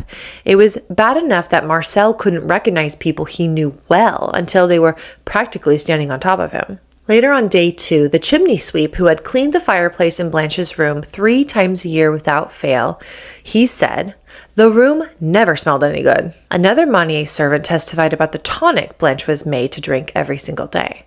Others spoke to what we already know, the condition of the room, Louise refusing to allow them to change the sheets, refusing to give Blanche clean clothes. There were even witnesses who testified to Louise's apparent distress about her daughter, people who had believed her, who thought she had been sincere. And then Marie Fazy's sister Modeste took the stand. Modeste testified that Marcel and Blanche had loved each other very much. Marcel's lawyer leaned in and said, and yet he is on trial. Does that seem fair to you? Modeste looked at the court and said, no, because Mademoiselle Blanche was never imprisoned. Courtroom erupted. The judge had to physically calm proceedings before they could continue. Modeste also told the court that her sister Marie said Blanche was deranged and that she admitted something, that on the day of his arrest, Marcel had come to her and asked her to be his witness. She said she had reassured him by promising to say that his sister was well cared for. But the judge stopped her. That wasn't what Modeste had said in her statement to the police before. Quite the opposite. She had said she could not witness Marcel taking care of his sister, which was the truth. Modeste looked at the court and said, the truth is the truth I just told the court. Tell me what you think in the comments, if she's telling the truth now or she told the truth before. When Eugenie was on the stand, she was asked a simple question by Marcel's attorney. Did you ever ask Monsieur Marcel Monnier for laundry? No, Eugenie said, because why would she ask someone who had no authority in that house for their laundry? And then Juliette took the stand. She told the court that they, her and Eugenie, had tried to find a way to expose what was happening to Blanche. We thought that in order to put a stop to it, we had to introduce people who would denounce Madame Monnier. And then she turned to Marcel and said he could not claim that he didn't know about the filth, because Marcel had visited just about every day for about 10 minutes, and she had witnessed him there in that room at least twice, in that room during the routine of putting Blanche to bed. Remember, putting Blanche to bed meant she was standing on all 4, both her hands and her 2 knees, while the feces and urine-soaked sheet was pulled out from under her and replaced with one that was slightly less filthy, or they would take the sheet, dump it off, and put it back. Disgusting. He couldn't have avoided seeing the state she was in. Juliette also made one thing very clear in support of the defense. The maids never asked Marcel for anything, and he never gave orders in that house. When asked why the 2 maids stayed in the house when it had become untenable, they responded, we weren't very well paid for what we did, but we stayed there all the same because it was not difficult work. Later, a colleague of Emile's took the stand, and she had something very important to say. I witnessed violent scenes between Madame Monnier and her son. I knew afterwards that he wanted to put his sister in a nursing home, and Madame Monnier refused. As a result, she kicked her son out. Madame Monnier said another day, speaking of her son, I do not want him trying to lay down the law in my house, and if he continues, I shall take away his pension. Louise's financial advisor testified that she did not want to entrust the management of her affairs to her son, whom she considered incapable of managing anything. And then the family notary took the stand and said that despite all the fighting and despite everything, Louise, Emile, and even Marcel had all sacrificed themselves for Blanche. That all 3 of them had loved her more than anything. At this, the courtroom erupted for a second time that day. And honestly, not to be contrary, but I can't but wonder if this is the truth or if it's just another example of someone who listened to what Louise had to say and believed every word of it. When Marcel was transported back to his cell that night, the crowd outside had gathered and shouted, "Hang him! To the death! To the death! Take him away!" October 8th, 1901. Day 2 of the trial starts at 12:25 p.m. The defense spent a significant portion of day 2 trying to answer one question. Not whether Blanche had suffered, not whether the room was real. Everyone had seen evidence of the room and knew the room was real. The question was, could Marcel have done this? Witness after witness took the stand. People who had known Marcel since he was young, in school, law, his daily life, and they all said the same thing, just in different words. He is very gentle, very easygoing and intelligent, but with a few shortcomings. He sometimes showed no understanding of quite elementary things. He is not mean, but he lacks authority and is very easily influenced. Another said, he had no influence on his mother's decisions. He was a very weak man with no will of his own. Across the board, every person who had known Marcel, personally, professionally, intimately, said the same thing. He was incapable of abuse, not because he was kind, because he was simply too weak to be the one in charge of anything. Then came the doctor, who had been Blanche's last physician. He testified about his visits to the Monnier home, or rather what passed for visits, I guess. I continued to prescribe the tonic that had been prescribed by the previous family doctor for Blanche Monnier to take, as Madame Monnier told me how effective it was in helping her daughter have a few calm moments. Other than that, I did not prescribe any special treatment. I was content to go see her from time to time. Eventually, Madame Monnier said to me, "It's not worth visiting Blanche. She's always the same." And so, he stopped. The last time he had seen Blanche was 3 years prior, or maybe even longer, he said. He wasn't entirely sure. The defense attorney then asked him directly about what he had witnessed between Louise and Marcel over the years. The question was simple. Was Marcel Monnier dominant or dominated? The doctor didn't pause. Oh, dominated. He was unable to dominate anyone. He didn't have enough strength of character. The latest family physician, Dr. Sheeran, took the stand and corroborated what the previous doctor said. Louise was completely in command of her own house, and Marcel was not permitted to give orders there. And I feel like we need an aside here for just a second, because every single witness said the same thing. Marcel was weak and dominated. He couldn't stand up to his mother, couldn't give orders in her house, couldn't even hold his own in a conversation without being steered. And maybe that's all true, but does weakness mean innocence? Because here's what's been sitting in the back of my mind. The day the police commissioner finally came to that house to find Blanche, Marcel didn't step aside. He didn't crumble. He didn't go quiet the way a weak man might when authority shows up at the door. He stalled methodically. He made excuse after excuse, and the one he kept coming back to was this. The family doctor needed to approve it first. What family doctor, Marcel? The doctor hadn't seen Blanche in 3 or more years, and Dr. Sheeran didn't even know Blanche existed. There was no family doctor, and there hadn't been one in years. Marcel knew that. So what do you call it when a man who supposedly has no spine, no authority, no will of his own, suddenly finds the presence of mind to construct a lie on the spot and use it to keep police away from a dying woman? There's a term for that. It's called consciousness of guilt. Maybe Marcel never gave the order. Maybe he never turned the key.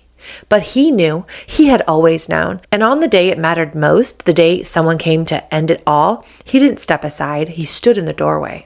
Now remember, Marcel lived in a property just across the street from the Monnier family home for 9 years. Some sources suggest it had a landlady that Marcel rented from. Others suggest Louise owned the property where Marcel lived and the landlady was simply managing it on Louise's behalf. The sources, and what the prosecutor says later, leans toward the latter, but it's still unclear if Marcel paid rent to his mother or not. But in any case, when the landlady took the stand, she said that Marcel's mother had come to see him only twice in those 9 years. The first time, Lola, her grandchild, was ill. The second time, Marcel himself was sick. And that visit only happened because the landlady had threatened to call the police if Louise didn't come tend to her own son. Louise's daughter-in-law and Marcel's wife, Angel, testified that she almost never saw Louise. And when she did, it was only on days and at times that Louise herself had chosen. She said something on the stand that I'm not quite sure what to make of, but she described what happened on May 19th. This was just 4 days before Blanche was rescued, because you may remember that the anonymous letter sent to the police was dated May 19th. On that day, she said she had heard that her mother-in-law was unwell and went over unannounced to check on her, without permission or warning. Louise was furious about this and said, "Marcel will pay for this. What will it take to sweep all of this away? I don't need all the fuss. Can't I just be left alone? Coincidence, perhaps?" Maybe. Several workers who had made food deliveries to the Monnier home testified about everything that had been brought into that house, both the size and quantities of the meals. But not one of them had ever seen Blanche eat, not the delivery workers or a single maid. No one in that entire trial, not one witness across all of the testimony, had ever seen Blanche Monnier put food in her mouth. Wednesday, October 9th, 1901, and a couple of big things happened on the third day of the trial. Marcel testifies and the prosecution offer their closing statements. When Marcel gets up on the stand, the first thing he does is testify that he was not trying to make it difficult for the commissioner to see Blanche, but simply that he just wanted to check with the doctor first. But of course, the prosecutor calls him out right away for this and says surely he heard Dr. Sheeran testify that he never even knew of Blanche's existence, so how could that be true? Marcel said, "I was shocked by the erroneous accusation made against my mother." The prosecutor responded, "Erroneous? Your sister was in a dark room, naked, filthy, and starving. That was what you were told, and that is what the commissioner found. There is no error, only truth. So tell me, how is it that you, a doctor of law, believe a police commissioner is making an erroneous accusation?" Marcel reiterated that he had just been shocked by the allegations and therefore wasn't thinking straight. He is then asked about the police report details. Marcel said that everything in that report was news to him. And regarding the inscriptions on the wall, he said, "These inscriptions are mostly about the Sacred Heart or about Jesus and Mary. I felt they were insignificant. However, I admit that they may indicate some religious thoughts in my sister's mind, which I ascribe to hallucinations." When the prosecutor pushed back about the inscription that said, "Stolen freedom," wondering how that could be attributed to religious thought, Marcel said, "These are psychological phenomena that I shall not try to explain." When Marcel is asked about all the reports of Blanche's screaming, he said, "All of those screams had no meaning. She never asked me for help or demanded her freedom in my presence."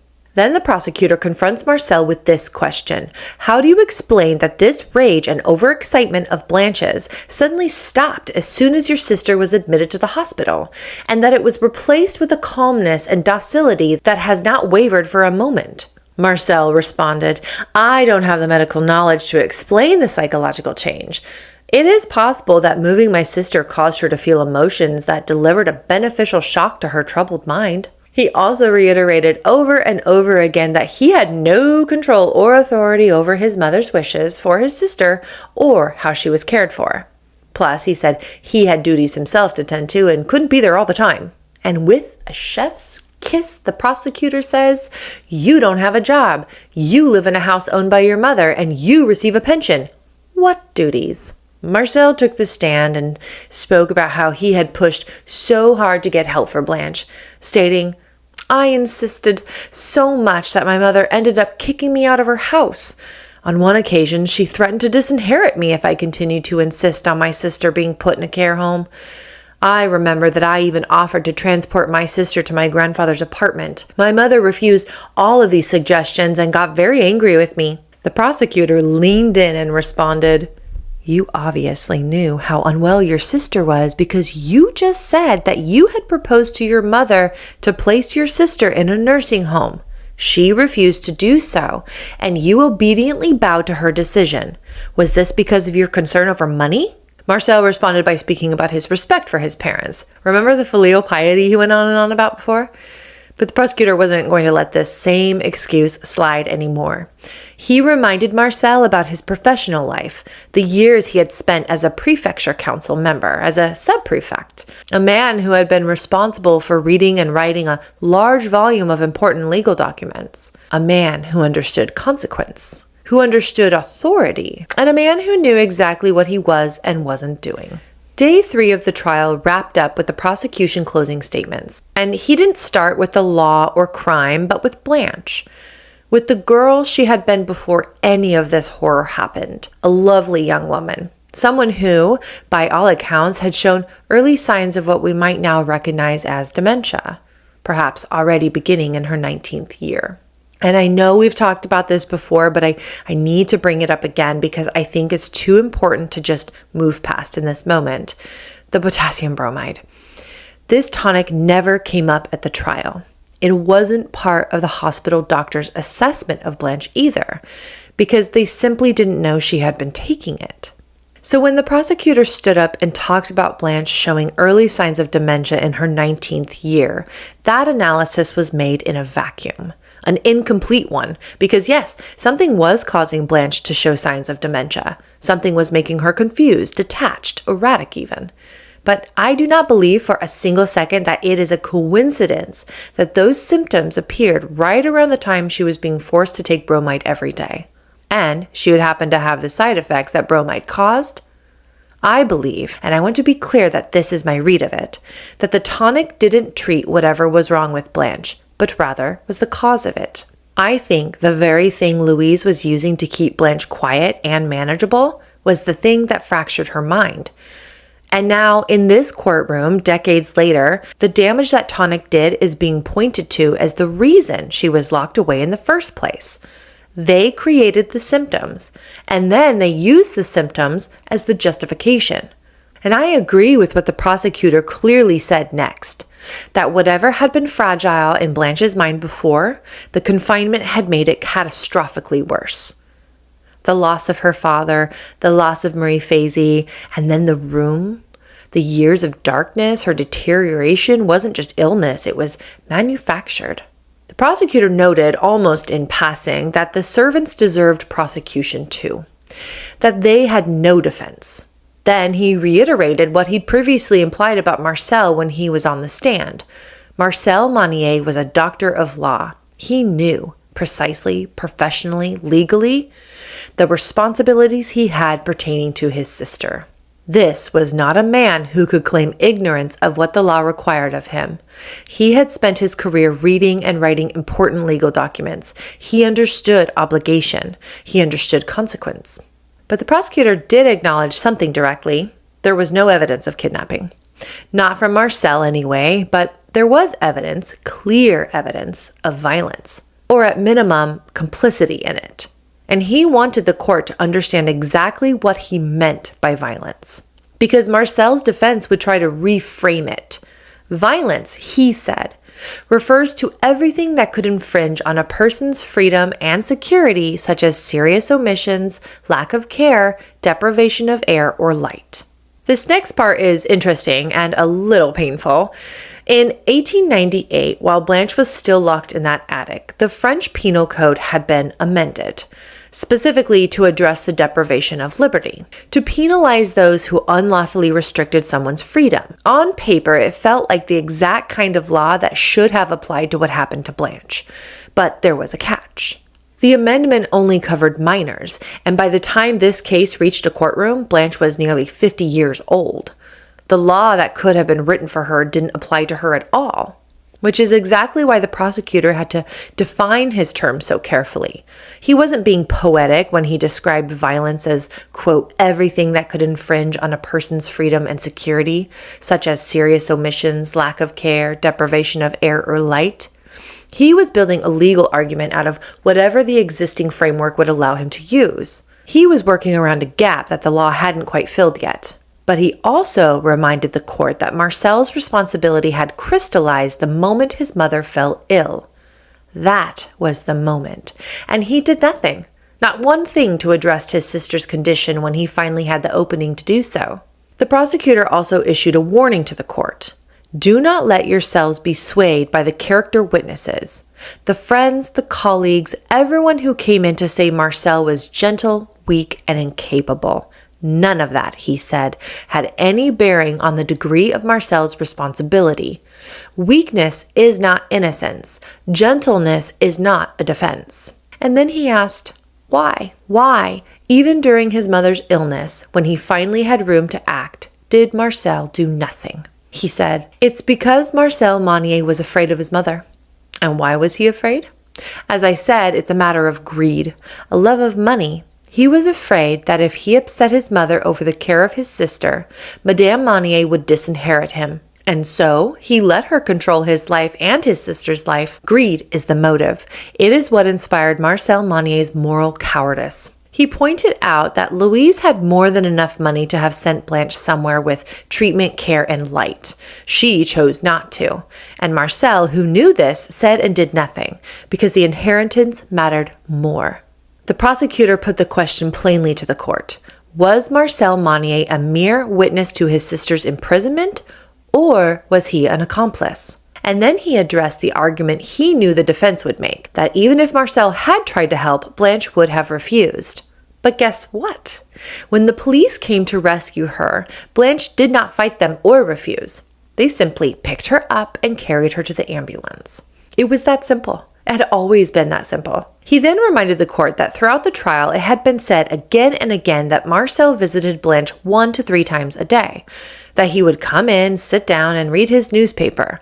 But he claimed he could not see his sister's condition, that the darkness of the room made it impossible to observe what was happening to his sister. The prosecutor zoomed in on this idea. He could not see his sister, yet he was able to read the newspaper? He could make out the tiny letters on the page, but not the state of the woman sitting a few feet away from him? And another thing, Marcel had somehow known that Blanche was naked. He had acknowledged it. So either he had looked, in which case he saw everything, or someone had told him. And if someone told him his sister was naked in the room, why did he never once try to cover her up?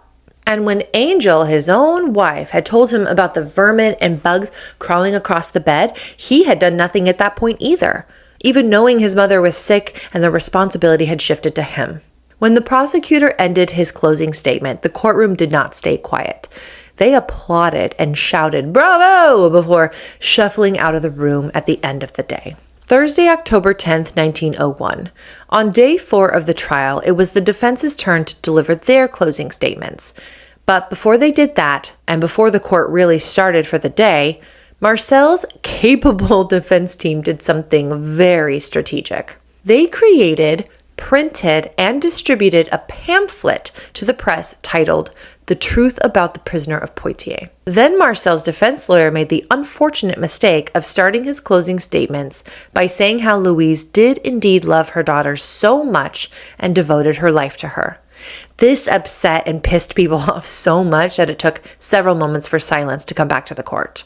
But it didn't seem to shake the defense attorney at all, because he continued untethered by saying both of them are victims of their mother's psychological aberrations.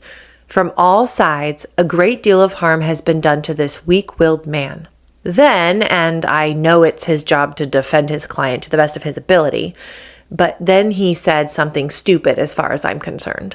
The fact that the death penalty was removed from the table proves that Marcel is not guilty.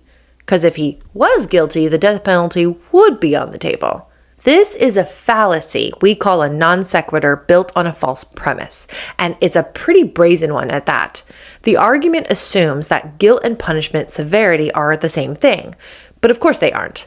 The death penalty being off the table tells you about the nature of the charge, not about whether the person committed the act. You can be entirely, unambiguously guilty of something and still not face the death penalty for it. What the defense did here is quietly smuggle in a false equivalence.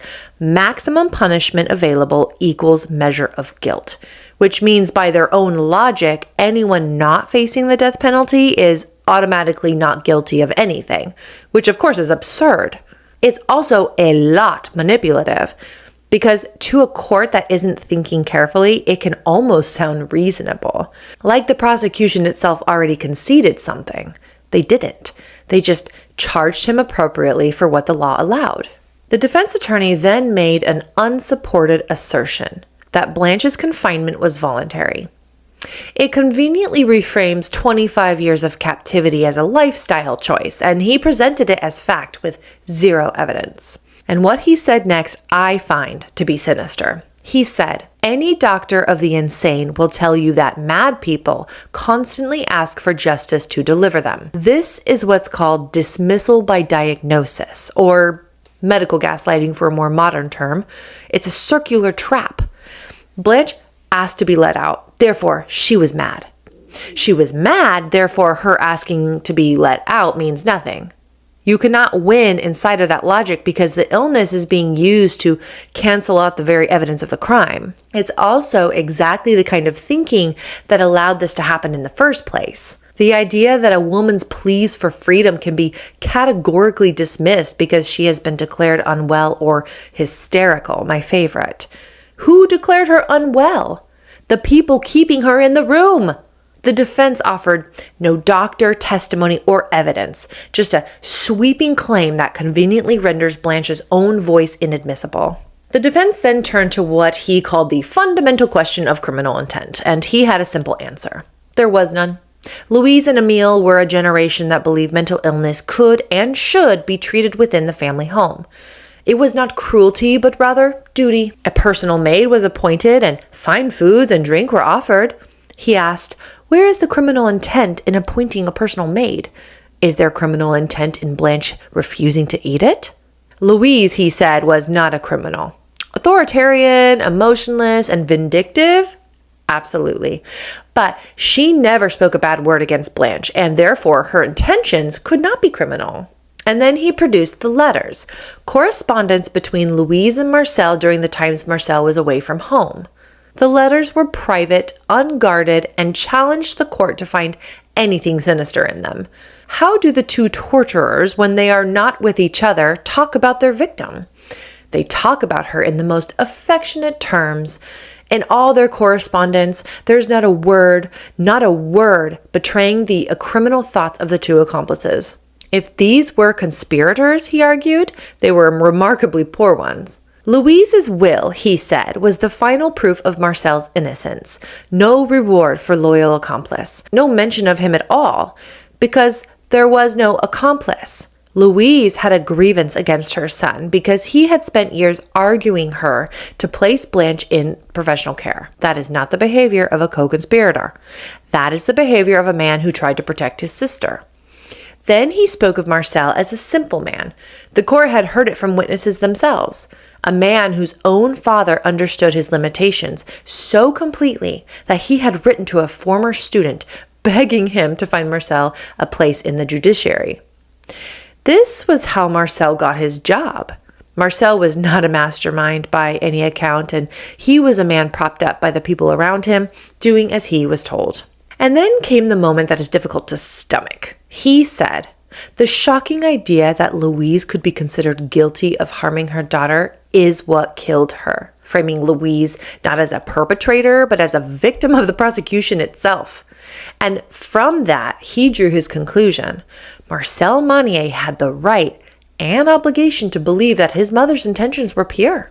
The defense ended with what I view as a red herring, a distraction of sorts. The real criminals, he insisted, were the maids, Juliet and Eugenie. He accused them of spreading lurid stories to alarm the public and allowing people to stare at the starved, unfortunate, unhinged woman in that room of that house. And then he turned the accusation back on the court. Why didn't the maids report it? Were they not paid to clean the room? To sweep away the food scraps? If proximity to suffering made someone an accomplice, weren't they accomplices too? In a legal strategy, it's sometimes called third-party culpability. Redirect the court's suspicion towards someone else to create reasonable doubt. But really, it's a logical fallacy that deflects blame by pointing at someone else's wrongdoing instead of actually addressing the accusation at hand. Why didn't the maids report it doesn't answer why didn't Marcel report it. It just muddies the water and distracts them. And as a closing statement, the court will hear before deliberating, it plants exactly the seed it's meant to. After closing statements, the court deliberated for 1 hour. 1 hour to weigh 25 years. And when they came back, they had a verdict. Marcel Monnier was guilty. Not of orchestrating it and not of designing it, but of seeing it, of visiting that room day after day and choosing to call that a life. The judges were precise about it. Marcel had ignored the horrible actions of his mother, accepted the situation as a fait accompli, and participated through his daily visits and his total lack of intervention. His sentence?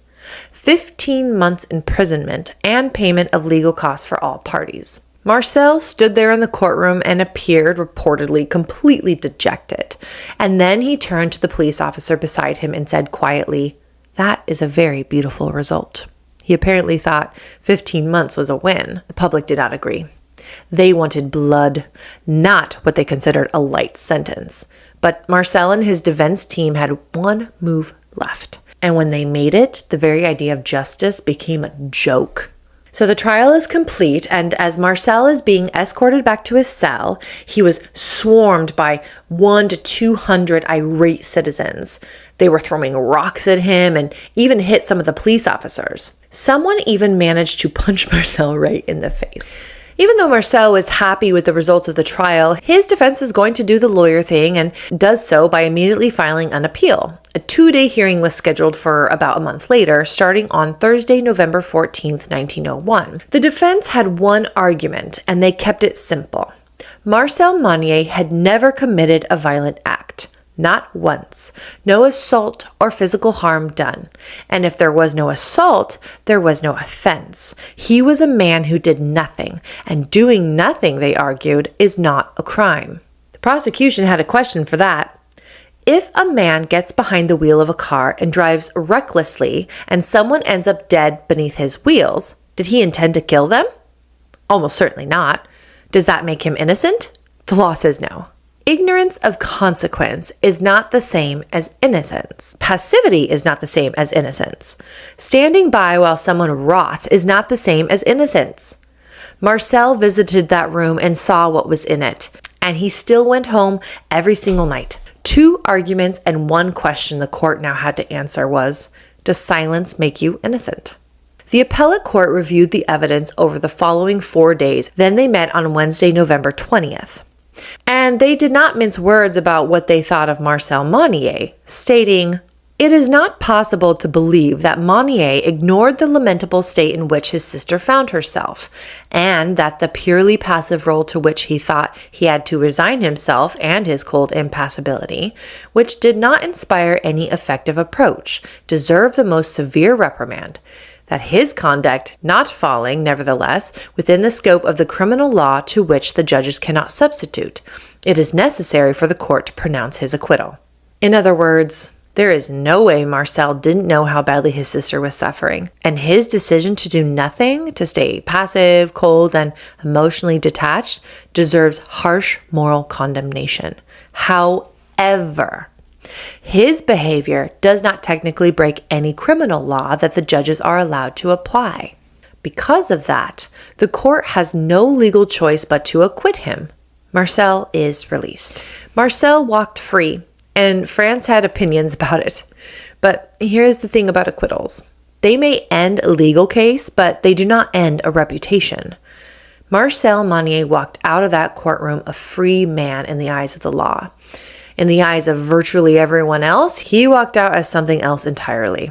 Citizens stamped Marcel as being morally suspect forever, the kind of man you cross the street to avoid, the kind of name that gets lowered when it's spoken. But the newspapers split cleanly down the middle.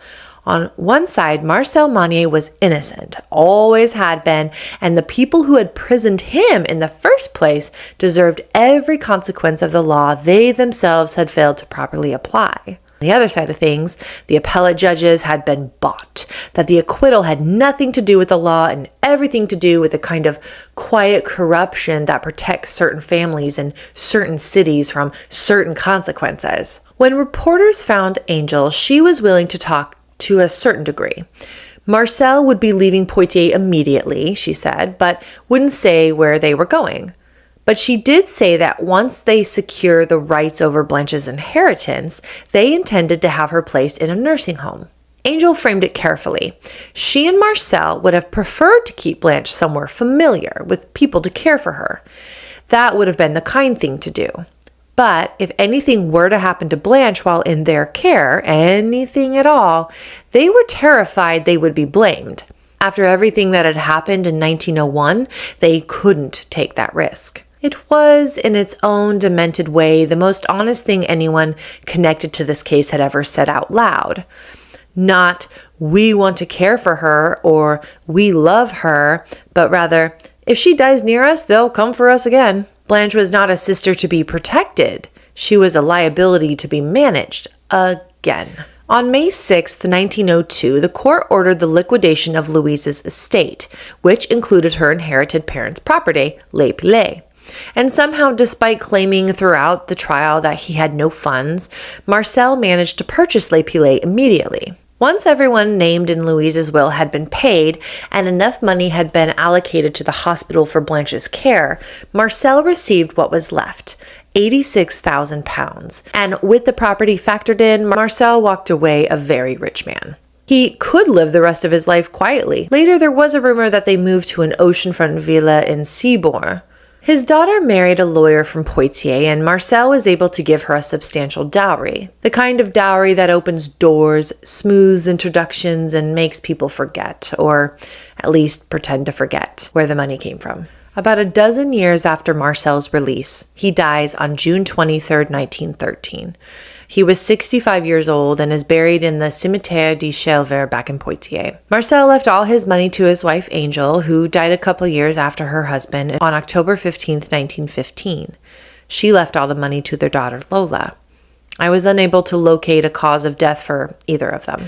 Blanche spent her time at the hospital while the trial, appeal, estate, and the money was sorted out by the people who had failed her. Her file described her condition simply. Blanche Monnier is suffering from childhood melancholy and obsessive delirium, requiring her to be sent to a specialist hospital. On June 11, 1902, she was transported to the Loir-et-Cher Department Asylum in Blois and placed in the Hospice Lunière, the section reserved for paying patients. Because even in an asylum, there were tier systems. Pay more, get more. Better rooms, more attentive care, a higher standard of existence. The same logic that gives you a private hospital room over a ward bed. But money, as it turns out, has never been a guaranteed shield against mistreatment. This asylum's very first director, Dr. Billard, had grown the institution from 77 patients to 413 patients in just 3 years. But it unfortunately was not out of compassion, but rather out of financial ambition. More admissions equaled more revenue, and the patients paid the price for it. After being found for mistreatment, he was eventually dismissed, thank goodness. Different building, different century, different person, but the same calculus. Someone in a position of power over people who cannot protect themselves, choosing profit over their welfare. We keep telling this story because we keep living it. There is something in human nature that, when given unchecked power over the vulnerable, will find a way to exploit it. History is full of these chapters. Louise Monnier was not an anomaly. She was a pattern. Money hadn't protected Blanche at home. Quite the opposite. It was Louise's greed that had put her in the attic in the first place. The inheritance, the will, the power of attorney, every financial move Louise made was another lock on that door. Blanche had grown up wealthy, and it had nearly killed her. Fortunately, what awaited for Blanche in Blois was different. Nothing in the record suggested she was treated with anything other than basic care and kindness during the 11.5 years she lived there. After the attic, the filth, the darkness, the isolation, and the cold, she was, in the very least, simply looked after. It's a low bar, but after 25 years, it was everything. 2 days after she arrived in Blois, her doctors wrote, suffering from chronic mania with inconsistency in words, loquacity and childish acts, deteriorated physical health, considerable weight loss. Blanche had survived the attic, but the attic had not left her. About 5 years later, in 1907, Blanche was moved to the newly built hospice, a wing specifically constructed for patients with epilepsy, intellectual disabilities, and chronic illness. She would spend 11.5 years there. Her mental state never improved beyond what it had been in that first year at the hospital, though. She would spend the rest of her life there. The woman who had once been the most admired socialite in Poitiers died of pneumonia on October 13th, 1913 at 64 years old, 4 months after her brother Marcel. She outlived him. She outlived all of them. And in what may be the final quiet act of defiance in this entire story, whether deliberate or simply an honest administrative error, Blanche was not buried where Louise's will had dictated. She was buried in the cemetery Boisville, Rue Pierre du Roncesbois, Section G, Plot 187. Louise had controlled everything, where Blanche lived, what she ate, and whether or not she saw daylight. But in the end, try as she might beyond the grave, she couldn't control where her daughter was buried. The world Blanche lived in had no legal obligation to help her. This was not an accident. It was by design, and it took Blanche's story and stories like hers to change it. The potassium bromide that Louise used to sedate and control her daughter was already being phased out by the time Blanche died. In 1912, phenobarbital was introduced as a treatment for epilepsy, proving more effective and significantly safer. Potassium bromide gradually disappeared from human medicine entirely. Today, it's still used, but almost exclusively in veterinary practice for epilepsy in dogs. The substance Louise Monnier used to chemically dismantle her daughter's mind is now considered inappropriate for human use. The law did not stop this damaging drug. Science did. In 1941, France introduced what became known as non-assistance à personne en danger, a duty to rescue. For the first time, failing to help a person in danger when you could do so without risk to yourself became a criminal act. The law is unambiguous. Article 223-6 of the French Penal Code states that anyone who willfully abstains from preventing harm to another person or willfully fails to offer assistance to a person in danger faces 5 years imprisonment and a fine of 75,000 euro. Think about what that law would have meant for Blanche. The health inspector who ran away at first sign of trouble. The neighbors who heard screaming and closed their windows. Marie Fazy, who saw it with her very eyes, just disappeared in her bottles of wine. Under this new law, they would not have been bystanders. They would have been criminals. The very silence that Foucault identified as power's most effective weapon was finally made illegal. You could no longer look away and call it none of your business. Inaction was now an action. Silence now had consequences. It came 40 years too late for Blanche, but it came. Progress, when it does come, has a way of quietly passing judgment on the past. But here is what Foucault would want us to sit with. These reforms, the duty to rescue, safer medicines, the legal protections, they are still systems. And systems, as Foucault spent his life reminding us, are only as good as the people operating within them. The law in 1941 created a legal obligation, but laws require enforcement. Enforcement requires someone to act, and someone acting requires exactly what saved Blanche in the first place. One person deciding that what they know is too important to stay silent about. The letter came before the law. It always does. Real change in legal reform, societal shift, and new protections never actually comes first. It's always preceded by someone, usually an ordinary person with no institutional power, who sees something wrong and refuses to stay silent about it. And who did refuse to stay silent and send that letter? We will never really know, but there are some obvious theories. Some have theorized that Marcel sent it. And look, Marcel knew his mother was dying. And with Louise on her deathbed, why act now? Why not just wait her out and deal with the fallout later? But that aside, in my opinion, Marcel was too much of a coward to have written it. He had spent decades doing absolutely nothing. It just doesn't track in my book. Then there are the maids. Dozens came and went over the decades, and we saw how most of them handled it. They didn't. Even Marie Fazy, perhaps the most loyal and caring person Blanche ever had, stayed quiet as far as we know. Eugenie and Juliette did try. They called Modeste and they looked for indirect ways to get help, but it just seems like they just couldn't quite push past the final wall. Close, but not quite there. and passersby.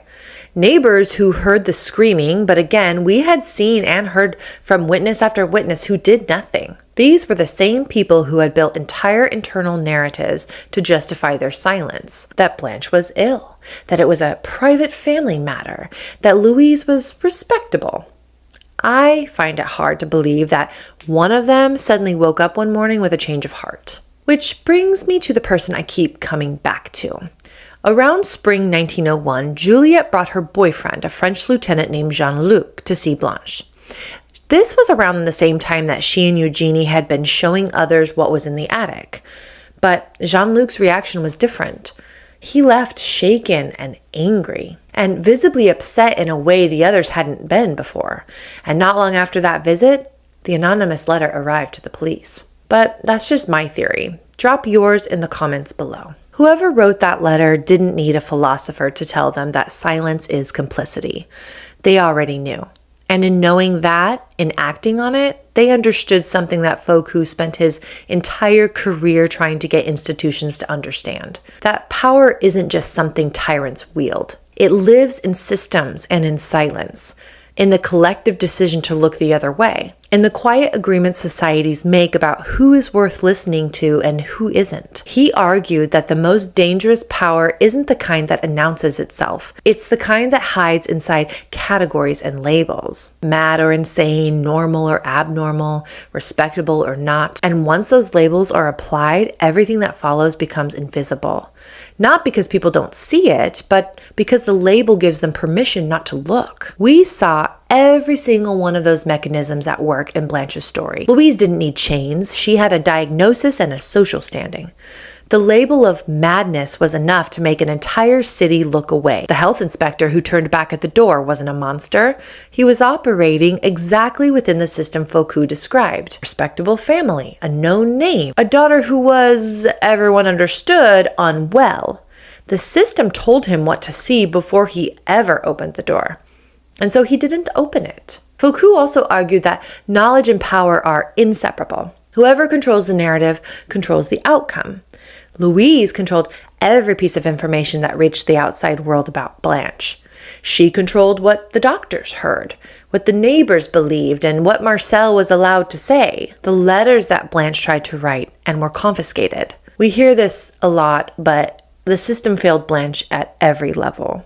The law, the church, the medical establishment, the neighbors, the police who returned her when she escaped. Every institution Foucault would have predicted would fail her, did. But what Blanche's story adds to Foucault's framework is something he perhaps underestimated: the power of the individual witness. What saved Blanche wasn't a system, it was a single person. Someone, somewhere, decided to put a different version of the story into the world, a pushback of the narrative.